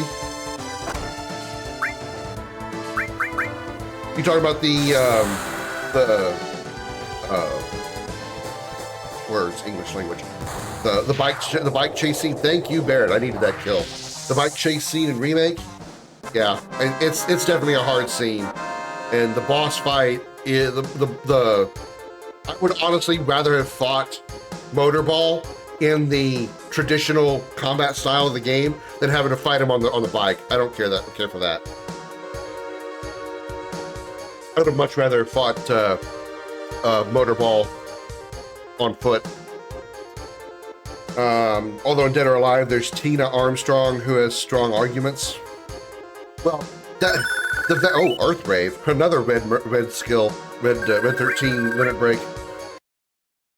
A vast majority of the Dead or Alive female characters are known for their big arguments, Darth. And some of the later Dead or Alives have unlockable costumes as you play the game, and some get very revealing, including on characters that are far too young to be wearing those types of outfits.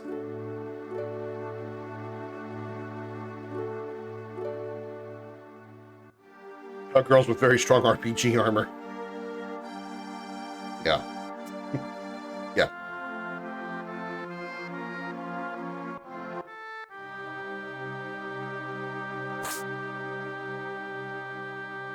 Well, we survived it.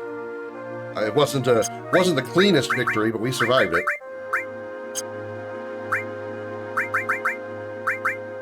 And by we, I mean Barret. And by survived, I mean 292 HP, which is more than 0.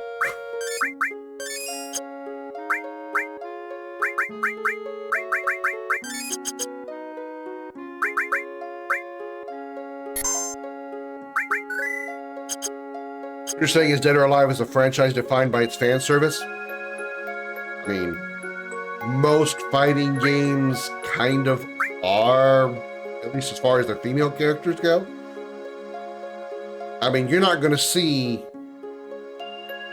You know, I was about to say, you're not going to see like a 250-pound female character. Then again, Street Fighter 6 has a few very large buff characters. Not gonna lie, they got some pretty humongous women.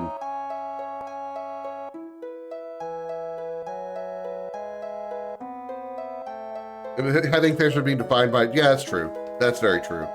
Like I said, pretty much every female character in Dead or Alive is strictly just a Barbie doll with large breasts.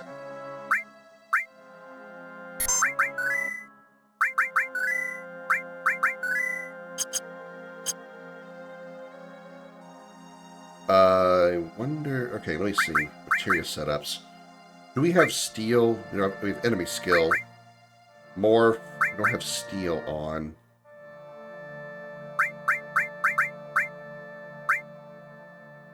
Let's strip red and Aerith.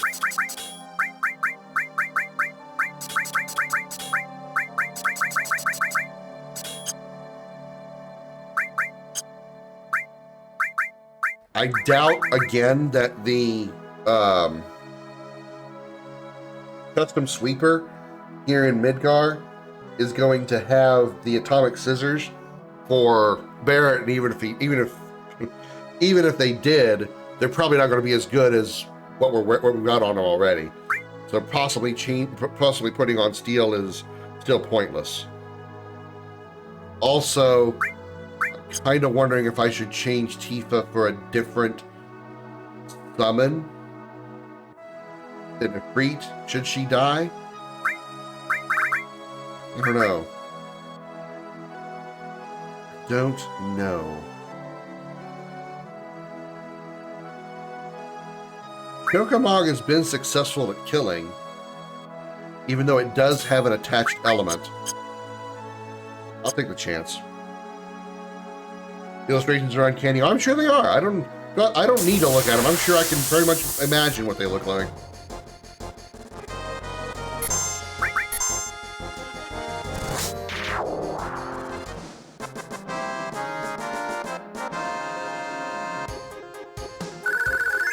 A decent experience out here so far. 2 wizard bracelets, not that fantastic.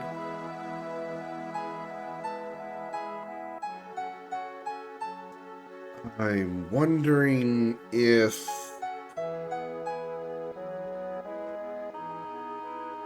I should move my experience plus materia over to Barret or Tifa. Or how you just let Cloud just absolutely skyrocket in levels.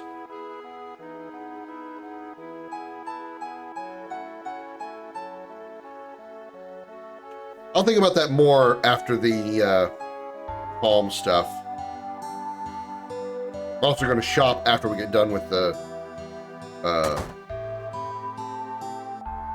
Nibelheim flashback.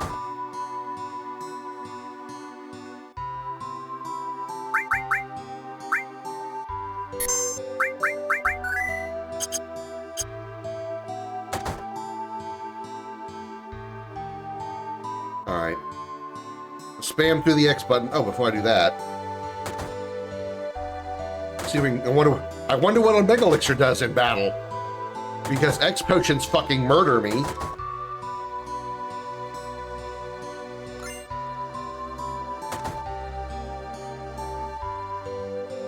All right, I'm gonna just spam the X button over here. We'll look at this real fast while we're just skipping through dialogue we've seen 1,000 times. I like the first line of the article, Darth. For real-life breast movement in humans, see breast exercise.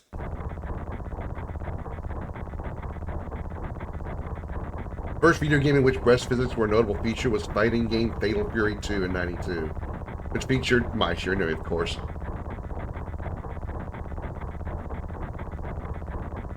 And of course, her stance is also very alluring.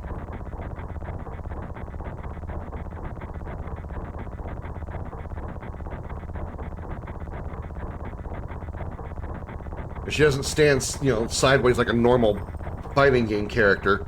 She's got to stand bent over with her breasts, hanging out. Which, if that outfit were real on a woman with that same type of breast size, they would not stay in. There would be nipples aplenty.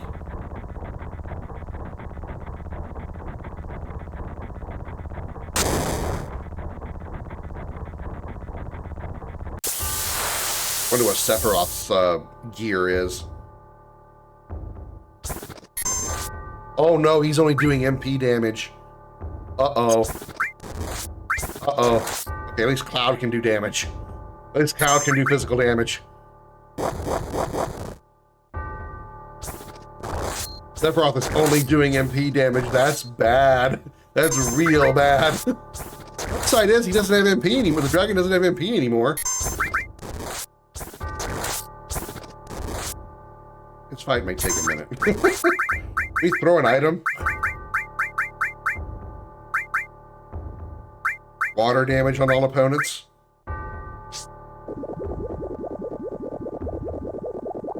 Oh shit! I guess the fact I used a dragon scale on an enemy called a dragon, probably not the brightest of ideas.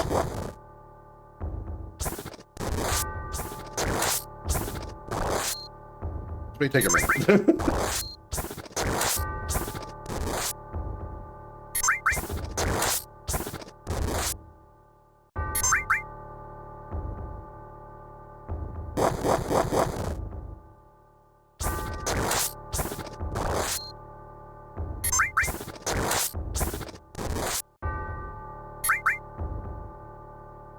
Uh-oh. Oh, Flare Swing Bird. As long as the dragon keeps fighting, it keeps attacking Sephiroth, we'll be in good shape.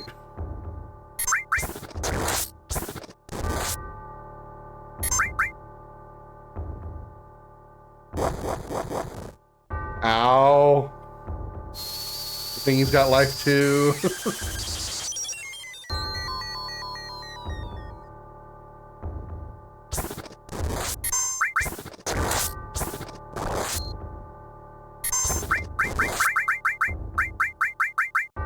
Grenades.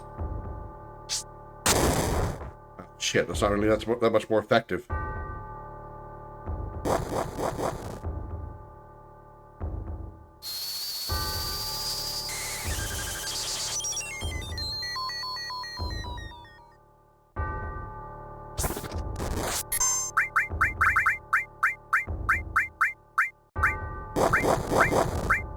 Means MP.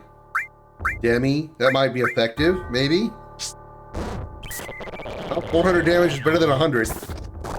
I'll throw a bunch of gravel balls, I guess.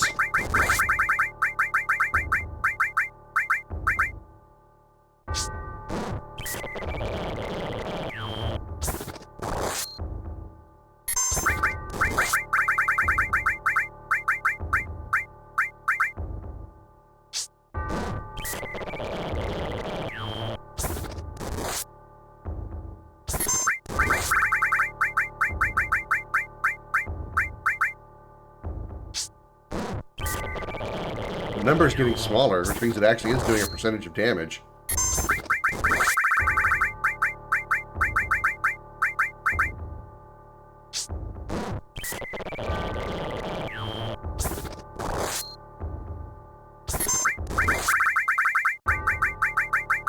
gonna make this flashback last a very long time, unfortunately. It means Cloud's literally got to do all the work.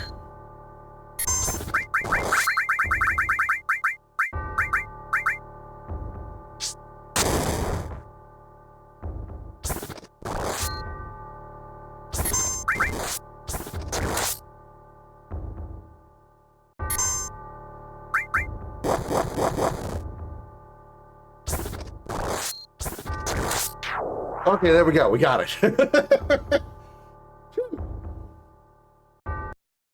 I know that thing's got to die sometime. That's going to be commonplace. You know, it'll depend on what his materia setup is. I'm surprised he didn't use any magic in that fight. Really? Oh man, is Sephiroth? Well, Sephiroth had life. He did have life materia. Unless it was just programmed to cast life on my death regardless, whether you had the materia or not. I can't check the menu here.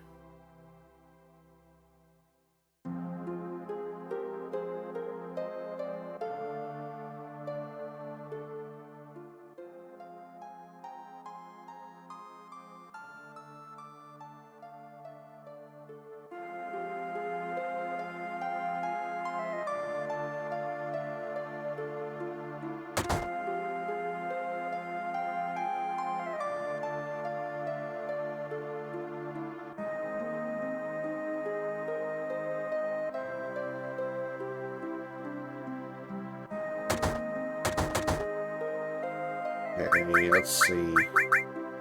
Buster Sword, Iron Bangle. Damn, look at all those slots on the Iron Bangle.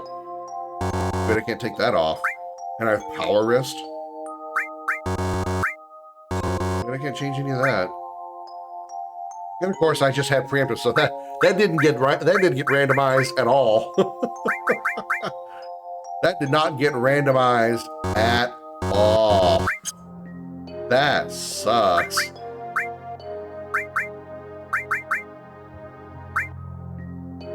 Attack water, absorb poison.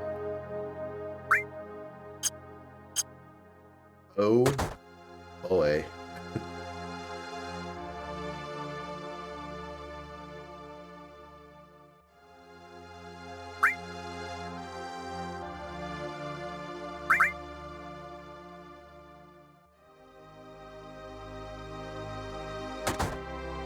Wonder if Tifa's, if Teenage Tifa has the has Nino style model.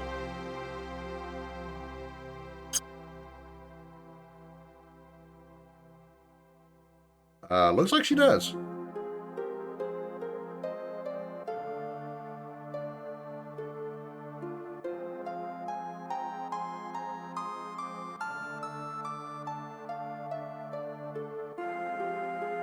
At least Sephiroth's model isn't broken like that one time I played it and hit like his entire model was just, you know, his leg was hanging out his ass, his arm was over his head.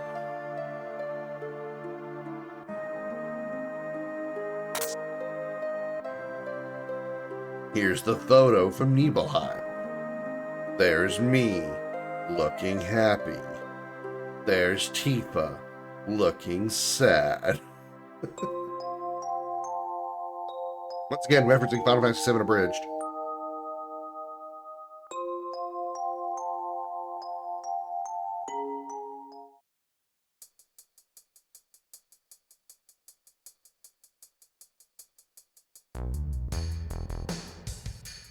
So we got Sephiroth in party. Masamune, triple growth, 4 slots, gold armlet and the tough ring. He does have the material. He didn't. His material gonna get randomized. Revive, restore, earth, all, of course, ice, all, lightning, all. Can't remove it.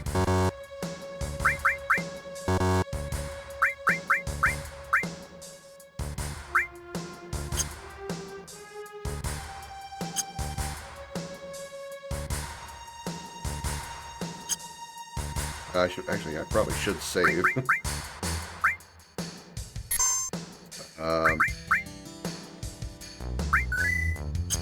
Whoa, what the hell?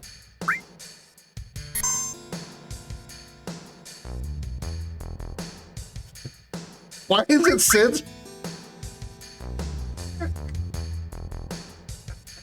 Why isn't Sid's face here? And our character's name is EEEE124C8AC Mountain Evil.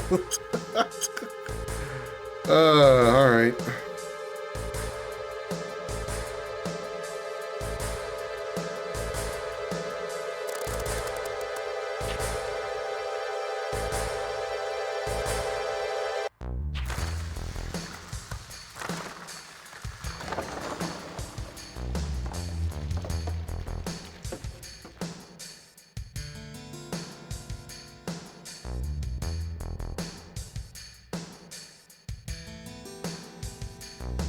This game requires a lot of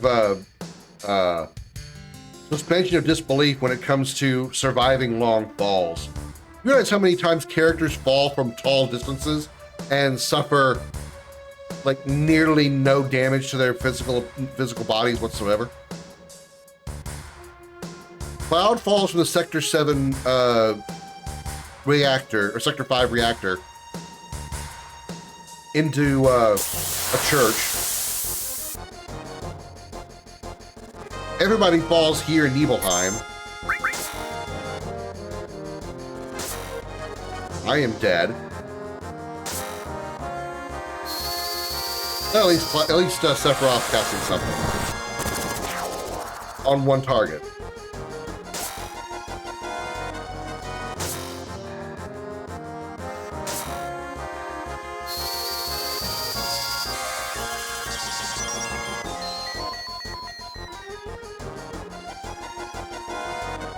I'm helping! I'm not helping. Okay,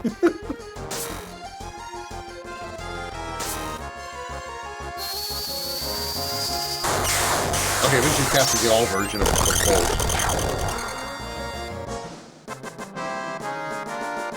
Good job, Sephiroth, you beat him. I'm just gonna lay over here and be dead.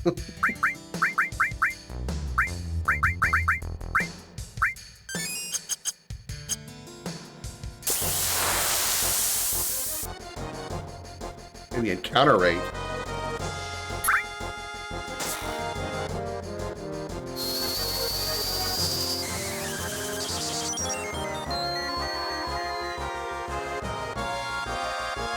Oh my god.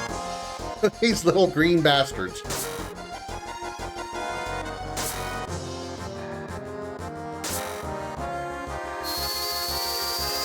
Ooh, we see Ice 3 animation. Uh-oh, these guys are immune to ice. Uh-oh, or well, whatever. Actually, I think ice is non-elemental in this randomizer, so that means these guys are immune to non-elemental magic? Oh no, Sephiroth, wrong skill. Wrong skill, dude. Use Bolt again. Use Bolt again.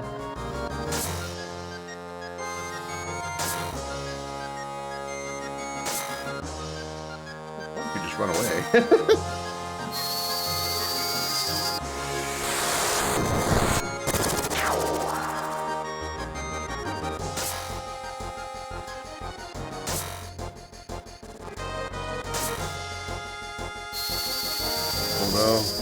No, Sephi, no, buddy, no.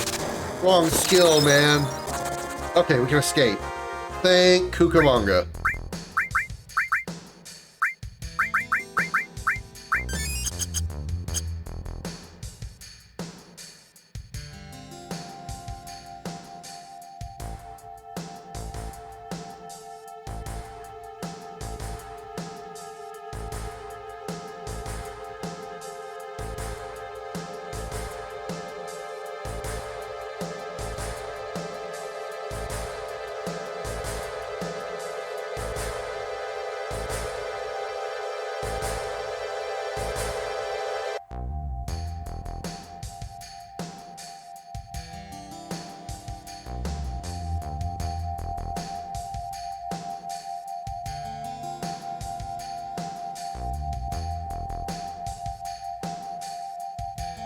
Yeah, the guys that made the Nino style stuff, they did a really good job.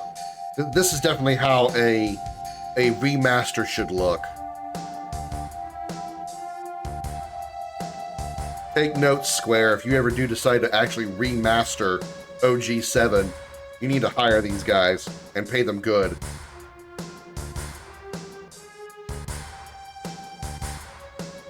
They can make your game look insane.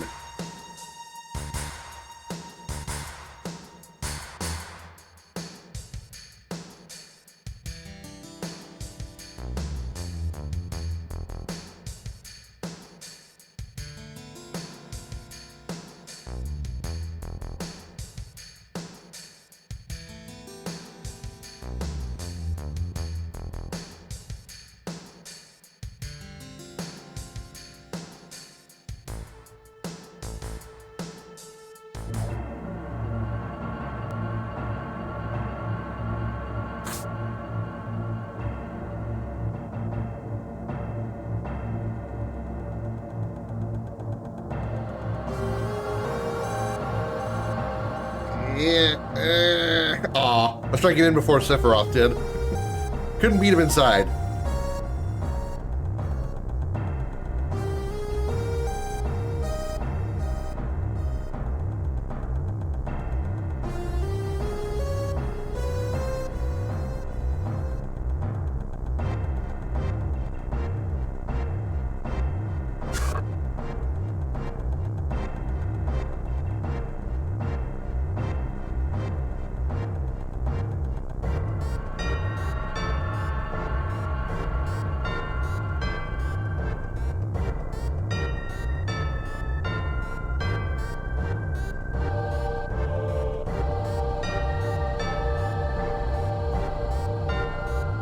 Scary face! Ah!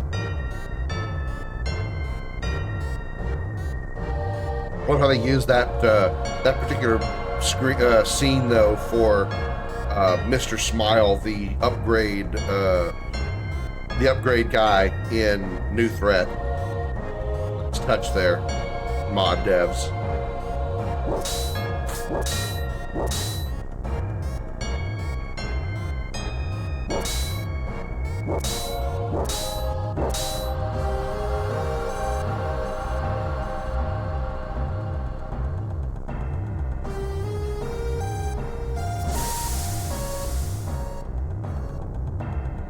Josh.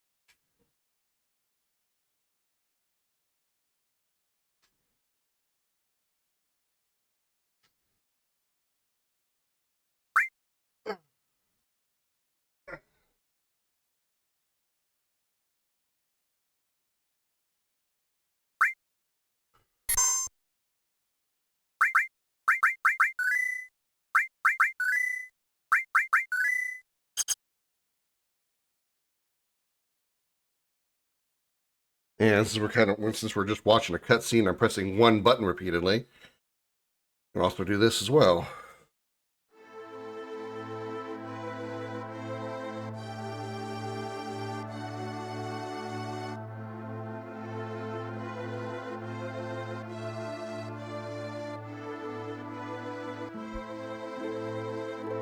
Oh yeah, I gotta move around the mansion, I forgot.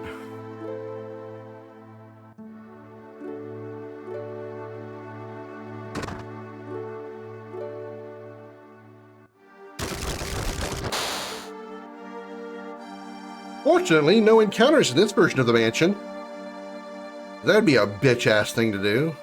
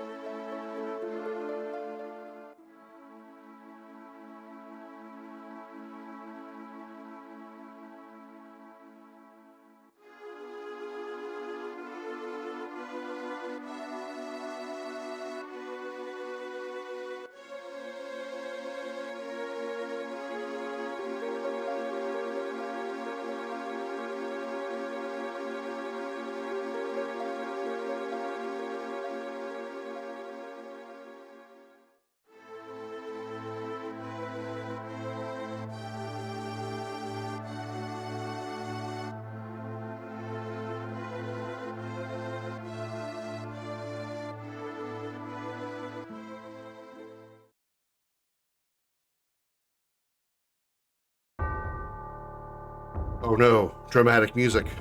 What could dramatic music mean? Dramatic music is dramatic. Does that mean something dramatic happening?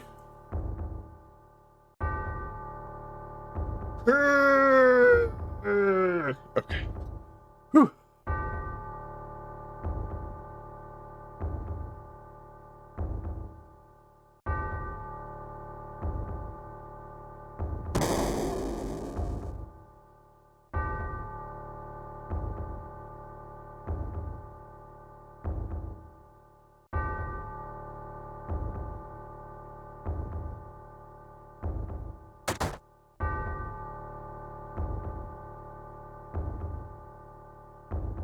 Well, at least he was kind enough to put all the books back on the shelves.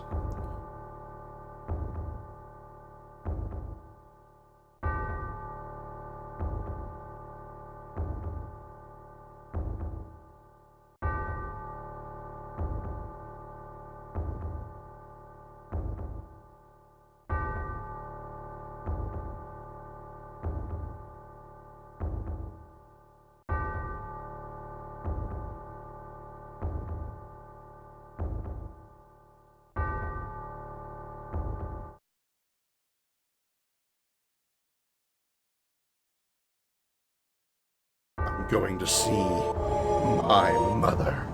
Dramatic music gets more dramatic.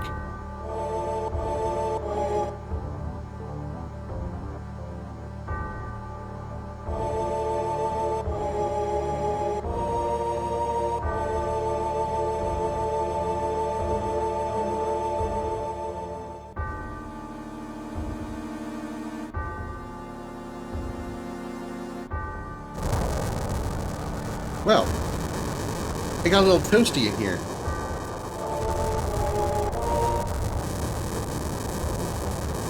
One thing I wonder, I wonder if they ever explain, is where Tifa was when the when this happened, you know, like when the fire actually started. Because one would assume that Sephiroth lit the town on fire before going to the reactor, right? So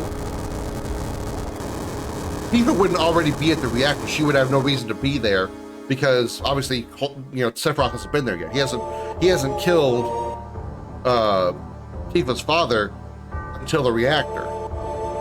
So where is she at this very moment?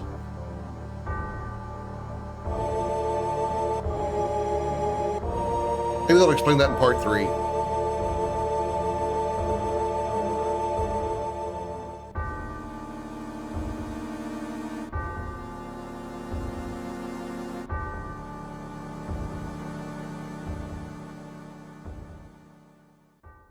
Cloud walked all the way from Nibel to Nibelheim to across Mount Nibel back to the reactor without encountering anything, even though he's level 1.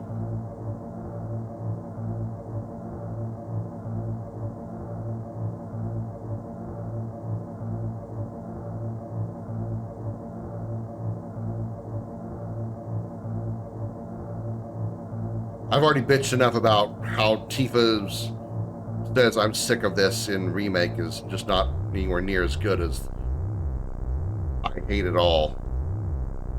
Still don't know why they chose that line of dialogue. Yoink. And she dies.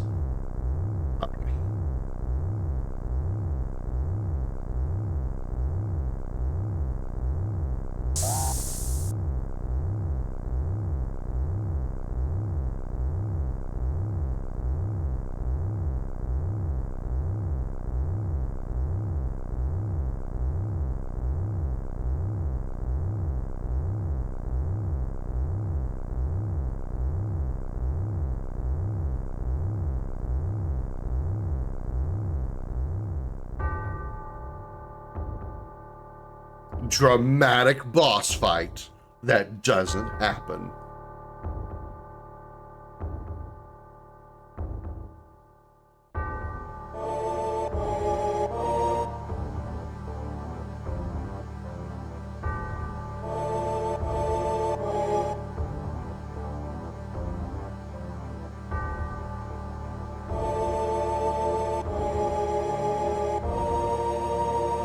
But those worthless creatures, stealing the planet from Mother. Now I'm here with you, so don't worry. I do wonder also, what is the point of that device?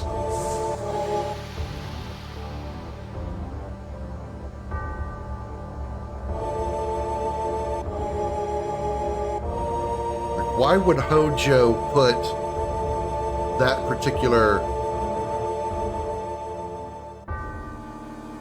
like, that machine or whatever that is, that attachment to it?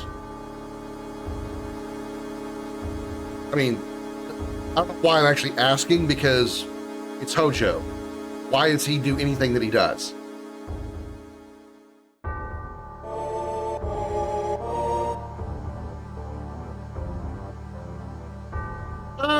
Epileptic syndrome. Ah.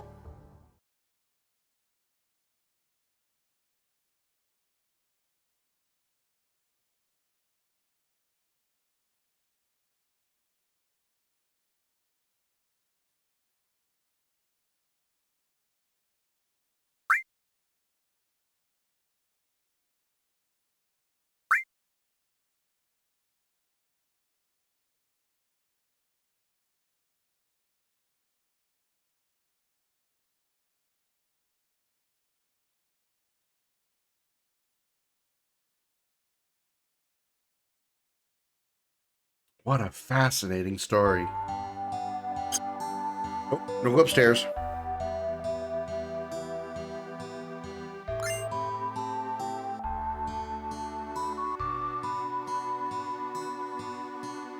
Alright, now let's go shopping.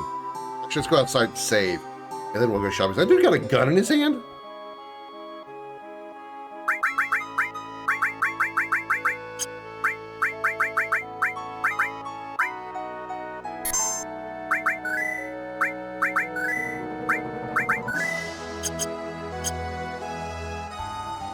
This dude looks like he's holding a gun in his hand. What the fuck?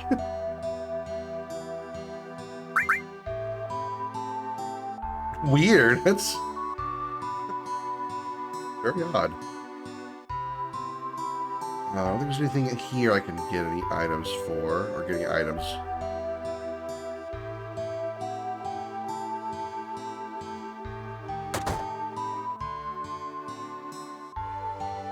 Item store. Let's go ahead and get 2 Phoenix Downs. Keep our tents maxed out.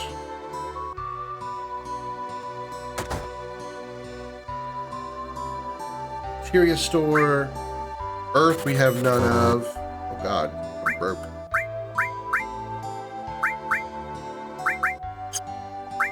But I won't be in a second.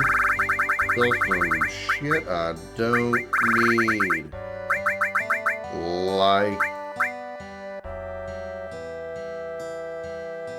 2 of those. Razor rings aren't as good as the conformer, so no point in keeping that. Mithril rod. AM cannon. Wow, that's 9 grand. Damn. That's what it came with. That's what Barrett started with. Let's go ahead and sell that. Yoshiyuki is 2100. Just a glove is 8 grand.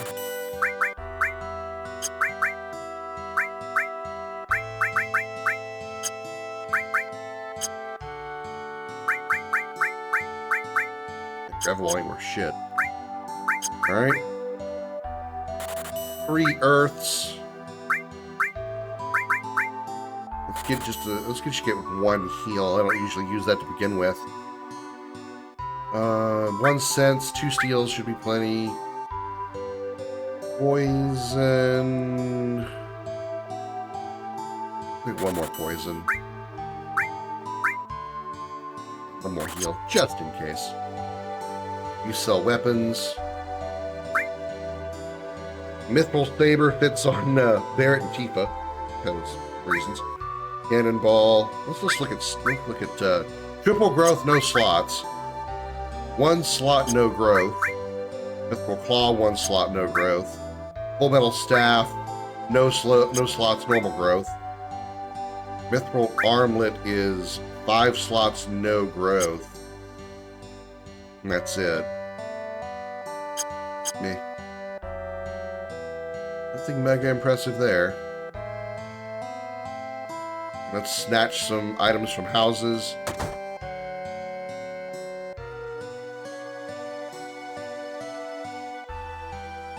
This is normally the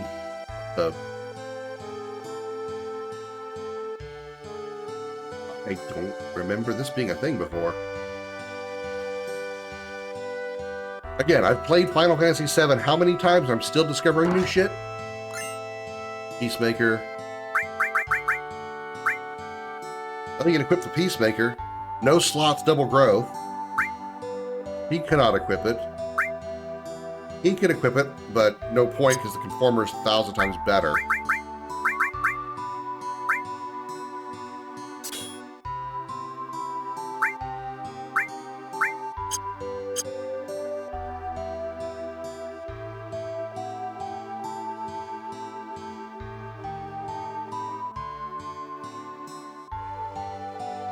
I don't think there's anything in here that I can grab. Pretty sure, yeah.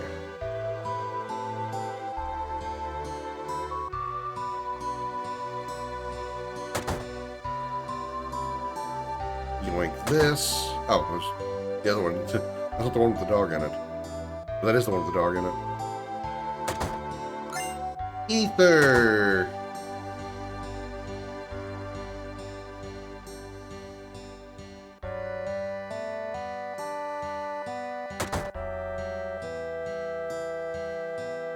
This one with the item in it. There it is. Ether.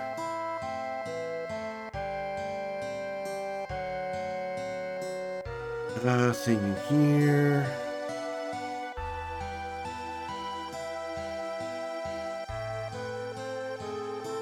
I don't think there's anything in the Calm Traveler's house.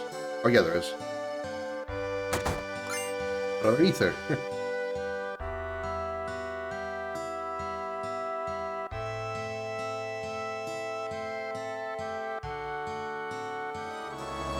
Alright. Let's see if I can cross the marsh without having to... without having to deal with the Midgar Zolom. Then again, I probably could kill the Midgar Zolom fairly easily. At level 20? Yeah. Usually the Zolom is only a challenge at level 14, 15. Level 20 should be rather easy. Well, maybe he's different in the in this randomizer.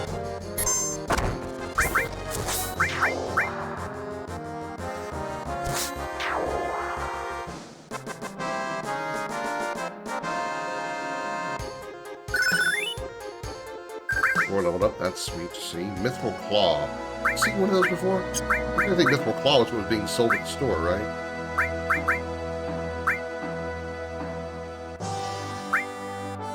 Yeah, that's not any good.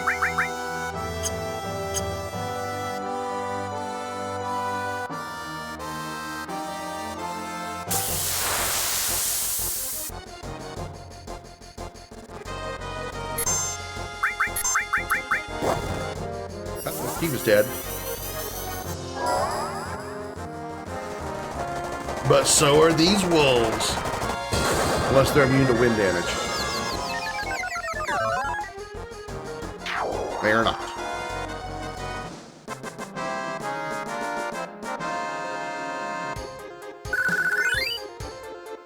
Magic Shuriken.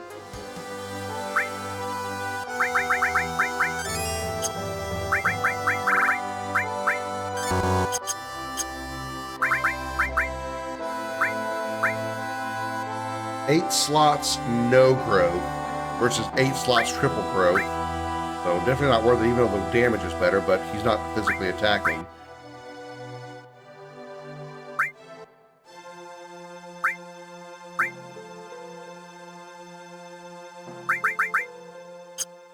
Okay. Interesting.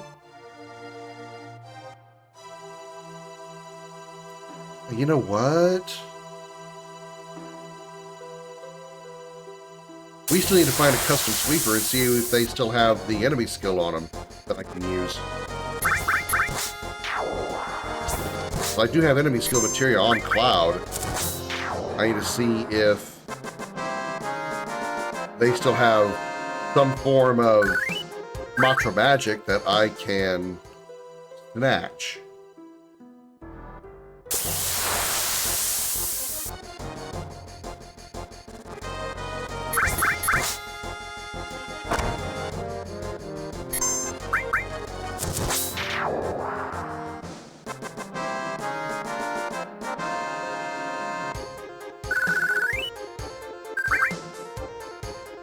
Wizard Bracelet, not really a great choice. Not really a great item to get.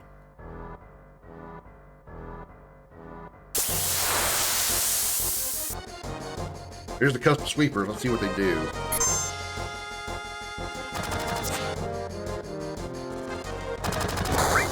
I hope they have some nip, right? Oh god, big cloud.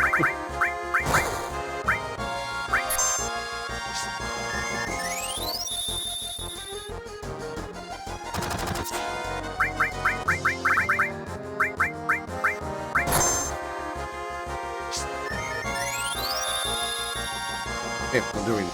Oh well.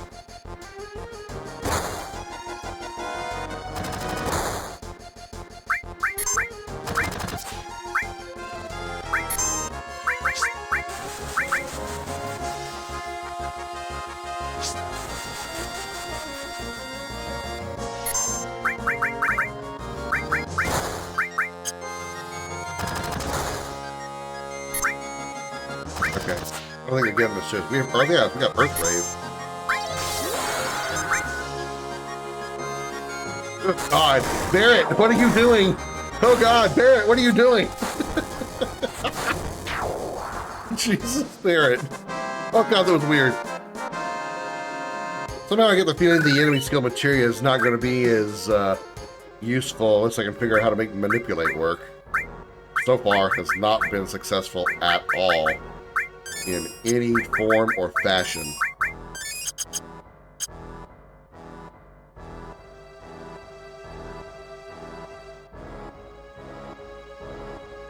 Only Tifa run? That's very difficult to do because you can't set that up that way. Like, you can't set up the game to be only Tifa.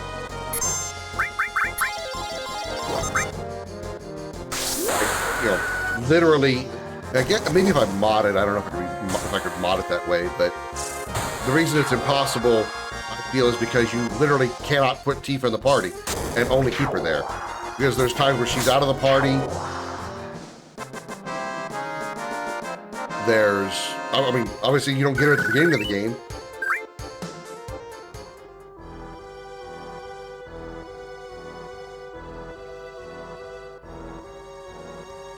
Alright, let's see how we can manage this little trick. Been a bit since I've tried this, so I'm probably out of practice. And let's see if we can cross the merge. Oh, you know what? Before we forget, we already have Chokermog materia, but we can get another Chokermog materia.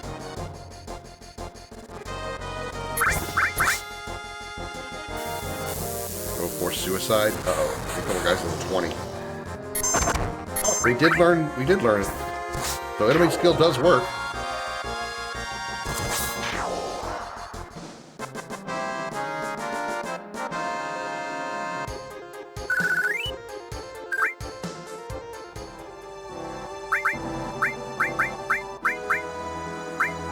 Yeah, we learned it. We got it.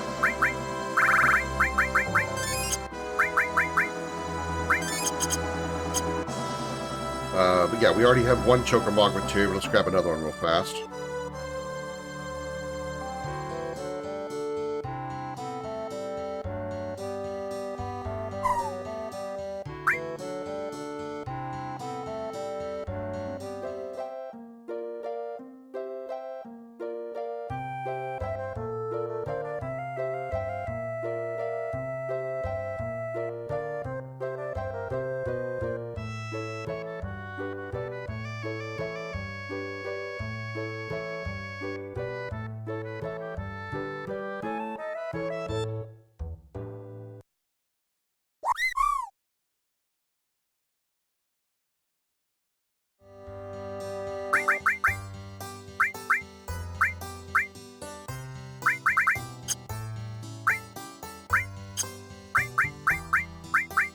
There it is.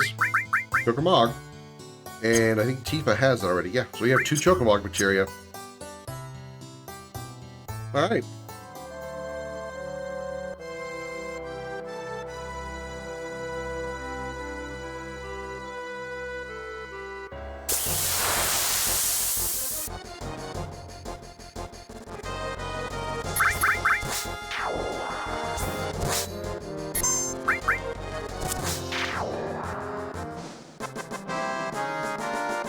Man, if I could get another Mega All.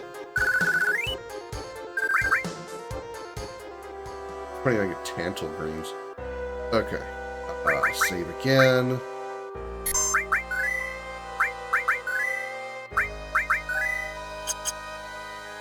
I wonder if I should take the chance on trying to get Beta. Or just try to cross the marsh. I mean, Beta is not that amazing. I mean, it's actually it is, but I don't know how effective it would be in this randomizer. Especially considering so much other stuff that I have is doing just as good of a job, without being so expensive.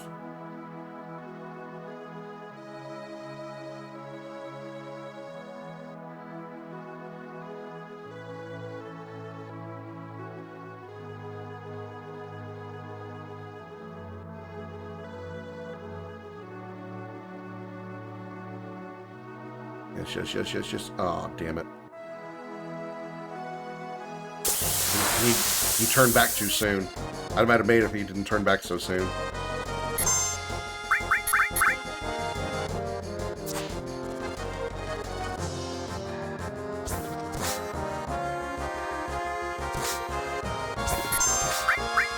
Damage is not very good. Morph? Can we morph the Midgar Zolom? I've never tried it before.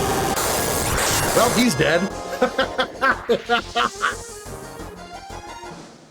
You can always rely on my cat to do a lot of damage. Midgar Zolom's not a threat anymore. 3,000 damage from Comet? Yeah.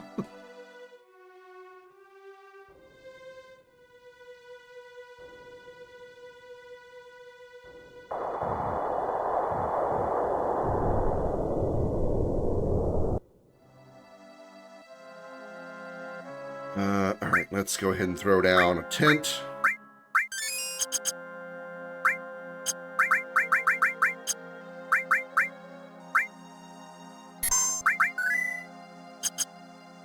Let's make a triple save.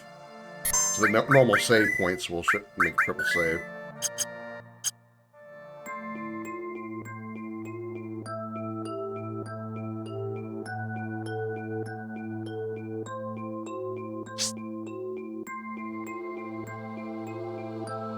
Normally counterattack materia. Oh, that's right, it's long range. Counterattack. Counterattack's way later. Why do I think that was counterattack?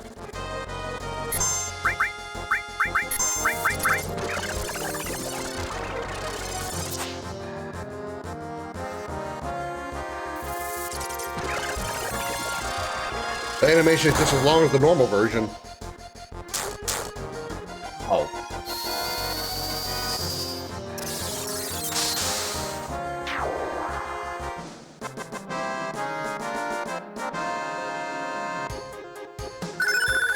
Restore leveled up. Nice. Javelin? That's a Sid weapon.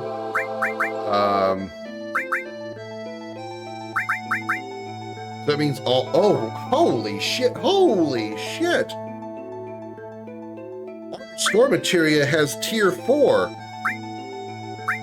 Whoa. Whoa.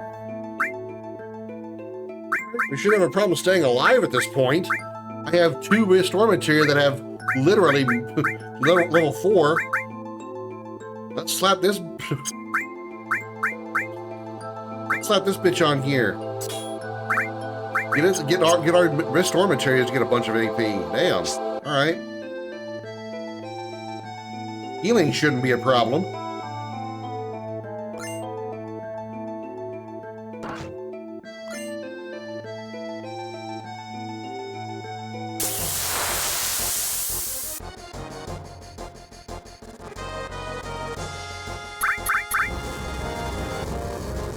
You could have put that on Cloud. That'd have been nice. Cloud can actually learn that. That's okay, you're gonna die, so... Well, not Cloud, but...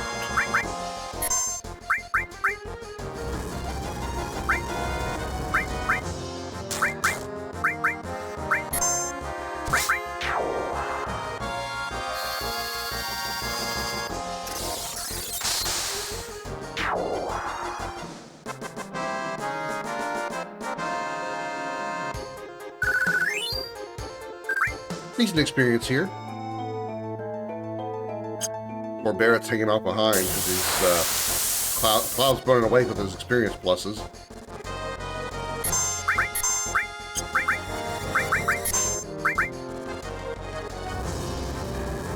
Why are they focusing flamethrower on Tifa?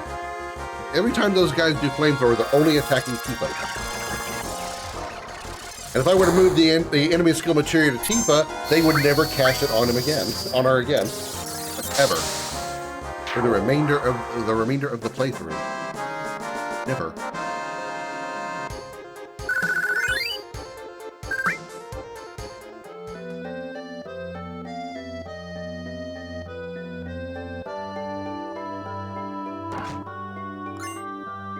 Mind source.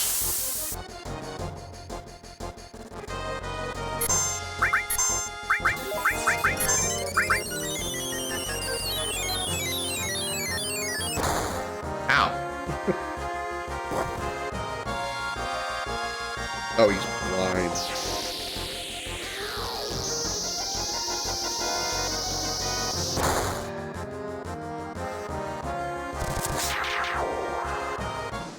Well, they're dead, so...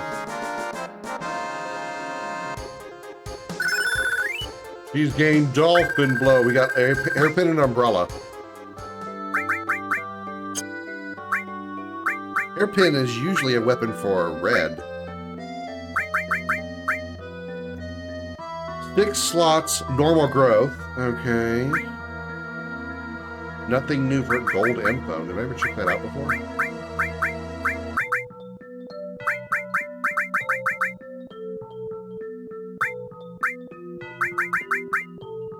Triple growth, no slots. Hairpin, 7 slots, no growth. Umbrella. Okay. So far, nothing to replace any weapons yet. I highly doubt I'm going to find anything better than Conformer, unless I come across another character's ultimate weapon. Conformer's going to be max damage. Or max attack power.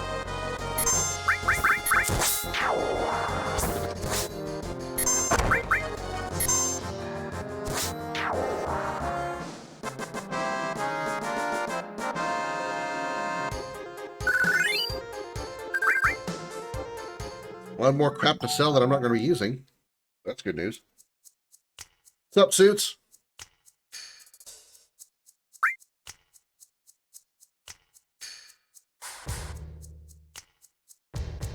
That's right, Barrett doesn't really know who the Turks are. He only knows Reno and just knows that Reno works for Shinra. Doesn't really know who the Turks are. Although you would think, as a member of an organization that seeks to destroy Shinra, he would be at least aware of the Turks.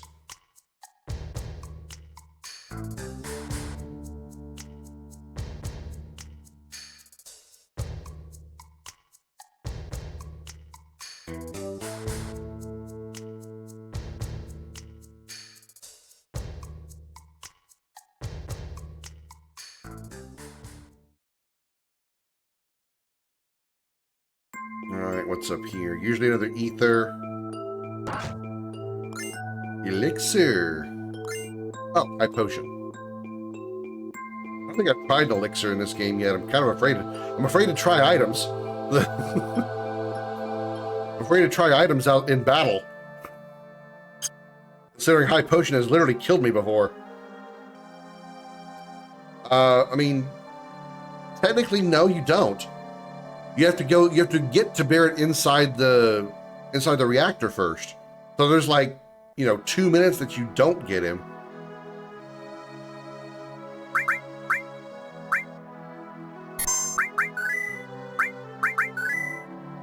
And honestly, to be perfectly honest, single character challenges are not fun to me, so I really don't include them anyway.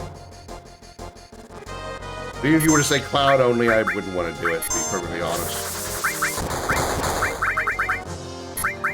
Jesus, that hurt a bunch.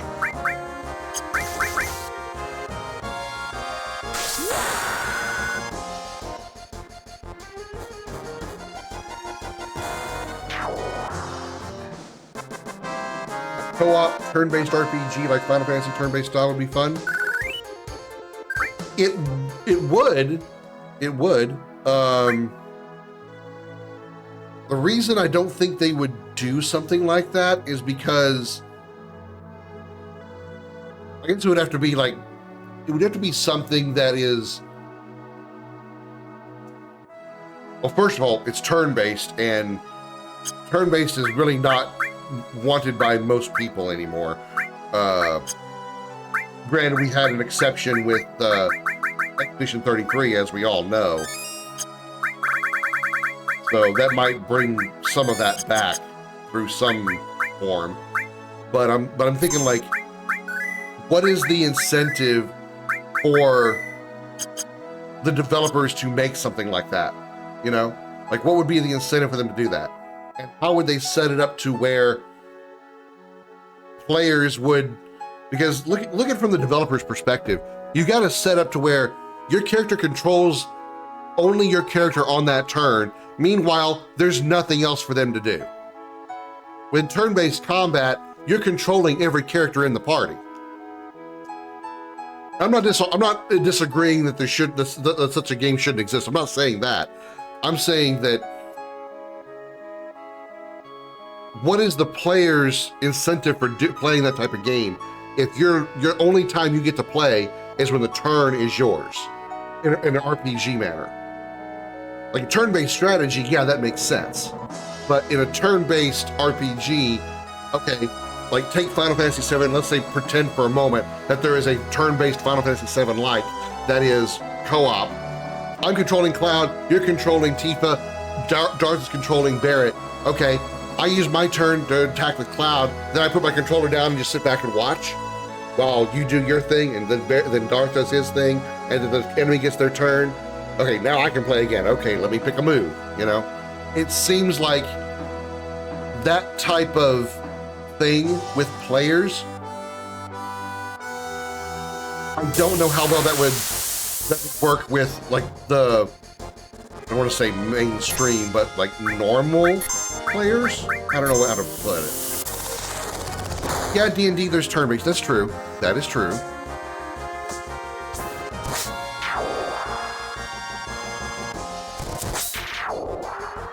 BG3, but less world-based. While I haven't played BG3, I am kind of aware of how that type of thing works. That might actually be rather viable. So maybe you got a point. Maybe you have a point.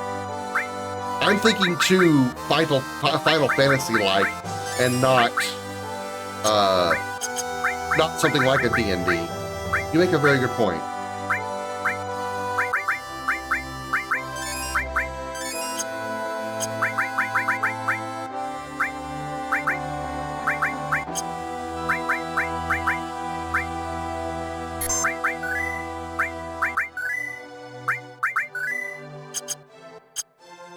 Yeah, Cloud's HP is ridiculously low. I mean, look at, he's got 330 HP. 330, and he's the highest level. He has literally half the HP of Barret and Tifa, and the reason is because of his materia.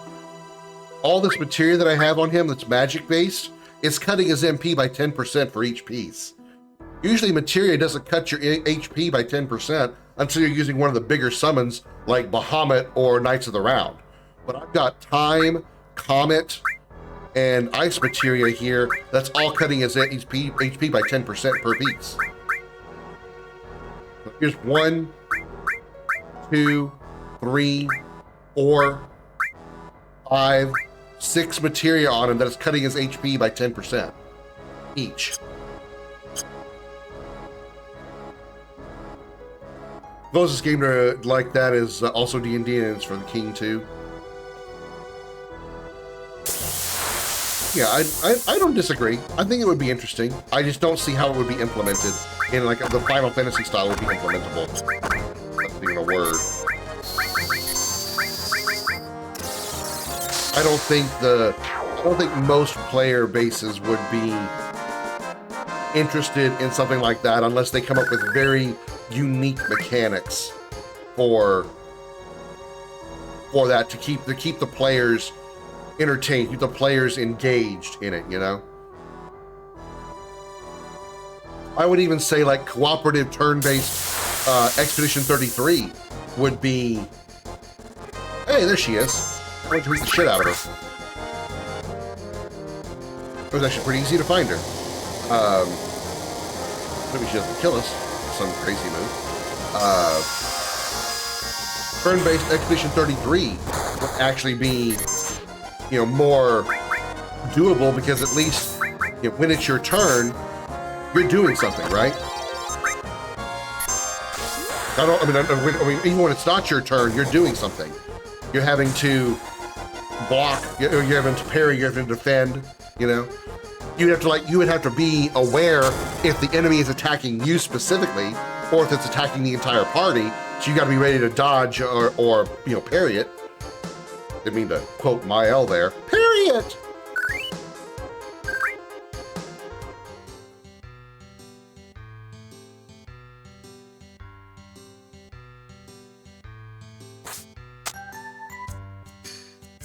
Not interested.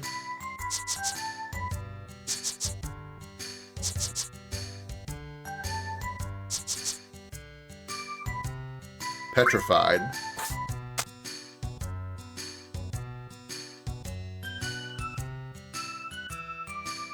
Wait a second. That's right. Let's hurry.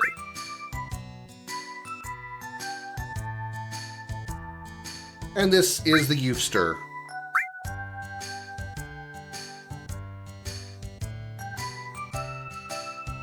About to see if a Final Fantasy X randomizer would work. I'm sure they probably have Final Fantasy X randomizers. This randomizer isn't really turning out the way I was hoping it would. I mean, I'm not disliking it, don't get me wrong, but I was kind of hoping that what it was going to do was put stuff in different places. Like, say, you open a chest that would normally give you a potion, and maybe instead of giving you a potion, it gives you, there's like 1,000 different items to pick from. It gives you a Shinra Beta. I don't know why that particular armor came to mind, but it gives you a Shinra Beta. Or you defeat a boss, or you defeat an enemy, and instead of it dropping an ether, maybe it drops a weapon of some kind, or I was hoping for it to like take the game as it is and just sort of like put things in different places. You go into a regular boss, or go into a regular encounter, and instead of encountering a Shinra soldier, you fight Guard Scorpion, or you fight, God forbid, Carry Armor. Like the very first fight of those two soldiers that come out at the beginning of the game, right after you get off the train, instead of them being two soldiers, they're two Carry Armors. That would be, god awful. But, just like, that's what I was hoping this was going to be. Was like, it was going to take the existing weapons, existing items, armors, weapons, accessories, enemies, and shift them around to different places to do different things.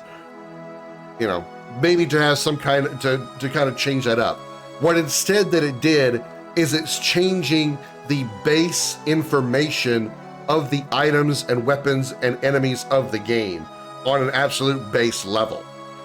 So like, we've encountered enemies that are using their regular skills, but they're using a different animation, and the stats on that attack have been changed.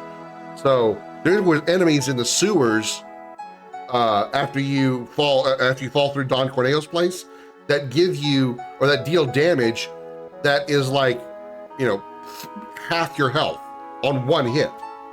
So the stats of that attack have been drastically changed, which has certainly made the game more difficult and kind of fun, actually. But I was just expecting to, or like maybe an enemy, maybe not changing the enemies themselves, but have the enemies do a different attack. So again, let's take the two soldiers you meet at the very beginning of the game, and right off the train. Instead of them being just using their baton attack or their machine gun, they shoot,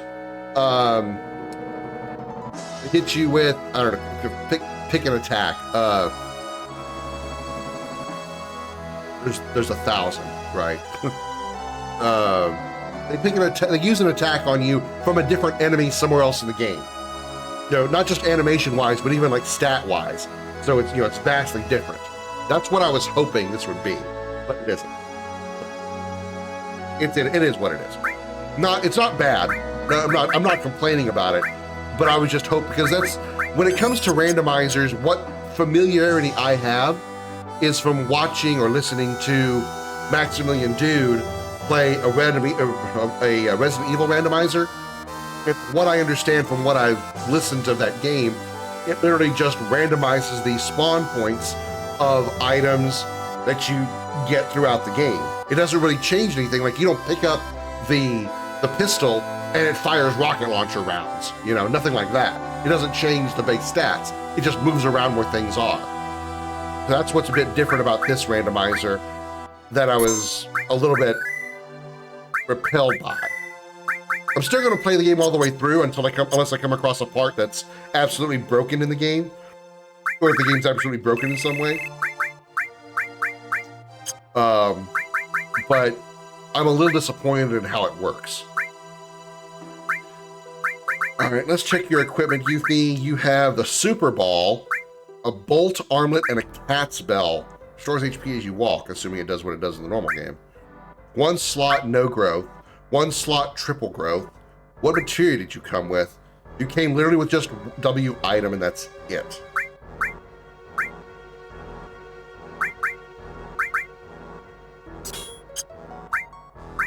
Only W item. Actually, no, you did not. You actually came with added effect, full cure, and chocobo lure, even though they weren't on screen. Okay, sure. Added effect, really nice. Full cure, really, really nice. Chocobo lure, not so much.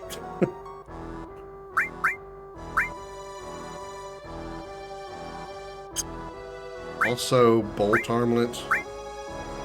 1 slot, no growth. Does it actually drain lightning, though?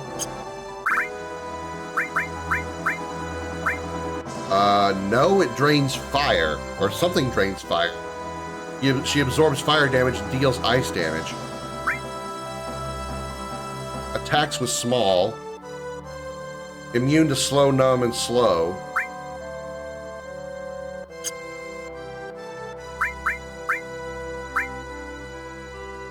'85 attack power.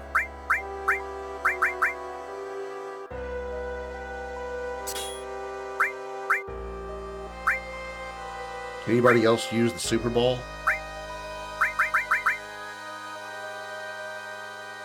1 slot triple growth. Yeah, not worth it for Cloud. Yeah, nothing's going to beat Conformer. Nothing is going to beat Conformer. It's funny, Yuffie can't even use her Conformer. Her strongest weapon, Yuffie can't even use it. That's hilarious. Let's go ahead and give her the Umbrella then, because it's the strongest weapon that she can equip that we have. Because there is a point in the game where Yuffie's forced into your party, so when that time comes, I want her to at least have the gear.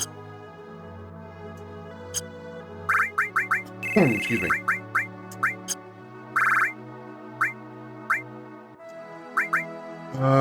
Restore.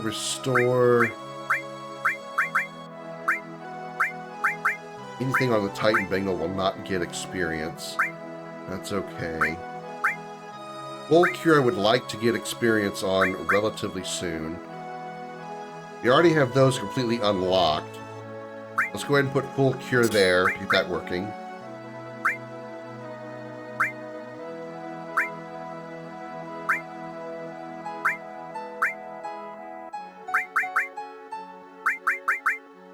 Chokamog, Final Attack, more just for strength buffs, Mega All, long range, MP Absorb, cover. Funny enough, cover has yet to work. I haven't seen Barrett block a damn thing.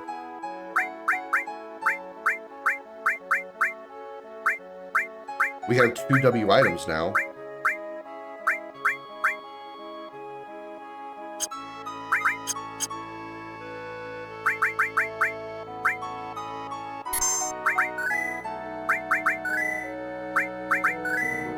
Who's our next character that we get? Across the ocean. We have everybody except... Oh, we still have to get Vincent. We have just Vincent and Sid left. We have everybody else.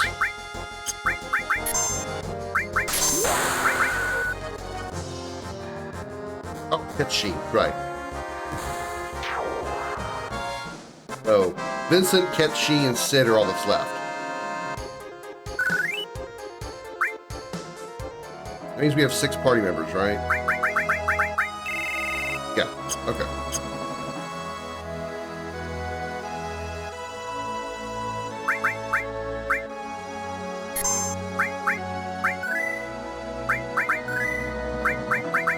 All right, let's go beat up Bottom Swell.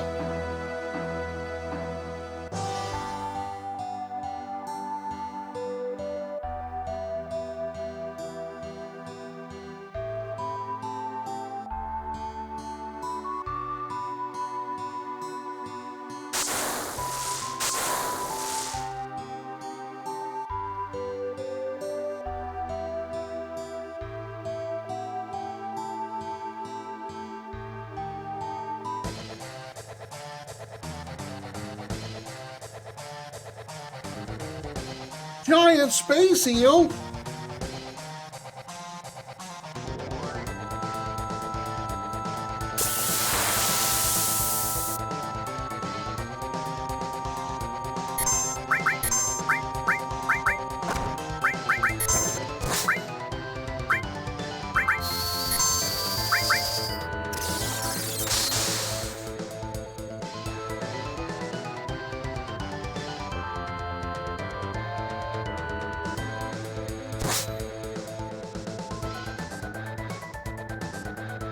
I should have saved Barrett's limit break for that swim. Might have made it easier.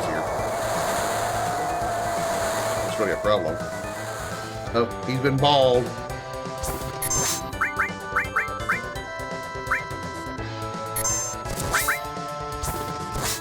Didn't pop it. Uh-oh. We gotta kill him before Cloud dies then.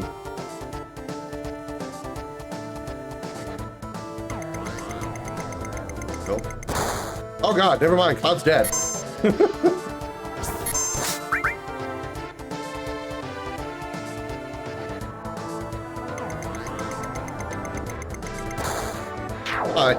Heal Tifa. But there died. Good job, Tifa. You take that celebration.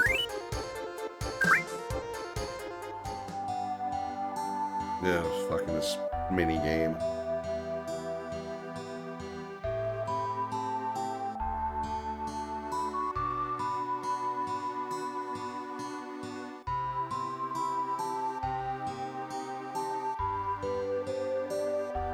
I never understood why they decided to do this, and why this old man like makes Cloud do it. Because by the time he teaches Cloud to do this, Silva would be dead.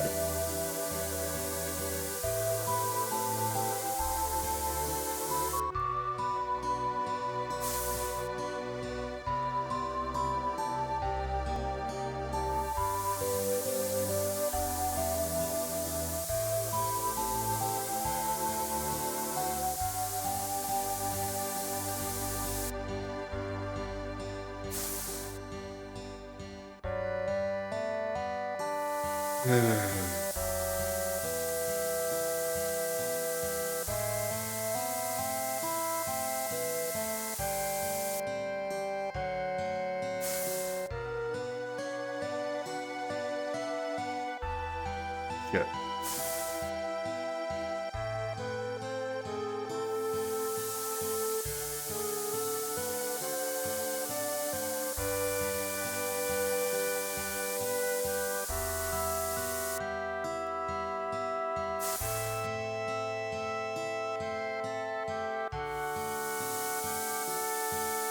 The most entertaining mini game ever in Final Fantasy VII history.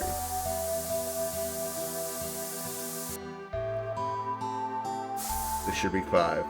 Thank Christ.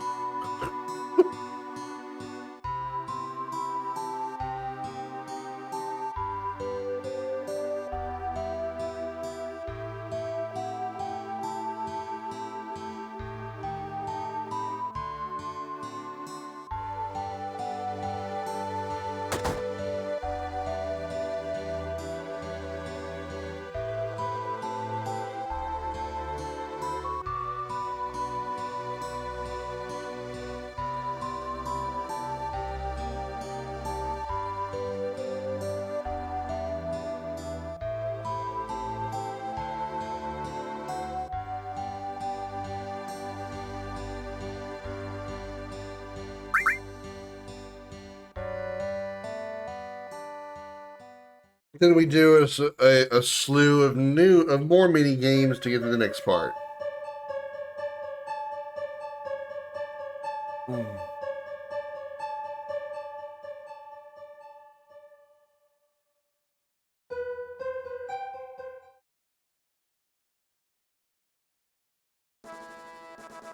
With only the second most annoying music of the game. You know, it's actually kind of quiet.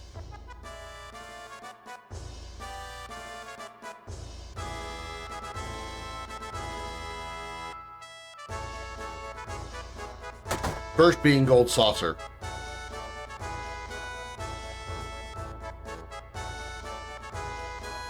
All right, give me that Shiva.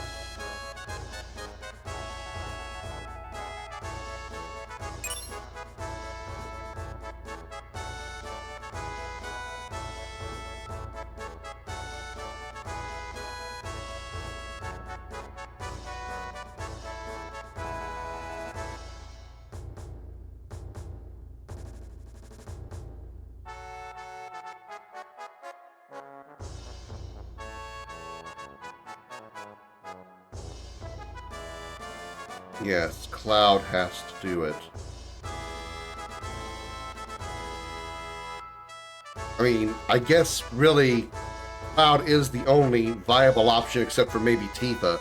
But let's look at the rest of the team. Aerith probably doesn't have the physical prowess to be able to climb a tower. We just met Yuffie, so we don't trust her for shit. Red is a dog, probably cannot climb a tower. If he was a cat, maybe more reliable. Barrett probably couldn't climb a tower because he only has one hand. So I guess Cloud really is the only option viably. Again, save free, probably Tifa. But Tifa doesn't get her solo part of the game until much later. Oddly enough, also at Junon. I just didn't realize that. Tifa doesn't get her solo part until Junon.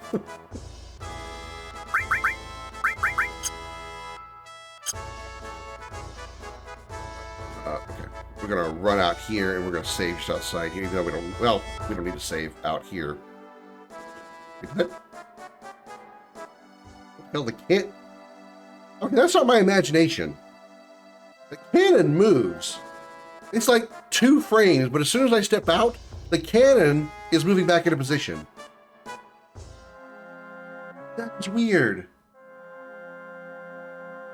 It happens so fast, but the cannon actually moves. Weird. I don't think I've ever seen that happen before.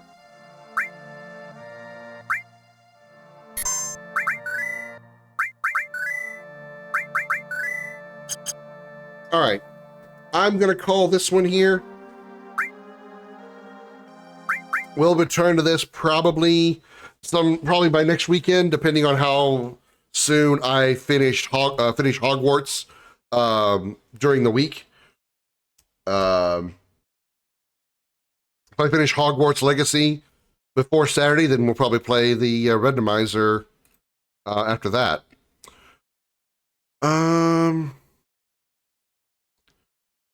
Let's see. Evan's been hanging out with us tonight, so let's go ahead and raid him then. Ew, me, ew, gross.